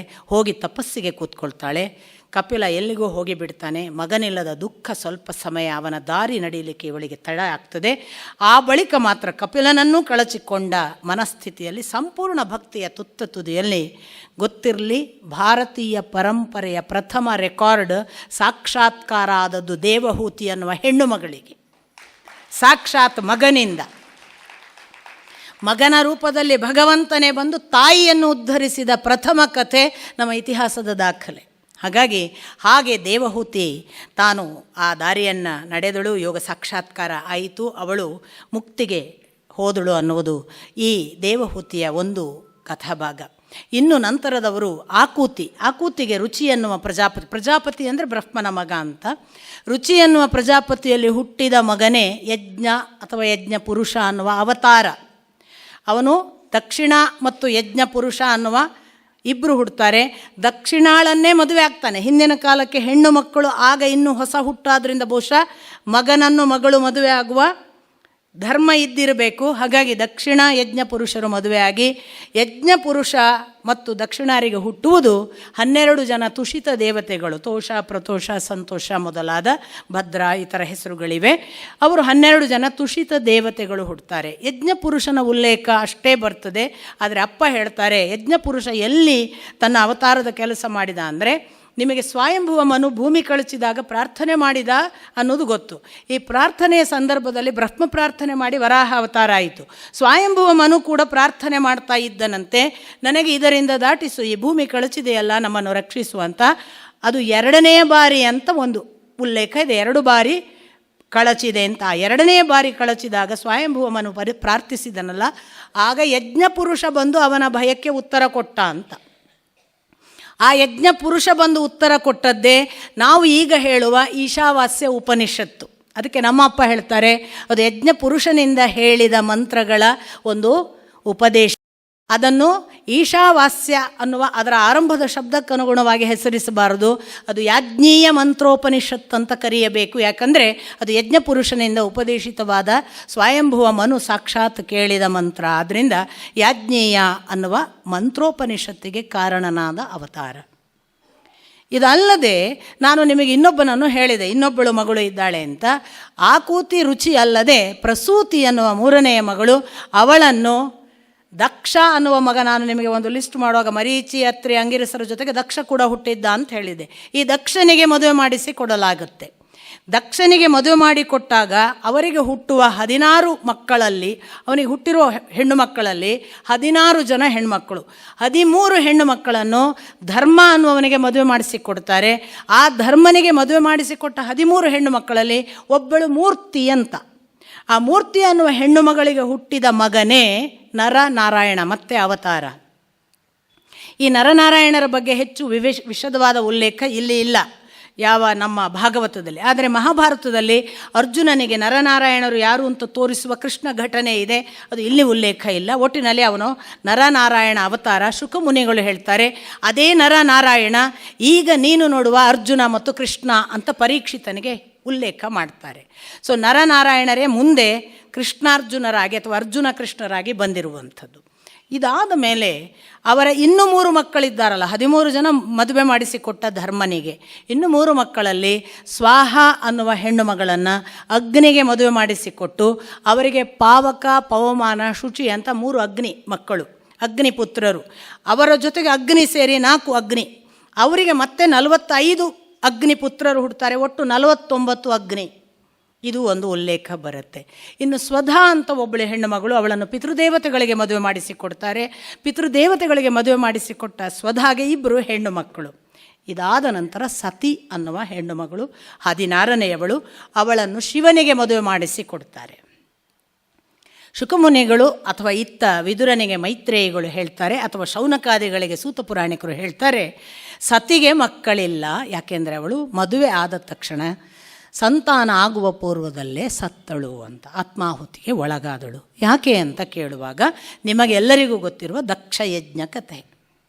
ಶಿವನನ್ನು ಮದುವೆ ಮಾಡಿಸಿಕೊಂಡದ್ದರಿಂದ ತನ್ನ ಮಗಳಿಗೆ ದಕ್ಷನಿಗೆ ಶಿವ ಅಳಿಯ. ಶಿವ ಅಳಿಯ ಆದದ್ರಿಂದ ದಕ್ಷನಿಗೆ ಮಾವ ಅನ್ನುವ ಸೊಕ್ಕು. ಏಕಕಾಲಕ್ಕೆ ದಕ್ಷ ಪ್ರಜಾಪತಿ ಕೂಡ. ಈ ದಕ್ಷ ಒಂದು ದಿನ ಒಂದು ಯಜ್ಞ ಮಾಡುತ್ತಾನೆ. ಆ ಯಜ್ಞ ಸಂದರ್ಭ, ಯಜ್ಞ ನಡೀತಾ ಇರಬೇಕಾದರೆ ಬ್ರಹ್ಮ ಮತ್ತು ಶಿವ ಇಬ್ಬರು ಕೂತ್ಕೊಂಡಿದ್ದಾರೆ. ಬ್ರಹ್ಮ ಕೂತಿರುವುದು ಸಹಜವೇ, ಯಾಕಂದರೆ ಬ್ರಹ್ಮ ದಕ್ಷನಿಗೆ ತಂದೆ, ಕೂತಿದ್ದಾನೆ. ಶಿವ ಅಳಿಯ ಎದ್ದು ನಿಲ್ಲಿಲ್ಲ ಅಂತ ಇವನಿಗೆ ಕೋಪ ಬರುತ್ತೆ. ನಮ್ಮಲ್ಲೆಲ್ಲ ಬಹಳ ದೊಡ್ಡ ಗಲಾಟೆಗಳು ನಡೆಯುವುದೇ ಅದಕ್ಕಲ್ಲ, ಮಾವನಿಗೆ ಗೌರವ ಕೊಡಲಿಲ್ಲ ಅಳಿಯ ಅಂತ, ಅಥವಾ ಅಳಿಯನಿಗೆ ಗೌರವ ಕೊಡಲಿಲ್ಲ ಮಾವ ಅಂತ. 2 ಜಗಳಗಳು ಬೇಕಾದಷ್ಟು. ನಾವು ಪ್ರಸಿದ್ಧರು ದಕ್ಷ ಯಜ್ಞದಲ್ಲಿ. ಹಾಗೊಂದು ಸಿಟ್ಟು ಬರುತ್ತೆ ದಕ್ಷನಿಗೆ. ಇವ ನನ್ನ ಅಳಿಯ ಎದ್ದು ನಿಂತು ಗೌರವಿಸೋದಿಲ್ಲ ಅಂತ ಸಿಟ್ಟು ಬಂದು ಅವನು ಯಜ್ಞ ಸಂದರ್ಭದಲ್ಲಿ ಅಲ್ಲೇ ನಿಂತು ದಕ್ಷ ಬಹಳ ಘನಘೋರವಾಗಿ ಇವನನ್ನು ಅವಮಾನ ಮಾಡುವಂತಹ ಮಾತುಗಳನ್ನು ಆಡ್ತಾನೆ. ಯಕಶ್ಚಿತ್, ಒಬ್ಬ ಸ್ಮಶಾನದಲ್ಲಿ ಬದುಕುವ ಬಡ ದರಿದ್ರ ಮನುಷ್ಯ ಯಾವುದೋ ಕಾರಣಕ್ಕೆ ನನ್ನ ಮಗಳನ್ನು ಕಟ್ಟಿಕೊಂಡು ನನ್ನ ಅಳಿಯನಾಗಿದ್ದಾನೆ. ತನ್ನ ಅಳತೆ ಎತ್ತರ ಗೊತ್ತಿಲ್ಲದೆ ತನ್ನ ಬಡತನದ ಈ ದಾರಿದ್ರ್ಯ ಅವಸ್ಥೆಗಳಲ್ಲಿ ಸ್ಮಶಾನದ ಬೂದಿಯನ್ನೇ ಆಭರಣ ಮಾಡಿಕೊಂಡ ಈ ಕೆಟ್ಟ ಮನುಷ್ಯನಿಗೆ ಒಬ್ಬ ಸಾಕ್ಷಾತ್ ಮಾವ ಬಂದು ನಿಂತರೆ ಎದ್ದು ನಿಲ್ಲಬೇಕು, ಗೌರವ ಸೂಚಿಸಬೇಕು ಅನ್ನುವ ಸಾಮಾನ್ಯ ಸಂಸ್ಕೃತಿ ಇಲ್ಲ. ಇಂಥವನನ್ನು ನಾವು ಗೌರವಿಸಬೇಕಾ?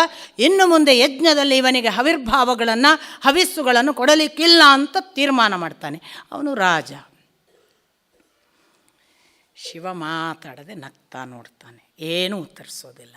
ನೀವು ದಕ್ಷಯಜ್ಞ ಬಹುಶಃ ನನಗೆ ಯಾವಾಗಲೂ ಅನಿಸೋದು, ತಾಳಮದ್ದಲೆ ಎಲ್ಲ ಶ್ರೀಮದ್ ಭಾಗವತದಿಂದ ಬಹಳ ಬಹಳ ಪ್ರಚೋದಿತ.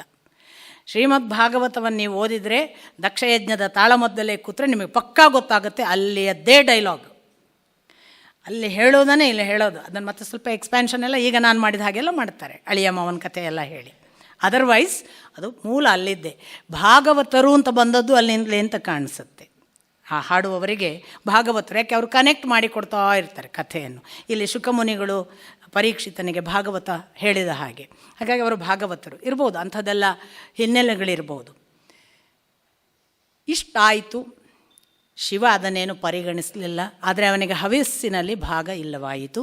ಆಗ ನಂದೀಶ್ವರ, ಶಿವನ ವಾಹನ, ಅವನು ಒಂದು ಶಾಪ ಕೊಡ್ತಾನೆ.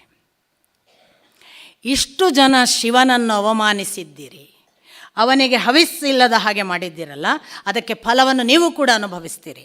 ಒಂದು ದಿನ ಭೃಗು ವಿಕಾರವಾಗ್ತಾನೆ, ಒಂದು ದಿನ ಇಲ್ಲಿರುವ ಭಗನಿಗೆ ಕಣ್ಣುಗಳು ಹೋಗ್ತವೆ, ಬಹುಶಃ ಅವನು ಹಲ್ಲು ಕಳೆದುಕೊಳ್ತಾನೆ.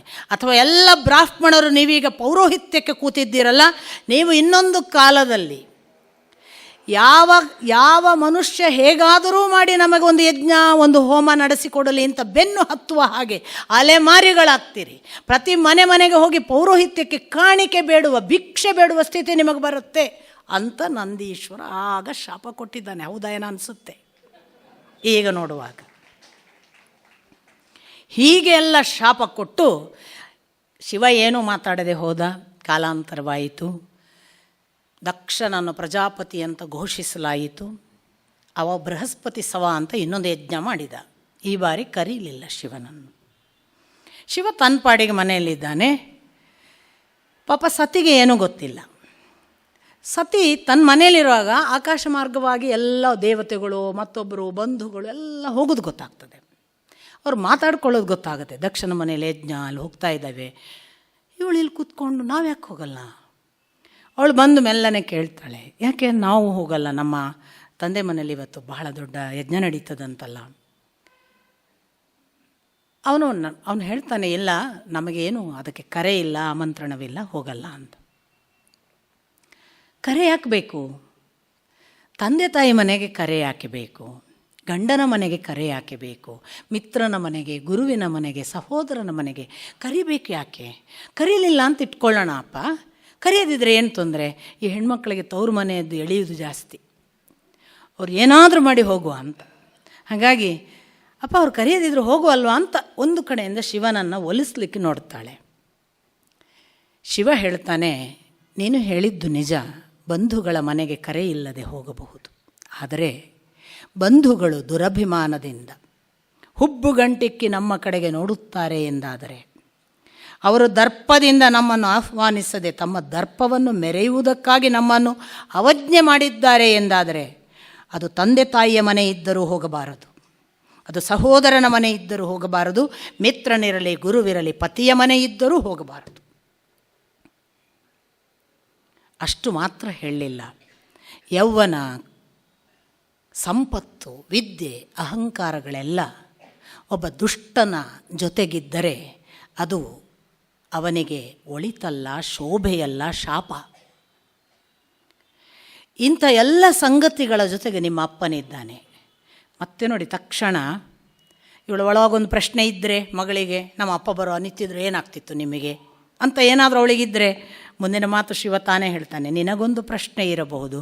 ಅಂದು ಶಿವ ನಾನು ದಕ್ಷನ ಮುಂದೆ ಎದ್ದು ನಿಂತು ಯಾಕೆ ನಮಸ್ಕರಿಸಲಿಲ್ಲ ಎಂದು ನಿನ್ನೊಳಗೊಂದು ಪ್ರಶ್ನೆ ಇರಬಹುದು. ನಾವು ದೇಹಾಭಿಮಾನ ಇರುವ ಪುರುಷರಿಗೆ ನಮಸ್ಕರಿಸುವುದಿಲ್ಲ. ಅಂತರಾತ್ಮನಾಗಿ ಒಳಗಿರುವ ಆ ದೇವನಿಗೆ ನಮ್ಮೊಳಗೇ ನಮಸ್ಕರಿಸುತ್ತೇವೆ. ನಾನು ಅಂದು ಕೂಡ ಅವನಿಗೆ ನಮಿಸಿದ್ದೇನೆ, ಆದರೆ ಹೊರಗೆ ಬಾಗಿ ದೇಹಕ್ಕಲ್ಲ. ಇಷ್ಟು ಎಲ್ಲ ಹೇಳಿ, ಹೀಗೆ ನಿನಗೆ ತಿಳುವಳಿಕೆ ಬಂದರೆ ನನ್ನನ್ನು ಕೇಳಿದರೆ ನೀನು ಹೋಗುವುದು ಉಚಿತವಲ್ಲ. ಇವಳಿಗೆ ಸಿಡಿಮಿಡಿ, ಇವಳಿಗೆ ಒಂದು ಕಡೆ ಕೋಪ, ಒಂದು ಕಡೆಯಿಂದ ಹೋಗಬೇಕು ಅನ್ನುವ ಒಲವು, ಆ ಕಡೆ ಹೋಗೋಕ್ಕೆ ಇವನಿದ್ದಾನೆ. ತುಟಿಯೆಲ್ಲ ಸಿಂಡರ್ಸ್ಕೊಂಡು ಕಚ್ಚಿ ಆಚೆಗಡೆ ಒಮ್ಮೆ ನೋಡ್ತಾಳೆ, ಆ ಕಡೆ ಆಕಾಶ ಮಾರ್ಗ ನೋಡ್ತಾಳೆ, ಈ ಕಡೆ ಬರ್ತಾಳೆ, ನೋಡ್ತಾಳೆ, ಆಚೆ ಹೋಗ್ತಾಳೆ. ಸಿಟ್ಟು ಶಿವನಿಗೆ ಗೊತ್ತಾಗಿತ್ತಂತೆ, ಇಲ್ಲಿದ್ದರೂ ಒಂದು ಅನಾಹುತ ಉಂಟು, ಅಲ್ಲಿ ಹೋದರೂ ಒಂದು ಅನಾಹುತ ಉಂಟು ಅಂತ, ಯಾವುದೋ ಒಂದಾಗತ್ತೆ ಅಂತ. ಸುಮ್ಮನೆ ಕೂತ. ಇವಳು ಹೋದ್ಲು. ಇವಳು ಕೇಳಲೇ ಇಲ್ಲ. ಇವಳು ಕೇಳದೆ ಹೋದ್ಲು. ಹೋಗ್ತಾ ಇದ್ದಾಳಲ್ಲ ಅಂತ ಮಣಿಮಂತ, ಮದ, ಪಾರ್ಷದರು ಎಲ್ಲ ಗಣಗಳು, ಎಲ್ಲ ಶಿವಗಣಗಳು ಅವಳನ್ನು ವೈಭವದಿಂದ ಕರ್ಕೊಂಡು ಹೋದರು. ತಮ್ಮ ನಂದಿಯ ಮೇಲೆ ಕೂಡಿಸಿಕೊಂಡು ಕರ್ಕೊಂಡು ಹೋದರು. ಇವಳು ಹೋದ್ಲು. ಇವಳು ಹೋದರೆ ಒಳಗೆ ಹೋಗಬೇಕು ಅಂತ ಹೊರಡುವಾಗ ಬಾಗಿಲಿನಲ್ಲಿಯೇ ಅನಾದರ ಆರಂಭವಾದದ್ದು ಅವಳ ಗಮನಕ್ಕೆ ಬರ್ತದೆ. ಅಪ್ಪ ಗಮನಿಸದ ಹಾಗೆ ಮಾಡ್ತಾನೆ. ಇವಳಿಗೆ ಗೊತ್ತಾಗುತ್ತೆ, ನಾನು ಬಂದು ತಪ್ಪು ಮಾಡಿದೆ. ಇನ್ನೊಂದೆರಡು ಹೆಜ್ಜೆ ಹೋದಾಗ ಅಕ್ಕ ತಂಗಿಯಂದರು, ಅಮ್ಮಂದ್ರೆಲ್ಲ ಬಹಳ ಪ್ರೀತಿಯಿಂದ ಮಾತಾಡ್ತಾರೆ. ಅಪ್ಪ ಮಾತಾಡದೇ ಇದ್ದ ಮೇಲೆ ಅಕ್ಕ ತಂಗಿಯರು, ಅಮ್ಮನ ಮಾತು ಕೂಡ ಅವಳಿಗೆ ಬೇಕಾಗೋದಿಲ್ಲ. ಅವಳು ಮತ್ತು ಮುಂದೆ ಬರ್ತಾಳೆ, ನೋಡ್ತಾಳೆ ಇಡೀ ವಾತಾವರಣ. ಇವಳು ಯಾಕೆ ಬಂದಳು? ಕರೆಯದೆ ಬಂದವರ ಕೆರದಲಿಕ್ಕು ಎಂದ ಸರ್ವಜ್ಞ. ಆ ಅವಮಾನ ಅವಳಿಗೆ ಒಳಗಾಗಕ್ಕೆ ಶುರುವಾಗತ್ತೆ. ಅವಳು ಏನೂ ಮಾತಾಡಲ್ಲ, ನೇರ ಯಜ್ಞವಾಟಿಯ ಪ್ರಮುಖ ವೇದಿಕೆಗೆ ಬಂದು ಹೇಳ್ತಾಳೆ, ನೀನು ಒಬ್ಬ ಮಹಾಪುರುಷನ ಆಳ ಎತ್ತರ ಅಗಲಗಳನ್ನು ಅರ್ಥ ಮಾಡಿಕೊಳ್ಳದೆ ಕನಿಷ್ಠ ಮಾತನಾಡಿದ ಒಬ್ಬ ದುರಾತ್ಮ. ನಿನಗೆ ನನ್ನ ಪತಿದೇವರ ವಿಸ್ತಾರವೇ ಗೊತ್ತಿಲ್ಲ. ಒಂದು ವೇಳೆ ಅವನ ವಿಸ್ತಾರ ಗೊತ್ತಿದ್ದರೆ ನೀನು ಅವನನ್ನು ಕನಿಷ್ಠ ಭಾಷೆಯ ಸ್ಮಶಾನವಾಸಿ, ಭಸ್ಮ ಪೂಸಿಕೊಳ್ಳುವವ ಎಂದೆಲ್ಲ ನಿಂದಿಸುತ್ತಿರಲಿಲ್ಲ, ಜರಿಯುತ್ತಿರಲಿಲ್ಲ. ಅವನು ಅದರಾಚೆಗೆ ಇದ್ದಾನೆ ಎಂದೇ ಸಕಲ ದೇವತೆಗಳು ಬ್ರಹ್ಮನಿಂದ ಮೊದಲು ಮಾಡಿ ಪ್ರತಿಯೊಬ್ಬರೂ ಕೂಡ ಅವನು ಧರಿಸಿದ ಭಸ್ಮವನ್ನು ತಾವೂ ಕೂಡ ಪ್ರಸಾದ ಎಂದು ತಮ್ಮ ಹಣೆಗೆ ಧರಿಸುತ್ತಾರೆ.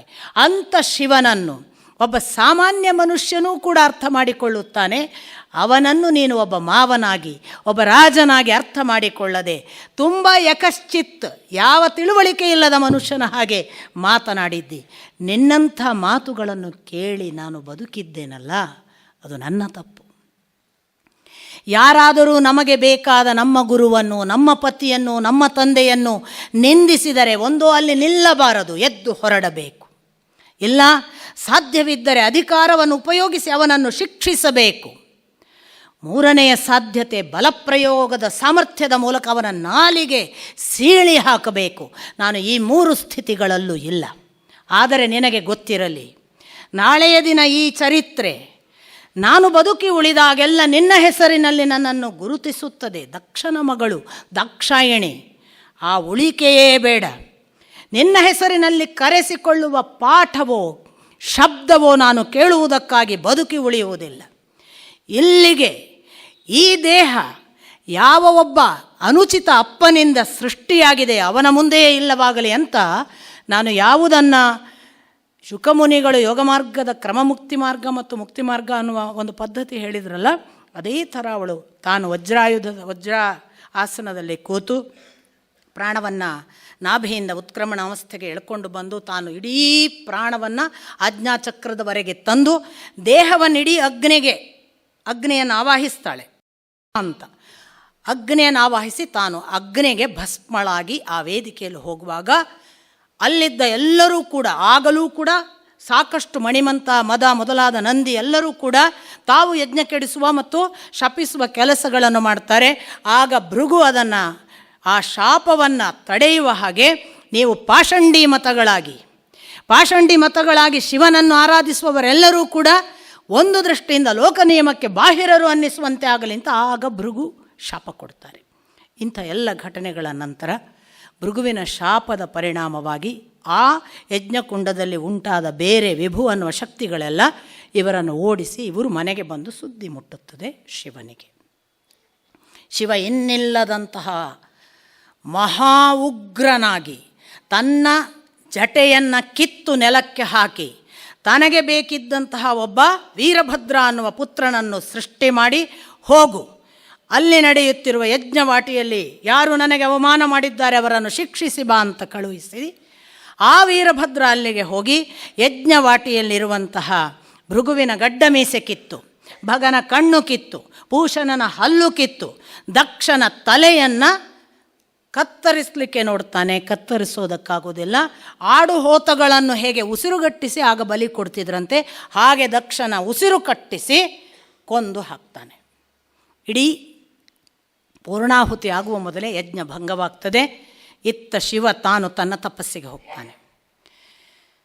ದೇವತೆಗಳು ಬ್ರಹ್ಮಾದಿಗಳೆಲ್ಲ ಚಿಂತಿತರಾಗ್ತಾರೆ. ಯಜ್ಞ ಅಪೂರ್ಣವಾಗಿದೆ, ಅಪೂರ್ಣ ಯಜ್ಞ ಒಳ್ಳೆಯದಲ್ಲ, ಶುಭಕಾರಕವಲ್ಲ, ಪೂರ್ಣಗೊಳಿಸಬೇಕು ಅಂತ ದೇವತೆಗಳು ಹೋಗಿ ಕೇಳಿಕೊಳ್ಳಲಾಗಿ ಬ್ರಹ್ಮ ಹೇಳ್ತಾನೆ, ಇದು ನನ್ನ ಕೈಯೆಲ್ಲ ಶಿವನನ್ನು ಕೇಳಿಕೊಳ್ಳಬೇಕು. ಶಿವನ ಬಳಿ ಹೋಗಿ ಅವರಷ್ಟೂ ಜನ ಅರಿಕೆ ಮಾಡಿಕೊಂಡಾಗ ಶಿವ ನಗ್ತಾ ಹೇಳ್ತಾನೆ, ತಪ್ಪು ಮಾಡಿದವರಿಗೊಂದು ಸಣ್ಣ ಶಿಕ್ಷೆ ಇರಲಿ ಎಂದು ಮಾಡಿದ್ದೇನೆ, ನನಗೇನು ಖಾಯಂ ದ್ವೇಷವಿಲ್ಲ. ಬಾ, ಹಾಗಾದರೆ ಅದನ್ನು ಮತ್ತೆ ನೇರ್ಪಡಿಸು, ನಮ್ಮನ್ನು ಈ ಯಜ್ಞದ ಅಪೂರ್ಣತ್ವದಿಂದ ಪೂರ್ಣತ್ವಕ್ಕೆ ಕರ್ಕೊಂಡು ಹೋಗುವಂಥ ಅವನನ್ನು ಪ್ರಾರ್ಥಿಸಲಾಗಿ ಅವರೆಲ್ಲರ ಪ್ರಾರ್ಥನೆಗೆ ಅನುಗುಣವಾಗಿ ಮತ್ತೆ ಬಂದು ಭಗನನ್ನು ಮತ್ತೆ ಮೊದಲಿನ ರೂಪಕ್ಕೆ ತಂದು ಅವನ ಕಣ್ಣುಗಳನ್ನು ಕೊಟ್ಟು ಭೃಗುವಿಗೆ ಗಡ್ಡ ಮೀಸೆಗಳು ಬರುವಂತೆ ಮಾಡಿ ಪೂಷಣನ ಹಲ್ಲುಗಳನ್ನು ಮತ್ತೆ ಸ್ಥಾಪಿಸಿ ದಕ್ಷನಿಗೆ ಹೋತದ ತಲೆಯನ್ನು ಕುಳ್ಳಿರಿಸಿ ದಕ್ಷನು ಎಚ್ಚರಾಗುವ ಹಾಗೆ ಮಾಡಿ ಯಜ್ಞಕ್ಕೆ ಅನುವು ಮಾಡಿಕೊಡ್ತಾನೆ ಶಿವ. ಆಗ ದಕ್ಷ ತಾನು ಮಾಡಿದ್ದು ಬಹಳ ದೊಡ್ಡ ಪ್ರಮಾದವೂ ಅಪರಾಧವೂ ಆಯಿತು, ತನ್ನನ್ನು ಕ್ಷಮಿಸಬೇಕು, ತಾನಿನ್ನೆಂದೂ ಇಂಥ ಕೆಲಸವನ್ನು ಮಾಡುವುದಿಲ್ಲ ಮತ್ತು ಇಂದಿನಿಂದ ನಿನಗೆ ಕಾಯಂ ಆಗಿ ಯಾವುದೇ ಯಜ್ಞ ಆಗಲಿ ಅದರಲ್ಲಿ ನಿನಗೂ ಕೂಡ ಹವಿಸ್ಸಿನ ಭಾಗವಿದೆ ಅಂತೆಲ್ಲ ಒಪ್ಪಿಸಿ ಶಿವ ಸಂತುಷ್ಟನಾಗಬೇಕು ಅನ್ನೋದರೊಳಗಾಗಿ ವಿಷ್ಣು ಬರ್ತಾನೆ. ವಿಷ್ಣು ಬಂದ ಕೂಡಲೇ ಎಲ್ಲರೂ ಅವನನ್ನು ಸ್ತೋತ್ರ ಮಾಡುವಾಗ ವಿಷ್ಣು ಹೇಳ್ತಾನೆ, ನಾನು ಬ್ರಹ್ಮ ಮತ್ತು ಶಿವ ಮೂವರು ಕೂಡ ಆ ಮೂಲ ಅಂಶ ಭಗವಂತನ 3 ಅಂಶಗಳು. ನಾವು 3 ತ್ರಿಗುಣಗಳ ಕೆಲಸಕ್ಕಾಗಿ 3 ರೂಪದಲ್ಲಿ ಬರುತ್ತೇವೆ, ನಾವು ಬೇರೆ ಬೇರೆ ಅಲ್ಲ. ಸೃಷ್ಟಿಕ್ರಿಯೆಯ ಸಾತ್ವಿಕ ಕೆಲಸ ಬಂದಾಗ ಬ್ರಹ್ಮ ಬಂದಿರುತ್ತಾನೆ, ಪೋಷಣೆಯ ರಾಜಸ ಕೆಲಸ ಬಂದಾಗ ನಾನು ವಿಷ್ಣುವಾಗಿ ಕಾಣಿಸಿಕೊಳ್ಳುತ್ತೇನೆ, ಯಾವುದೋ ಲಯ ಮಾಡಬೇಕು ಸಂಹಾರ ಆಗಬೇಕು ಅಂದಾಗ ತಾಮಸದ ಒಂದು ರೂಪವಾಗಿ ಶಿವ ಕಾಣಿಸಿಕೊಳ್ಳುತ್ತಾನೆ. ಈ ಮೂವರು ಕೂಡ ಅಖಂಡ ಭಗವತ್ ತತ್ವದ ಮೂಲಾಂಶಕ್ಕೆ ಸಂಬಂಧಪಟ್ಟವರು, ಯಾರೂ ಬೇರೆ ಬೇರೆ ಅನ್ನುವ ಭಾವದಿಂದ ಯಾರಾದರೂ ನೀವು ನೋಡಿದರೆ ನಿಮ್ಮ ಬದುಕಿನಲ್ಲಿ ಶಾಂತಿಯೇ ಇರುವುದಿಲ್ಲ. ಇದು ವಿಷ್ಣುವಿನ ಮಾತು, ನನ್ನದಲ್ಲ, ವೇದವ್ಯಾಸರು ಹೇಳಿಸುವಂಥದ್ದು. ಈ ಮೂವರಲ್ಲಿ ಭೇದ ಮಾಡಿ ಶಿವ ಬೇರೆ ವಿಷ್ಣು ಬೇರೆ ಎಂದು ಯಾರಾದರೂ ಭಾವಿಸಿದರೆ ಅಥವಾ ಬ್ರಹ್ಮ ಬೇರೆ ಎಂದು ಯಾರಾದರೂ ಪ್ರತ್ಯೇಕಿಸಿದರೆ ಅವರು ತಮ್ಮ ದೇಹದಲ್ಲಿರುವ ಅವಯವದಲ್ಲಿ ಕೈ ಬೇರೆ ಕಾಲು ಬೇರೆ ಎಂದ ಹಾಗೆ. ಈ 3 ಎಲ್ಲವೂ ಸೇರಿದಾಗ ಇಡೀ ದೇಹ ಅನ್ನುವ ಭಾವದಿಂದ ಮೂವರನ್ನು ಪೂಜಿಸತಕ್ಕದ್ದು ಅಂತ ಆದೇಶ ಮಾಡ್ತಾನೆ. ಪಾಪ ಮಾಡಿ ಸಾವಿರಾರು ವರ್ಷ ಆಯಿತು, ಇವತ್ತಿಗೂ ನಾವು ಅದೇ ಗಲಾಟೆ. ಇವತ್ತಿಗೂ ನಮಗೆ ಶಿವ ಬೇರೆ ವಿಷ್ಣು ಬೇರೆ, ನಮ್ಮ ಬ್ರಹ್ಮ ಅನ್ನೋದು ಪಾಪ ಇಲ್ಲ, ಆದ್ದರಿಂದ ಬಚಾವ್, ಇಲ್ಲರ ಅವನೊಬ್ಬ ಜಗಳಕ್ಕೆ ಕಾರಣ ಆಗ್ತಿದ್ದ. ಹಣೆ ಬರಹ ಎಲ್ಲಿ ಹೋಗುತ್ತೆ ನೋಡಿ. ದಕ್ಷ ಯಜ್ಞವನ್ನು ಈ ಮೆಸೇಜಿಗಾಗಿ ಯಾರೂ ಹೇಳಲ್ಲ. ದಕ್ಷ ಯಜ್ಞವನ್ನು ನಾವು ಬದುಕಿನಲ್ಲಿ ಅಳವಡಿಸ್ಕೊಂಡದ್ದೆಲ್ಲ ಅಳಿಯಂಗೆ ಮರ್ಯಾದೆ ಕೊಡಬೇಕು, ಇಲ್ಲರೆ ಗೊತ್ತುಂಟಲ್ಲ ಸತಿಗೇನಾಗಿದೆ ಅಂತ, ಇದಕ್ಕೆ ಬಳಸುವುದು ನಾವು. ಹೌದು, ಸತಿ ಆಹುತಿ ಬಹಳ ದೊಡ್ಡ ಸಂದೇಶ. ಆದರೆ ಅದರಲ್ಲಿ ಇನ್ನೊಂದು ಸಂದೇಶ ಯಾವುದು ಮುಖ್ಯವಾದದ್ದಿದೆಯಲ್ಲ, ಈ ಭೇದ ಮಾಡಬೇಡಿ ಅನ್ನೋದು, ಅದನ್ನು ಪರಿಗಣಿಸಲೇ ಇಲ್ವಲ್ಲ. ಇವತ್ತಿಗೂ ಕೂಡ ಆ ಯುದ್ಧದಲ್ಲೇ ಇದ್ದೇವಲ್ಲ. ಈ ದುರಂತಕ್ಕೆ ಏನು ಹೇಳಬೇಕು ಅಂತ ಗೊತ್ತಿಲ್ಲ. ಅಂಥ ಸತಿಯ ಅವಸ್ಥೆ ಮುಗಿದ ಬಳಿಕದ ಮುಂದಿನ ಸ್ಕಂಧ, ಆನಂತರದ ಗಂಡು ಮಕ್ಕಳ ಚರಿತ್ರೆ ಏನಾಯಿತು, ಉತ್ತಾನಪಾದ ಮತ್ತು ಪ್ರಿಯವ್ರತ ಇದ್ದರು ಅಂತ ಹೇಳಿದೆ ನೋಡಿ. ಒಬ್ಬರ ಚರಿತ್ರೆಯನ್ನು ಬಿಟ್ಟಿಲ್ಲ, ಗಮನಿಸಬೇಕು. ಆಮೇಲೆ ಗಮನಿಸಿ, ದತ್ತಾತ್ರೇಯ ಹುಟ್ಟಿದ್ದು ಹೆಣ್ಣು ಮಗಳಿಗೆ, ಮಗಳ ಮಗಳಿಗೆ. ದೇವಹೂತಿಗೆ ಕಪಿಲ ಅನ್ನುವ ದೇವರು ಹುಟ್ಟಿದ್ದು, ಅಲ್ಲಿಯೂ ಕೂಡ ದೇವರ ಅವತಾರ ಹೆಣ್ಣು ಮಗಳಿಗೆ. ಆ ಬಳಿಕ ಆಕೂತಿಗೆ ಹುಟ್ಟಿದ್ದು ಯಜ್ಞಪುರುಷ ಅನ್ನುವ ಅವತಾರ, ಅಲ್ಲಿ ಕೂಡ ಹೆಣ್ಣು ಮಗಳಿಗೆ. ನಂತರ ನಾನು ಹೇಳಿದಂತಹ ಈ ಶಿವನನ್ನು ಮದುವೆಯಾದ ಅಲ್ಲಿ ಕೂಡ ಮೂರ್ತಿಗೆ ಹುಟ್ಟಿದ್ದು, ಅವಳು ಕೂಡ ಮಗಳ ಮಗಳು ನರನಾರಾಯಣರು ದೇವರ ಅವತಾರ. ಎಲ್ಲ ಹೆಣ್ಣು ಮಕ್ಕಳಲ್ಲಿ ದೇವರ ಅವತಾರ. ಇದನ್ನು ಯಾರು ಹೇಳಲ್ಲ, ಶಾಸ್ತ್ರಜ್ಞರು ಬಹಳ ಗುಟ್ಟಾಗಿ ಇಟ್ಟುಬಿಡ್ತಾರೆ. ಪ್ರಥಮ ಅವತಾರ ಕಥೆಗಳೆಲ್ಲ ಇರೋದು ಹೆಣ್ಣು ಮಕ್ಕಳದ್ದು. ಗಮನಿಸಿ, ಪುರುಷರ ಕಥೆ ಏನು? ಉತ್ತಾನಪಾದನಿಗೆ 2 ಹೆಂಡಂದಿರು, ನಿಮಗೆ ಗೊತ್ತು, ಬಹಳ ಪ್ರಚಲಿತವಾದ ಕಥೆ. ಹೆಚ್ಚು ಹೇಳಲ್ಲ, ಬ್ರೀಫಾಗಿ ಮುಗಿಸ್ಬಿಡ್ತೀನಿ ಧ್ರುವ ಚರಿತ್ರೆಯನ್ನು. ಸುನೀತಿ ಮತ್ತು ಸುರುಚಿ ಅಂತ 2. ನ್ಯಾಚುರಲ್ಲಿ ಇವತ್ತಿಗೂ ಹಾಗೆ ಅಲ್ವಾ, ರುಚಿ ಒಟ್ಟಿಗೆ ಹೆಚ್ಚು ಒಲವು. ನೀತಿ ಯಾರಿಗೆ ಬೇಕಾಗಿದೆ? ರುಚಿ ಭಾರಿ ಇಷ್ಟ ಅವನಿಗೆ. ನೀತಿ ಅಷ್ಟಕ್ಕಷ್ಟೇ. ನೀತಿ ಕೆಲಸಕ್ಕೆ ಬೇಕಾದರೆ ಇರಲಿ, ಅಲ್ಲಿ ಕಸ ಗುಡಿಸು ಒರೆಸು ಅದಕ್ಕೆಲ್ಲ ಅವಳು ಬೇಕು. ಇವತ್ತು ಮಾಲ್ಗೆ ಹೋಗೋಣ, ರುಚಿ ಬೇಕು. ಹಾಗಿತ್ತು. ಗೊತ್ತಿರಲಿಲ್ಲ ಪಾಪ ಸುನೀತಿಗೆ. ಗೊತ್ತಿತ್ತು. ಹೇಗೆ ಗೊತ್ತಿತ್ತು ಅಂದರೆ ಸುರುಚಿ ಇಷ್ಟ ಅಂತ ಗೊತ್ತಿತ್ತು. ಆದರೆ ಅವಳು ಅದನ್ನು ತಲೆ ಕೆಡಿಸ್ಕೊಂಡಿರಲಿಲ್ಲ. ಸುರುಚಿಗೆ ಉತ್ತಮ ಅಂತ ಮಗ, ಸುನೀತಿಗೆ ಧ್ರುವ ಅಂತ ಮಗ, ಪುಟ್ಟ ಬಾಲಕರು. ಒಂದು ದಿನ ಉತ್ತಮ ತೊಡೆ ಮೇಲೆ ಕೂತ್ಕೊಂಡಿದ್ದಾನೆ, ಉತ್ತಾನಪಾದ ಸಿಂಹಾಸನದಲ್ಲಿದ್ದಾನೆ. ಧ್ರುವಂಗೆ ತಾನು ಹೋಗಿ ಕೂತ್ಕೊಳ್ಬೇಕನ್ನಿಸ್ತು. ಅಪ್ಪನ ತೊಡೆ ಸಹಜ, ಕೂತ್ಕೊಳ್ಳಿಕ್ಕೆ ಇನ್ನೇನು ಹೋಗಬೇಕು. ಸುರುಚಿ, ನೀನು ನನ್ನ ಗರ್ಭದಲ್ಲಿ ಹುಟ್ಟುವವರೆಗೆ ಆ ತೊಡೆಯಲ್ಲಿ ಕುಳಿತುಕೊಳ್ಳುವ ಹಕ್ಕಿಲ್ಲ ಅಂದ್ಲು. ಮಗುಗೇನು ಅರ್ಥ ಆಗುತ್ತೆ? ಅದು ಮಿಕ್ಕಿ ಮಿಕ್ಕಿ ನೋಡುತ್ತೆ. ಏರುವುದಕ್ಕೆ ನಿನಗೆ ಅರ್ಹತೆಗಳಿಲ್ಲ. ನೀನು ಎಂದು ನನ್ನ ಗರ್ಭದಲ್ಲಿ ನನ್ನ ಮಗನಾಗಿ ಹುಟ್ಟುತ್ತೀಯೋ ಅಂದು ಏರುತ್ತಿ. ಯಾಕೆ ನನ್ನ ಗರ್ಭದಲ್ಲಿ ಹುಟ್ಟಿಲ್ಲ ಮತ್ತು ಹುಟ್ಟಬೇಕು ಎನ್ನುವ ಅಪೇಕ್ಷೆ ಇದ್ದರೆ ಹೋಗು, ಹರಿಯನ್ನು ಕೇಳು. ಪುಟ್ಟ ಬಾಲಕನಿಗೆ ನಾನು ಅವಳ ಗರ್ಭದಲ್ಲಿ ಹುಟ್ಟಿಲ್ಲ, ಈ ಅಮ್ಮನದ್ದು ಹುಟ್ಟಿದ ತಪ್ಪು, ಏನೂ ಅರ್ಥ ಆಗದ ಕಾಲ. ಅದು ಅಮ್ಮ ನನ್ನ ಬಂದು ಹೇಳುತ್ತೆ, ಅಮ್ಮ ಅದೇನೋ ಹೇಳಿದ್ಲು ಹೀಗೀಗೆ, ನಾನು ಅವಳ ಗರ್ಭದಲ್ಲಿ ಹುಟ್ಟಬೇಕಂತೆ, ಹುಟ್ಟಲಿಲ್ಲ ಯಾಕೆ ಅನ್ನೋದನ್ನು ಹರಿಯನ್ನು ಕೇಳಬೇಕಂತೆ. ಸುನೀತಿ ತುಂಬ ಒಳ್ಳೆಯವಳು. ಹೌದು, ಅವಳು ಹೇಳಿದ್ದು ನಿಜ. ನೀನು ನನ್ನ ಗರ್ಭದಲ್ಲಿ ಹುಟ್ಟಿದ್ದರಿಂದ ನಿನಗೆ ಸಿಂಹಾಸನವನ್ನು ಅವನ ತೊಡೆಯನ್ನು ಏರುವ ಅರ್ಹತೆಗಳಿಲ್ಲ. ಯಾಕೆಂದರೆ ಅವನಿಗೆ ಸುರುಚಿ ಎಂದರೆ ಬಹಳ ಪ್ರೀತಿ. ನೀನು ಹರಿಯನ್ನೇ ಕೇಳಿ ಸುರುಚಿಯ ಗರ್ಭದಲ್ಲಿ ಬರುವುದಕ್ಕೋ ಅಥವಾ ಸಿಂಹಾಸನ ಏರುವುದಕ್ಕೋ ಏನು ಮಾಡಬೇಕು ಎನ್ನುವುದನ್ನು ಅವನನ್ನೇ ಕೇಳುವುದು ಒಳ್ಳೆಯದು, ನನಗೂ ಗೊತ್ತಿಲ್ಲ ಅಂದುಬಿಟ್ಟಳು. ನಾನು ಯಾವಾಗಲೂ ಹೇಳೋದು, ನಮಗೆ ಇಂಥದ್ದು ಎಷ್ಟೆಷ್ಟೋ ಕೆಣಕು ಮಾತುಗಳು ಬರ್ತವೆ, ನಾವ್ಯಾರೂ ತಪಸ್ಸಿಗೆ ಉಪಯೋಗ ಮಾಡಿಕೊಂಡಿಲ್ಲ. ನಾವು ಅದನ್ನು ವಾಪಸ್ ಉತ್ತರ ಕೊಡೋಕ್ಕೆ ನಮ್ಮ ಬುದ್ಧಿಮತ್ತೆಯನ್ನು ಉಪಯೋಗ ಮಾಡಿ ನೀನು ಅಂಥವ ಇಂಥವ ಅಂತ ಹೇಳಿ ಮುಕ್ತಾಯ ಮಾಡಿದ್ದೇವೆ. ತುಳಸಿದಾಸರು ಇದ್ದಾರೆ ನೋಡಿ. ತುಳಸಿದಾಸರಾದದ್ದು ಹೇಗೆ?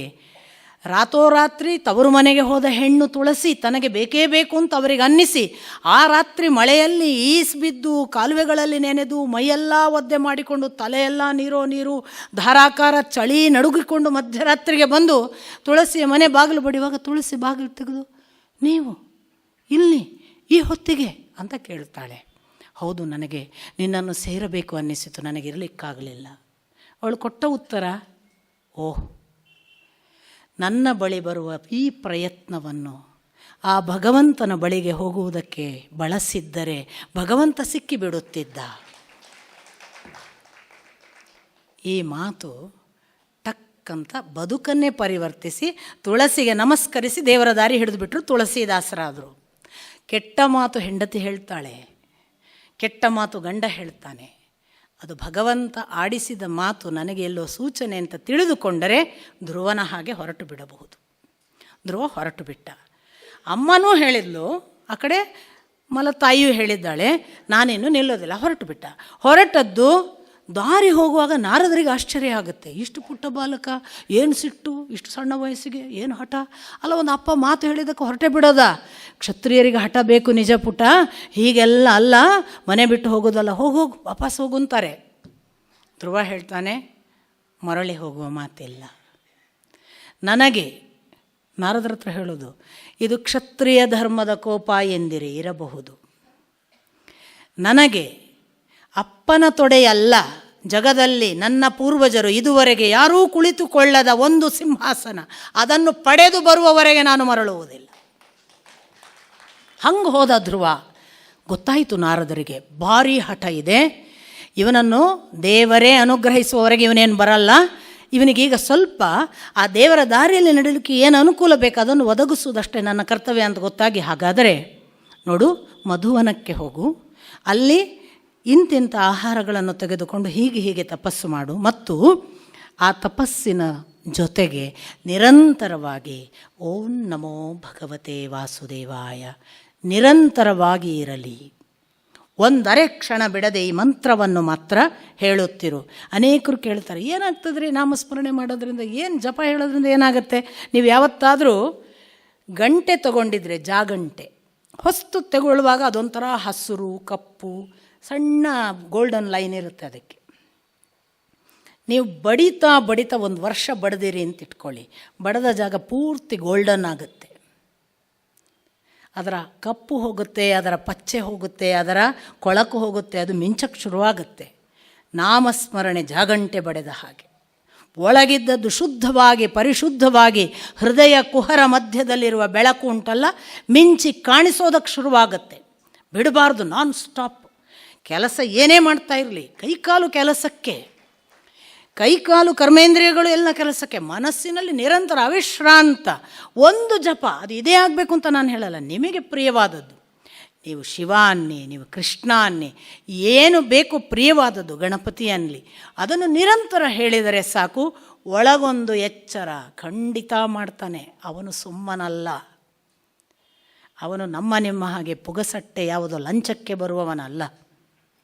ಅವನು ಭಕ್ತಿಗೆ ಇಷ್ಟು ಸುಲಭನು ಅಂತ ಮೊನ್ನೆ ಹೇಳಿದ್ನಲ್ಲ, ಅಷ್ಟು ಸುಲಭನು ಅವನು. ಹಾಗೆ ಓಂ ನಮೋ ಭಗವತೆ ವಾಸುದೇವಾಯ ಹೇಳಿಕೊಂಡು ನಿತ್ತ ಹುಡುಗ ಹೇಗೆ ನಿಂತಿದ್ದ ಗೊತ್ತಾ? ಅವನ ನಿತ್ತ ಕ್ರಮವನ್ನೇ ಬಹಳ ವಿಶೇಷವಾಗಿ ನಾವು ಗಮನಿಸಬೇಕು. ಮಧುವನದಲ್ಲಿ ಹೋಗಿ ನಿತ್ತ ಹುಡುಗ ಪ್ರಥಮ ತಿಂಗಳಿನಲ್ಲಿ 3 ದಿವಸಕ್ಕೊಮ್ಮೆ ಬೋರೆ ಹಣ್ಣು ಬೇಲದ ಹಣ್ಣು ಬಿದ್ದದನ್ನು ತಿಂದು ಬದುಕ್ತಿದ್ದಂತೆ. 1 ತಿಂಗಳು ಪೂರ್ತಿ 3 ದಿನಕ್ಕೊಮ್ಮೆ ಹಣ್ಣು, ಒಂದೇ ಹಣ್ಣು. 1 ದಿವಸ ಬೋರೆ ಹಣ್ಣು ತಿಂದ, 1 ದಿವಸ ಬೇಲದ ಹಣ್ಣು ತಿಂದ ಅಂದರೆ ಆಯಿತು. ಹೀಗೆ 1 ತಿಂಗಳು. 2ನೇ ತಿಂಗಳಿಗೆ 6 ದಿವಸಕ್ಕೆ ಒಮ್ಮೆ ಬಿದ್ದ ಎಲೆ, ಅಲ್ಲೇ ಇರುವ ಒಣಗಿದ ಹುಲ್ಲು ಎಲೆ ತಿಂದು 6 ದಿವಸಗಳಿಗೊಮ್ಮೆ 2 ತಿಂಗಳು. ತಪಸ್ಸು ಸುಲಭ ಅಲ್ಲ ಅಂತಲೂ ಗೊತ್ತಿರಬೇಕು.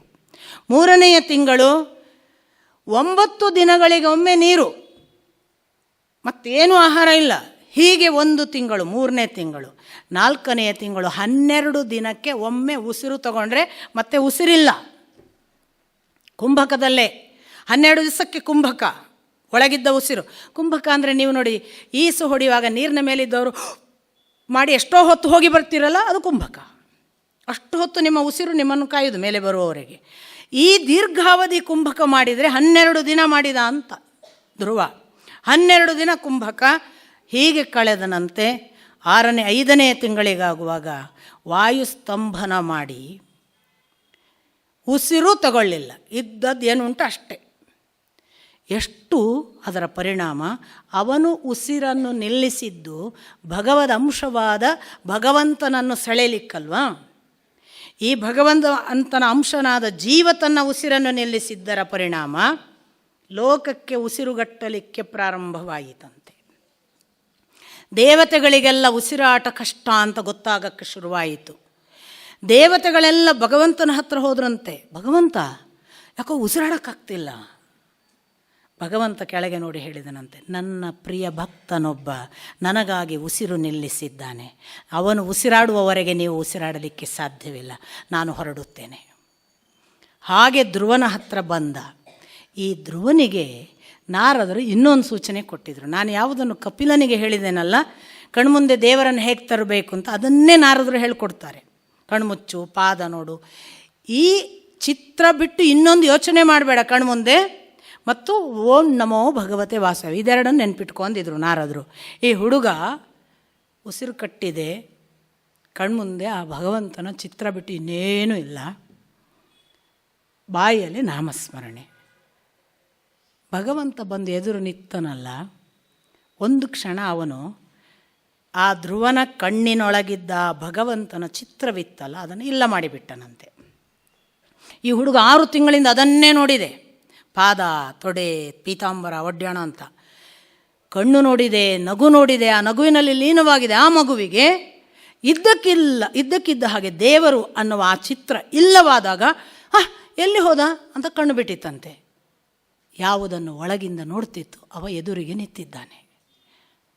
ಮಗು ದಿಕ್ಕೆಟ್ಟು ಒಂದು ಥರದ ವಿಸ್ಮಯದಲ್ಲಿ ಮಾತು ಬಾರದೆ ಕಕ್ಕಾವಿಕ್ಕಿಯಾಗಿ ನೋಡುವುದನ್ನು ನೋಡಿ ಭಗವಂತನಿಗೆ ಕರುಣೆ ಬಂತಂತೆ.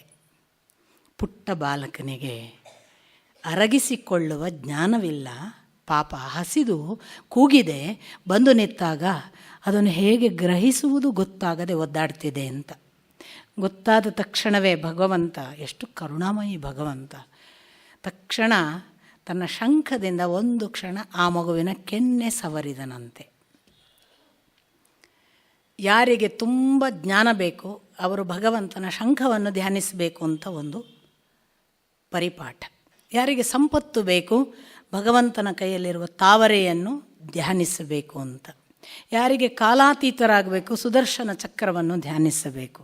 ಯಾರಿಗೆ ಯೋಧರಾಗಿ ಕ್ಷಾತ್ರ ಧರ್ಮದಲ್ಲಿ ಹೋರಾಡಬೇಕು ಅವನ ಕೈಯಲ್ಲಿರುವ ಗದೆಯನ್ನು ಧ್ಯಾನಿಸಬೇಕು ಅಂತ ಒಂದು ಪರಿಪಾಠ ಶಾಸ್ತ್ರದಲ್ಲಿ. ಯಾಕೆ ಶಂಖ? ಯಾಕೆಂದರೆ ಅವನ ತುಟಿಯ ಸ್ಪರ್ಶ ಮಾಡಿ ಅವನ ಉಸಿರನ್ನು ಒಳಕ್ಕೆ ಸ್ವೀಕರಿಸಿ ಜ್ಞಾನವನ್ನು ದಾಟಿಸುವ ಒಂದು ಮಾರ್ಗದ್ದು. ಆದ್ದರಿಂದ ಅಲ್ಲಿ ಮುಟ್ಟಿದ ಕೂಡಲೇ ಇವನ ಅಷ್ಟೂ ಜ್ಞಾನ ಅಲ್ಲಿಗೆ ಟ್ರಾನ್ಸ್ಫರ್ ಆಯಿತು ಅಂತ. ಮಗು ಜ್ಞಾನಿಯಾಗಿ ಬಿಡ್ತಂತೆ. ಪುಟ್ಟ ಮಗು ಇದ್ದಕ್ಕಿದ್ದ ಹಾಗೆ ಧ್ರುವ ಯಾವರೋ ಬಹಳ ದೊಡ್ಡ ಜ್ಞಾನಿಗಳು ಸ್ತೋತ್ರ ಮಾಡುವ ಹಾಗೆ ಭಗವಂತನ ಗುಣಗಾನ ಮಾಡಲಿಕ್ಕೆ ಶುರು ಮಾಡಿ, ನೀನು ಅವ್ಯಯ, ನೀನು ಅಚಿಂತ್ಯ, ನಿನ್ನಿಂದ ಎಲ್ಲವೂ, ನೀನು ಅಪ್ರಮೇಯ, ನೀನೇ ಈ ಲೋಕಕರ್ತೃ, ನಿನ್ನಿಂದ ಈ ಜಗತ್ತು, ನೀನಿಲ್ಲದಿದ್ದರೆ ಎಲ್ಲ ನಿರಂಕುಳವಾಗಿ ಭಗವಂತನ ಸ್ತುತಿ ಮಾಡೋಕ್ಕೆ ಶುರು ಮಾಡುತ್ತೆ. ಭಗವಂತನ ಸ್ತುತಿ ಮಾತ್ರ ಮಾಡಿದೆ ಮಗು. ಇಂಥದ್ದು ಬೇಕು ಏನೂ ಕೇಳಲಿಲ್ಲ. ಎಲ್ಲ ಸ್ತೋತ್ರ ಮುಗಿದ ಮೇಲೆ ಭಗವಂತ ಹೇಳಿದನಂತೆ, ನಿನ್ನ ಸ್ತೋತ್ರ ನನಗೆ ತುಂಬ ಸಂತೋಷವನ್ನು ಕೊಟ್ಟಿದೆ, ನಾನು ಸುಪ್ರೀತನಾಗಿದ್ದೇನೆ, ನಾನು ನಿನಗೆ ನಿನ್ನ ಮನಸ್ಸಿನಲ್ಲಿ ಏನು ಬೇಕು ಎಂಬುದನ್ನು ಗ್ರಹಿಸಿದ್ದೇನೆ, ಅದನ್ನು ಅನುಗ್ರಹಿಸಿದ್ದೇನೆ ಅಂದು ಬಿಟ್ಟ. ಮನಸ್ಸಿನಲ್ಲಿ ಇದ್ದದ್ದೇನು ಹೇಳಿ? ಯಾರೂ ಏರದ ಸಿಂಹಾಸನದಲ್ಲಿ ನಾನು ಕುತ್ಕೊಳ್ಳೋ ಹಾಗಾಗಬೇಕು. ಅವ ಅನುಗ್ರಹಿಸಿದ. ಆ ಬಳಿಕ ಹೇಳಿದ, ಆದರೆ ಈಗಿಂದೀಗ ಅಲ್ಲ, ನೀನು 36,000 ವರ್ಷಗಳ ಕಾಲ ನಿನ್ನ ರಾಜ್ಯಭಾರ ಮಾಡಿ ಆ ಬಳಿಕ ನಾನು ಕೊಡುವ ಆ ಪದವಿಯನ್ನು ಪಡೆಯುತ್ತಿ, ಅಲ್ಲಿವರೆಗೆ ಸಿಂಹಾಸನದ ನಿನ್ನ ಲೌಕಿಕ ಸಿಂಹಾಸನದ ರಾಜ್ಯಭಾರ ಮಾಡು ಹೋಗು ಅಂತ. ಹೀಗೆ ಧ್ರುವ ಆ ಅನುಗ್ರಹ ಪಡೆದ ಅರೆಕ್ಷಣದಲ್ಲಿ ಭಗವಂತ ಅಂತರ್ಧಾನನಾದ. ಧ್ರುವ ಒಂದೇ ಸಮನೆ ಪರಿತಪಿಸಿದನಂತೆ, ಛೆ, ಏನು ಕೆಟ್ಟದನ್ನು ಬೇಡಿಬಿಟ್ಟೆ. ವಿದುರ, ಪರೀಕ್ಷಿತ, ಶೌನಕಾದಿಗಳು ಎಲ್ಲ ಕೇಳ್ತಾರೆ, ಯಾಕೆ ಎಂಥ ದೊಡ್ಡ ಅನುಗ್ರಹ ಮಾಡಿ ಹೋಗಿದ್ದಾನೆ ಭಗವಂತ, ಮಗು ಯಾಕೆ ಪರಿತಪಿಸಿತು? ಭಗವಂತ ಕೊಟ್ಟದ್ದು ಹರಿಯ ಪಾದದ ಸಮೀಪದ ಜಾಗ, ಹರಿ ಪಾದ ಸೇರಲಿಲ್ಲವಲ್ಲ ಅಂತ ಧ್ರುವನಿಗೆ ದುಃಖ. ಓಹ್, ಮನಸ್ಸಿನಲ್ಲಿ ಯಾರೂ ಏರದ ಸಿಂಹಾಸನವನ್ನು ಏರಬೇಕು ಅನ್ನುವುದಕ್ಕೆ ಅವನ ಪಾದದ ಸಮೀಪ ಸಪ್ತರ್ಷಿಗಳೂ ಸುತ್ತು ಬರುವ ಮೇಟಿಕಂಬದ ಸ್ಥಾನ ಕೊಟ್ಟ. ಅದನ್ನು ಬೇಡದೇ ಇದ್ದರೆ ನಾನು ಹರಿಯನ್ನೇ ಸೇರುತ್ತಿದ್ದೇನಲ್ಲ ಅಂತ ದುಃಖಿಸಿದನಂತೆ ಪುಟ್ಟ ಬಾಲಕ. ಬಯಸಿ ಬೇಡಿದರೆ ಬಯಸಿದ್ದ ನೀವ, ಬಯಸದೇ ಬೇಡಿದರೆ ತನ್ನ ನೀವ. ಇದು ಧ್ರುವನ ಮೆಸೇಜ್. ಧ್ರುವ ಅದಕ್ಕಾಗಿ ದುಃಖಿಸಿದ. ಮುಂದೆ ಒಳ್ಳೆಯ ರಾಜ್ಯಭಾರ, ಉತ್ತಮ ಅವನ ಸಹೋದರ ಮಲತಾಯಿಯ ಮಗ, ಅವನನ್ನು ಯಕ್ಷರು ಒಂದು ದಿನ ಕೊಲ್ತಾರೆ. ಯಕ್ಷರ ವಿರುದ್ಧ ಇವನು ಪ್ರತಿಭಟನೆ ಅಂತ ಯುದ್ಧ ಮಾಡ್ತಾನೆ. ಯಕ್ಷರನ್ನೆಲ್ಲ ಸಾಯಿಸುವ ಹಂತ ಬಂದಾಗ ಸ್ವಯಂಭುವ ಮನು ಬಂದು, ಅಜ್ಜ ಬಂದು, ಹೋರಾಟ ಮಾಡಬೇಡ, ಕುಬೇರನ ಸಂತತಿಯವರು ಯಕ್ಷರು ಅಂದರೆ ಕುಬೇರನ ಹತ್ರ ಕ್ಷಮೆ ಕೇಳು. ಆ ಬಳಿಕ ಕುಬೇರ ಬಹಳ ಮೆಚ್ಚಿದೆ ನಿನ್ನ ಯುದ್ಧ ಸಾಮರ್ಥ್ಯಕ್ಕೆ ಅಂತ ಹೇಳಿ ಅವನಿಗೆ ಅನುಗ್ರಹ ಮಾಡಿ ನಾನೇನು ಕೊಡಲಿ ಅಂತ ಕೇಳ್ತಾನೆ.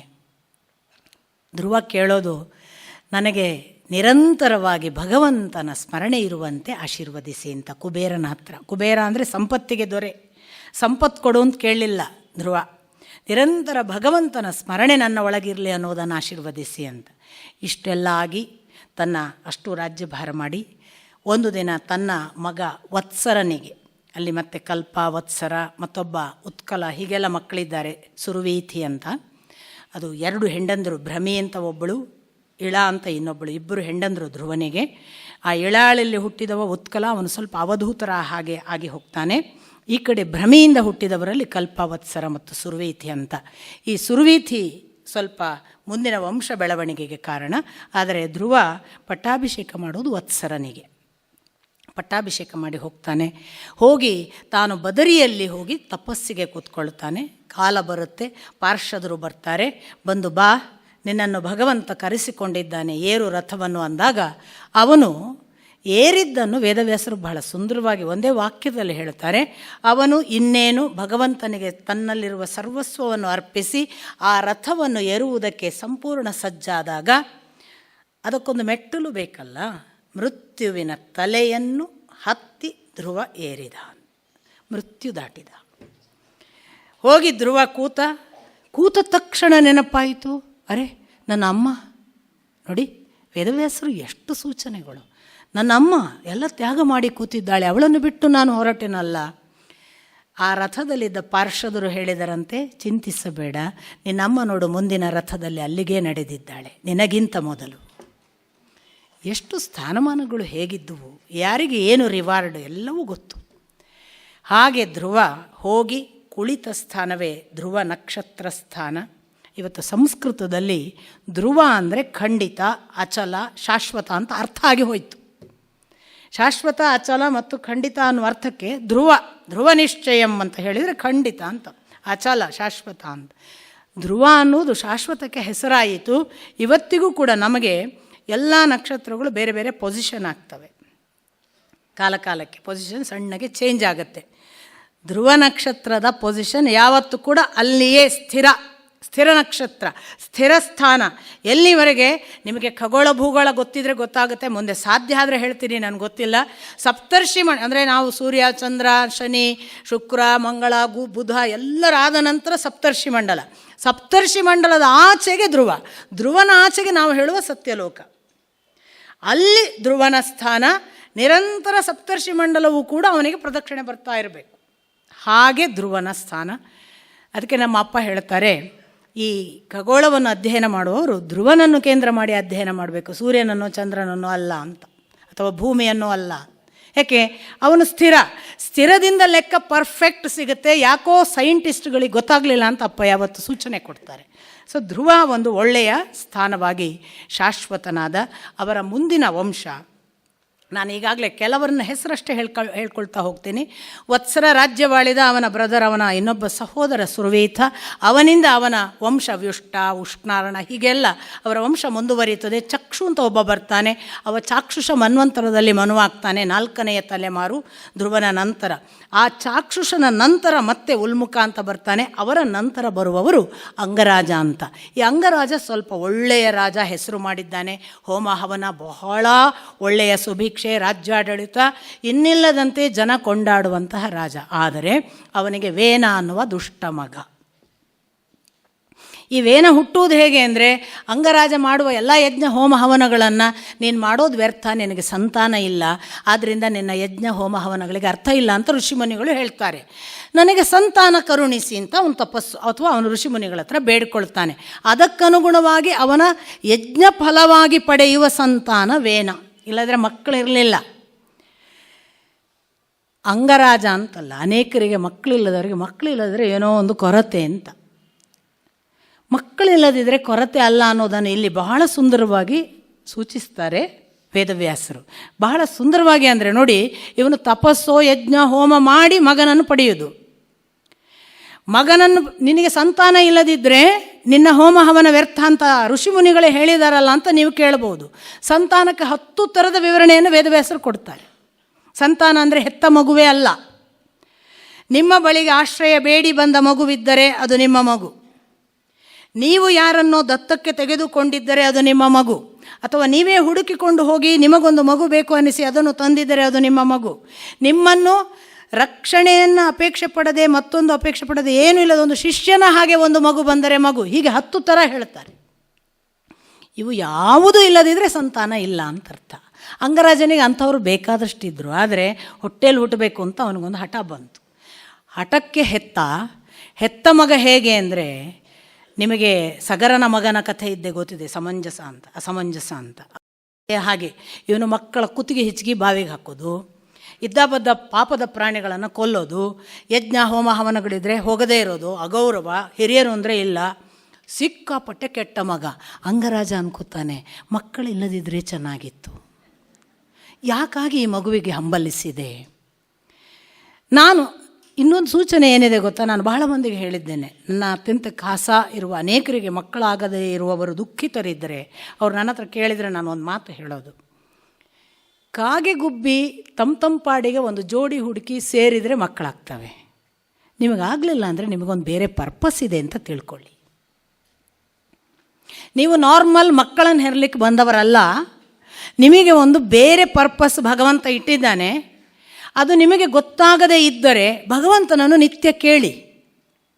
ನಾಭಿ ಮತ್ತು ಮೇರುದೇವಿಗೆ ಮಕ್ಕಳೇ ಆಗಲ್ಲ, ಮುಂದೆ ಬರುತ್ತೆ ಪ್ರಿಯವರ್ತನ ಸಂತಾನದಲ್ಲಿ. ನಾಭಿ ಮತ್ತು ಮೇರುದೇವಿ ಒಂದೇ ಸಮನೆ ಭಗವಂತನ ಹತ್ರ ಕೇಳ್ಕೊಳ್ಳೋದು. ನಮಗೆ ಮಗು ಬೇಕು ಅಂತ ಕೇಳ್ಕೊಳ್ಳೋದಲ್ಲ ಅವರು, ನಮಗೆ ನೀನೇ ಮಗು ಆಗಬೇಕು, ನಮಗೆ ಮಕ್ಕಳಿಲ್ಲಪ್ಪ.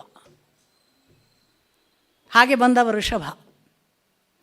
ಅಂದರೆ ಒಂದು ಭಗವಂತನ ಹತ್ರ ಕೇಳಬೇಕು, ನಮಗೆ ಮಕ್ಕಳಿಲ್ಲ ಅಂತ ಬೇಡ, ನನಗೆ ಏನು ಪರ್ಪಸ್ ನೀನೇ ತೋರಿಸು. ನಾನು 4 ಮಕ್ಕಳನ್ನು ಹೆಡೋದು ಅವರನ್ನು ಉದ್ದೇಶ ಇಟ್ಟುಕೊಂಡು ಬದುಕಲಿಕ್ಕೆ ಬಂದವನಲ್ಲ. ಆದರೆ ನನ್ನ ಬದುಕಿನ ಉದ್ದೇಶ ಏನು ನೀನೇ ತೋರಿಸು, ಕರ್ಕೊಂಡು ಹೋಗು ಅಂತ ನಿತ್ಯ ಅನುಸಂಧಾನ ಮಾಡಿದರೆ ನಿಮಗೆ ನೀವು ಗೊತ್ತಾಗ್ತದೆ. ನನ್ನ ಜೊತೆಗೆ ಒಬ್ಬ ಮಗ ಇದ್ದಾನೆ, ಅವನಿಗೆ ಮಕ್ಕಳಿಲ್ಲ, 10 ವರ್ಷ ಮೇಲಾಯಿತು. ಅವನು ಇವತ್ತು ಅವರು ಇವರಿಗೆ ನಾನು ಹೇಳಿದ್ದಕ್ಕೆಲ್ಲ ಕೊಟ್ಟ ಹಣ 1 ಕೋಟಿ ಮೇಲಾಗಿರ್ಬೋದು. ನಿನ್ನ ಮಗ ಅವನು ನೋಡು, ಅವನು ಕಷ್ಟದಲ್ಲಿದ್ದಾನೆ, ಕೊಡು. ನೋಡು ಅಲ್ಲಿದ್ದಾನೆ, ನೋಡು ಅವ ನಿನ್ನ ಮಗು, ಅವನನ್ನು ಬೆಳೆಸು. ಅದೊಂದು ಮಗು ಇದೆ ನೋಡು, ಅದಕ್ಕೆ ಎಜುಕೇಷನ್ ಇಲ್ಲ, ಕೊಡು. ಮಕ್ಕಳು ಅನ್ನುವುದು ಎಲ್ಲಿ ಇದೆ ಅಂತ ಅವನಿಗೆ ಅರ್ಥ ಆಗಿದೆ ಇವತ್ತು. ಈ ಪರ್ಪಸ್ ಅರ್ಥ ಮಾಡಿಕೊಂಡವನಿಗೆ ಮಕ್ಕಳಿಲ್ಲ ಅನ್ನುವ ದುಃಖ ಇಲ್ಲ. ಅಂಗರಾಜ ಪಾಪ ತಪ್ಪಿದ, ವೇನನನ್ನು ಹಡದ ಬಳಿಕ ಈ ಮಕ್ಕಳಿಲ್ಲದಿದ್ದರೆ ಒಳ್ಳೆಯದಿತ್ತು ಅಂದ. ಅವನ ದುರ್ವ್ಯವಹಾರಗಳನ್ನು ನೋಡಲಿಕ್ಕಾಗದೆ ಒಂದು ದಿವಸ ರಾತ್ರೋರಾತ್ರಿ ತಾನು ಕಾಡಿಗೆ ಹೋಗಿಬಿಟ್ಟ ತಪಸ್ಸಿಗಾಗಿ. ಒಂದು ಪ್ರಶ್ನೆ ಬರುತ್ತೆ ಅಲ್ಲಿ ಋಷಿ ಮುನಿಗಳ ಮಧ್ಯೆ, ಯಾಕೆ ಇಷ್ಟು ಒಳ್ಳೆಯ ರಾಜನಿಗೆ ಇಷ್ಟು ಕೆಟ್ಟ ಮಗ ಯಾಕೆ? ನಮಗೊಂದು ಪ್ರಶ್ನೆ ಇದೆಯಲ್ಲ, ಎಷ್ಟೆಷ್ಟೋ ದೊಡ್ಡ ದೊಡ್ಡ ಜನರಿಗೆ ಕೆಟ್ಟ ಮಕ್ಕಳನ್ನು ನಾವು ನೋಡ್ತೇವೆ. ನಮ್ಗೆ ಗೊತ್ತಿರುತ್ತೆ, ಎಷ್ಟೆಷ್ಟೋ ಸಾತ್ವಿಕರಿರ್ತಾರೆ, ಬಹಳ ಒಳ್ಳೆಯವರಿರ್ತಾರೆ, ಅವರ ಮಗ ದುರಾತ್ಮ ಇದ್ಬಿಟ್ಟಿರ್ತಾನೆ. ಯಾಕೆ? ಒಳ್ಳೆಯ ಒಂದು ಉತ್ತರ ಕೊಡ್ತಾರೆ ವೇದವ್ಯಾಸರು ಋಷಿ ಮುನಿಗಳ ಮೂಲಕ. ಅಂಗರಾಜ ತುಂಬ ಒಳ್ಳೆಯವನಿದ್ದ, ತನ್ನ ದೇವಕಾರ್ಯಗಳ ಮೂಲಕ ದೇವರಿಗೆ ಸಮೀಪನಾಗಿದ್ದ. ಒಂದು ವೇಳೆ ಅವನಿಗೊಬ್ಬ ಲೌಕಿಕದಲ್ಲಿ ಒಳ್ಳೆಯ ಮಗ ಹುಟ್ಟಿದ್ದರೆ, ಅವನು ಈ ಲೌಕಿಕ ಚೆನ್ನಾಗಿದೆ, ನನ್ನ ಮಗ ಎಷ್ಟು ಒಳ್ಳೆಯ ನನ್ನ ಮುಂದುವರಿಕೆ ಅಂತ ಈ ಲೌಕಿಕದಲ್ಲೇ ಇರುತ್ತಿದ್ದ. ಕೆಟ್ಟ ಮಗ ಹುಟ್ಟಿದ್ದರಿಂದ ದೇವರ ಬಳಿಗೆ ಬಂದ. ಎಷ್ಟು ಚೆನ್ನಾಗಿದೆ, ದೇವರ ಬಳಿಗೆ ಹೋಗಬೇಕು, ಇವ ನನ್ನ ಹತ್ರ ಬರಬೇಕು, ಇವನು ನನಗೆ ಸೇರಲಿಕ್ಕೆ ಅರ್ಹನಿದ್ದಾನೆ ಅನ್ನುವಂಥ ವ್ಯಕ್ತಿಗೆ ದುಷ್ಟ ಮಕ್ಕಳನ್ನು ಭಗವಂತ ಲೌಕಿಕದ ಆಕರ್ಷಣೆ ಕಳಚಲಿಕ್ಕೆ ಮತ್ತು ದೇವರ ಬಳಿಗೆ ಬರುವುದಕ್ಕೆ ಸಾಧನವಾಗಿ ಕೊಡ್ತಾನೆ ಅನ್ನುವ ಸೂಚನೆಯನ್ನು ಕೊಡ್ತಾರೆ. ಹಾಗಾಗಿ ಕೆಟ್ಟ ಮಕ್ಕಳಿದ್ದವರು ದುಃಖಿಸುವುದು ಬೇಡ. ಒಂದು ವೇಳೆ ನಾವು ಒಳ್ಳೆಯವರಿದ್ದು ನಮ್ಮ ಮಕ್ಕಳು ಕೆಟ್ಟವರಿದ್ದರೆ ಬಹುಶಃ ನಾನು ಭಗವಂತನ ಹತ್ರ ಹೋಗಲಿಕ್ಕೆ ನನಗೆ ಈ ವ್ಯವಸ್ಥೆ ಅಂತ ಯೋಚಿಸಬಹುದು. ಈ ಥರ ಎಲ್ಲ ಆಗಿ ವೇನ ಮುಂದೆ ರಾಜ ಆಳ್ತಾನೆ. ಅವನ ರಾಜ್ಯಭಾರದಲ್ಲಿ ಇನ್ನಿಲ್ಲದ ಅವ್ಯವಹಾರಗಳು, ದುರ್ಭಿಕ್ಷೆ, ಹೋಮ ಹವನಗಳಿಲ್ಲ. ಹೋಮ ಹವನ ಮಾಡುವವರಿಗೆಲ್ಲ ಹೇಳ್ತಾನೆ, ನೀವು ದೇವರಿಗೆ ಮಾಡಲಿಕ್ಕಿಲ್ಲ, ನನಗೆ ಮಾಡಿ, ನನ್ನನ್ನು ಬಿಟ್ಟು ಯಾವ ದೇವರು. ಹೇಗೆ ಮಾತಾಡ್ತಾನೆ ಅಂದರೆ ಅವನದೇ ಭಾಷೆ, ಬಹಿಷ್ಕಾರ ಹಾಕ್ಬೋದು ನನಗೆ, ಅವನ ಭಾಷೆ ನಾನು ಹೇಳೋದು. ಆ ದೇವರು ಅನ್ನುವ ಮಿಂಡನಿಗೆ ಯಾಕೆ ಕೊಡುತ್ತೀರಿ ನಿಮ್ಮ ಯಜ್ಞ ಹೋಮ ಹವನದ ಹವಿಸ್ಸು ಈ ಗಂಡನಿರುವಾಗ? ಈ ಮಾತುಗಳನ್ನು ಬಳಸ್ತಾನೆ. ಇಂಥದ್ದೆಲ್ಲ ಆಗಿ ಋಷಿಮುನಿಗಳು ಸೋತು ಬೇಸತ್ತು ಈಗಾಗಲೇ ತುಂಬ ಶಪಿಸಿರ್ತಾರಂತೆ. ಕಟ್ಟ ಕಡೆಗೆ ಒಂದು ದಿನ ಸಿಟ್ಟು ಬಂದು ಹೂಂಕರಿಸಿದ್ರಂತೆ ಅವನ ಮುಂದೆ, ಸತ್ತ. ಹಾಗೆ ಸತ್ತ ವೇನ. ಅಂಗರಾಜನ ಹೆಂಡತಿ ಸುನೀತಾ, ಅವಳಿಗೆ ಚಿಂತೆ ಆಗ್ತದೆ, ಮಗ ಸತ್ತ, ಮುಂದೆ ಯಾರು? ಅರಾಜಕವಾಯಿತಲ್ಲ ರಾಜ್ಯಭಾರ ಯಾರು? ಆಗ ವೇನನ ದೇಹವನ್ನು ಮಥಿಸಿ ಹುಟ್ಟಿಸಿದ ಮಗನೇ ಪೃಥು, ಒಂದು ಅವತಾರ, ಅವನನ್ನು ರಾಜನಾಗಿ ಕೂಡಿಸಲಾಗ್ತದೆ. ಆ ಪೃಥುವಿಗೆ ಅರ್ಚಿ ಅಂತ ಲಕ್ಷ್ಮಿಯ ಅಂಶವಾಗಿ ಬರ್ತಾಳೆ. ಆ ಅರ್ಚಿ ಮತ್ತು ಪೃಥುವೇ ಮದುವೆ ಆಗ್ತಾರೆ. ಅವರ ರಾಜ್ಯಭಾರ, ಅವನು ರಾಜನಾಗಿ ಅವತರಿಸಿ ಏನು ರಾಜ್ಯಭಾರ ಮಾಡಿದ, ಮುಂದೆ ಅವರ ವಂಶ ಹೇಗೆ ಮುಂದುವರಿಯಿತು ನಾಳೆ ದಿನ ನೋಡೋಣ. ನಮಸ್ಕಾರ.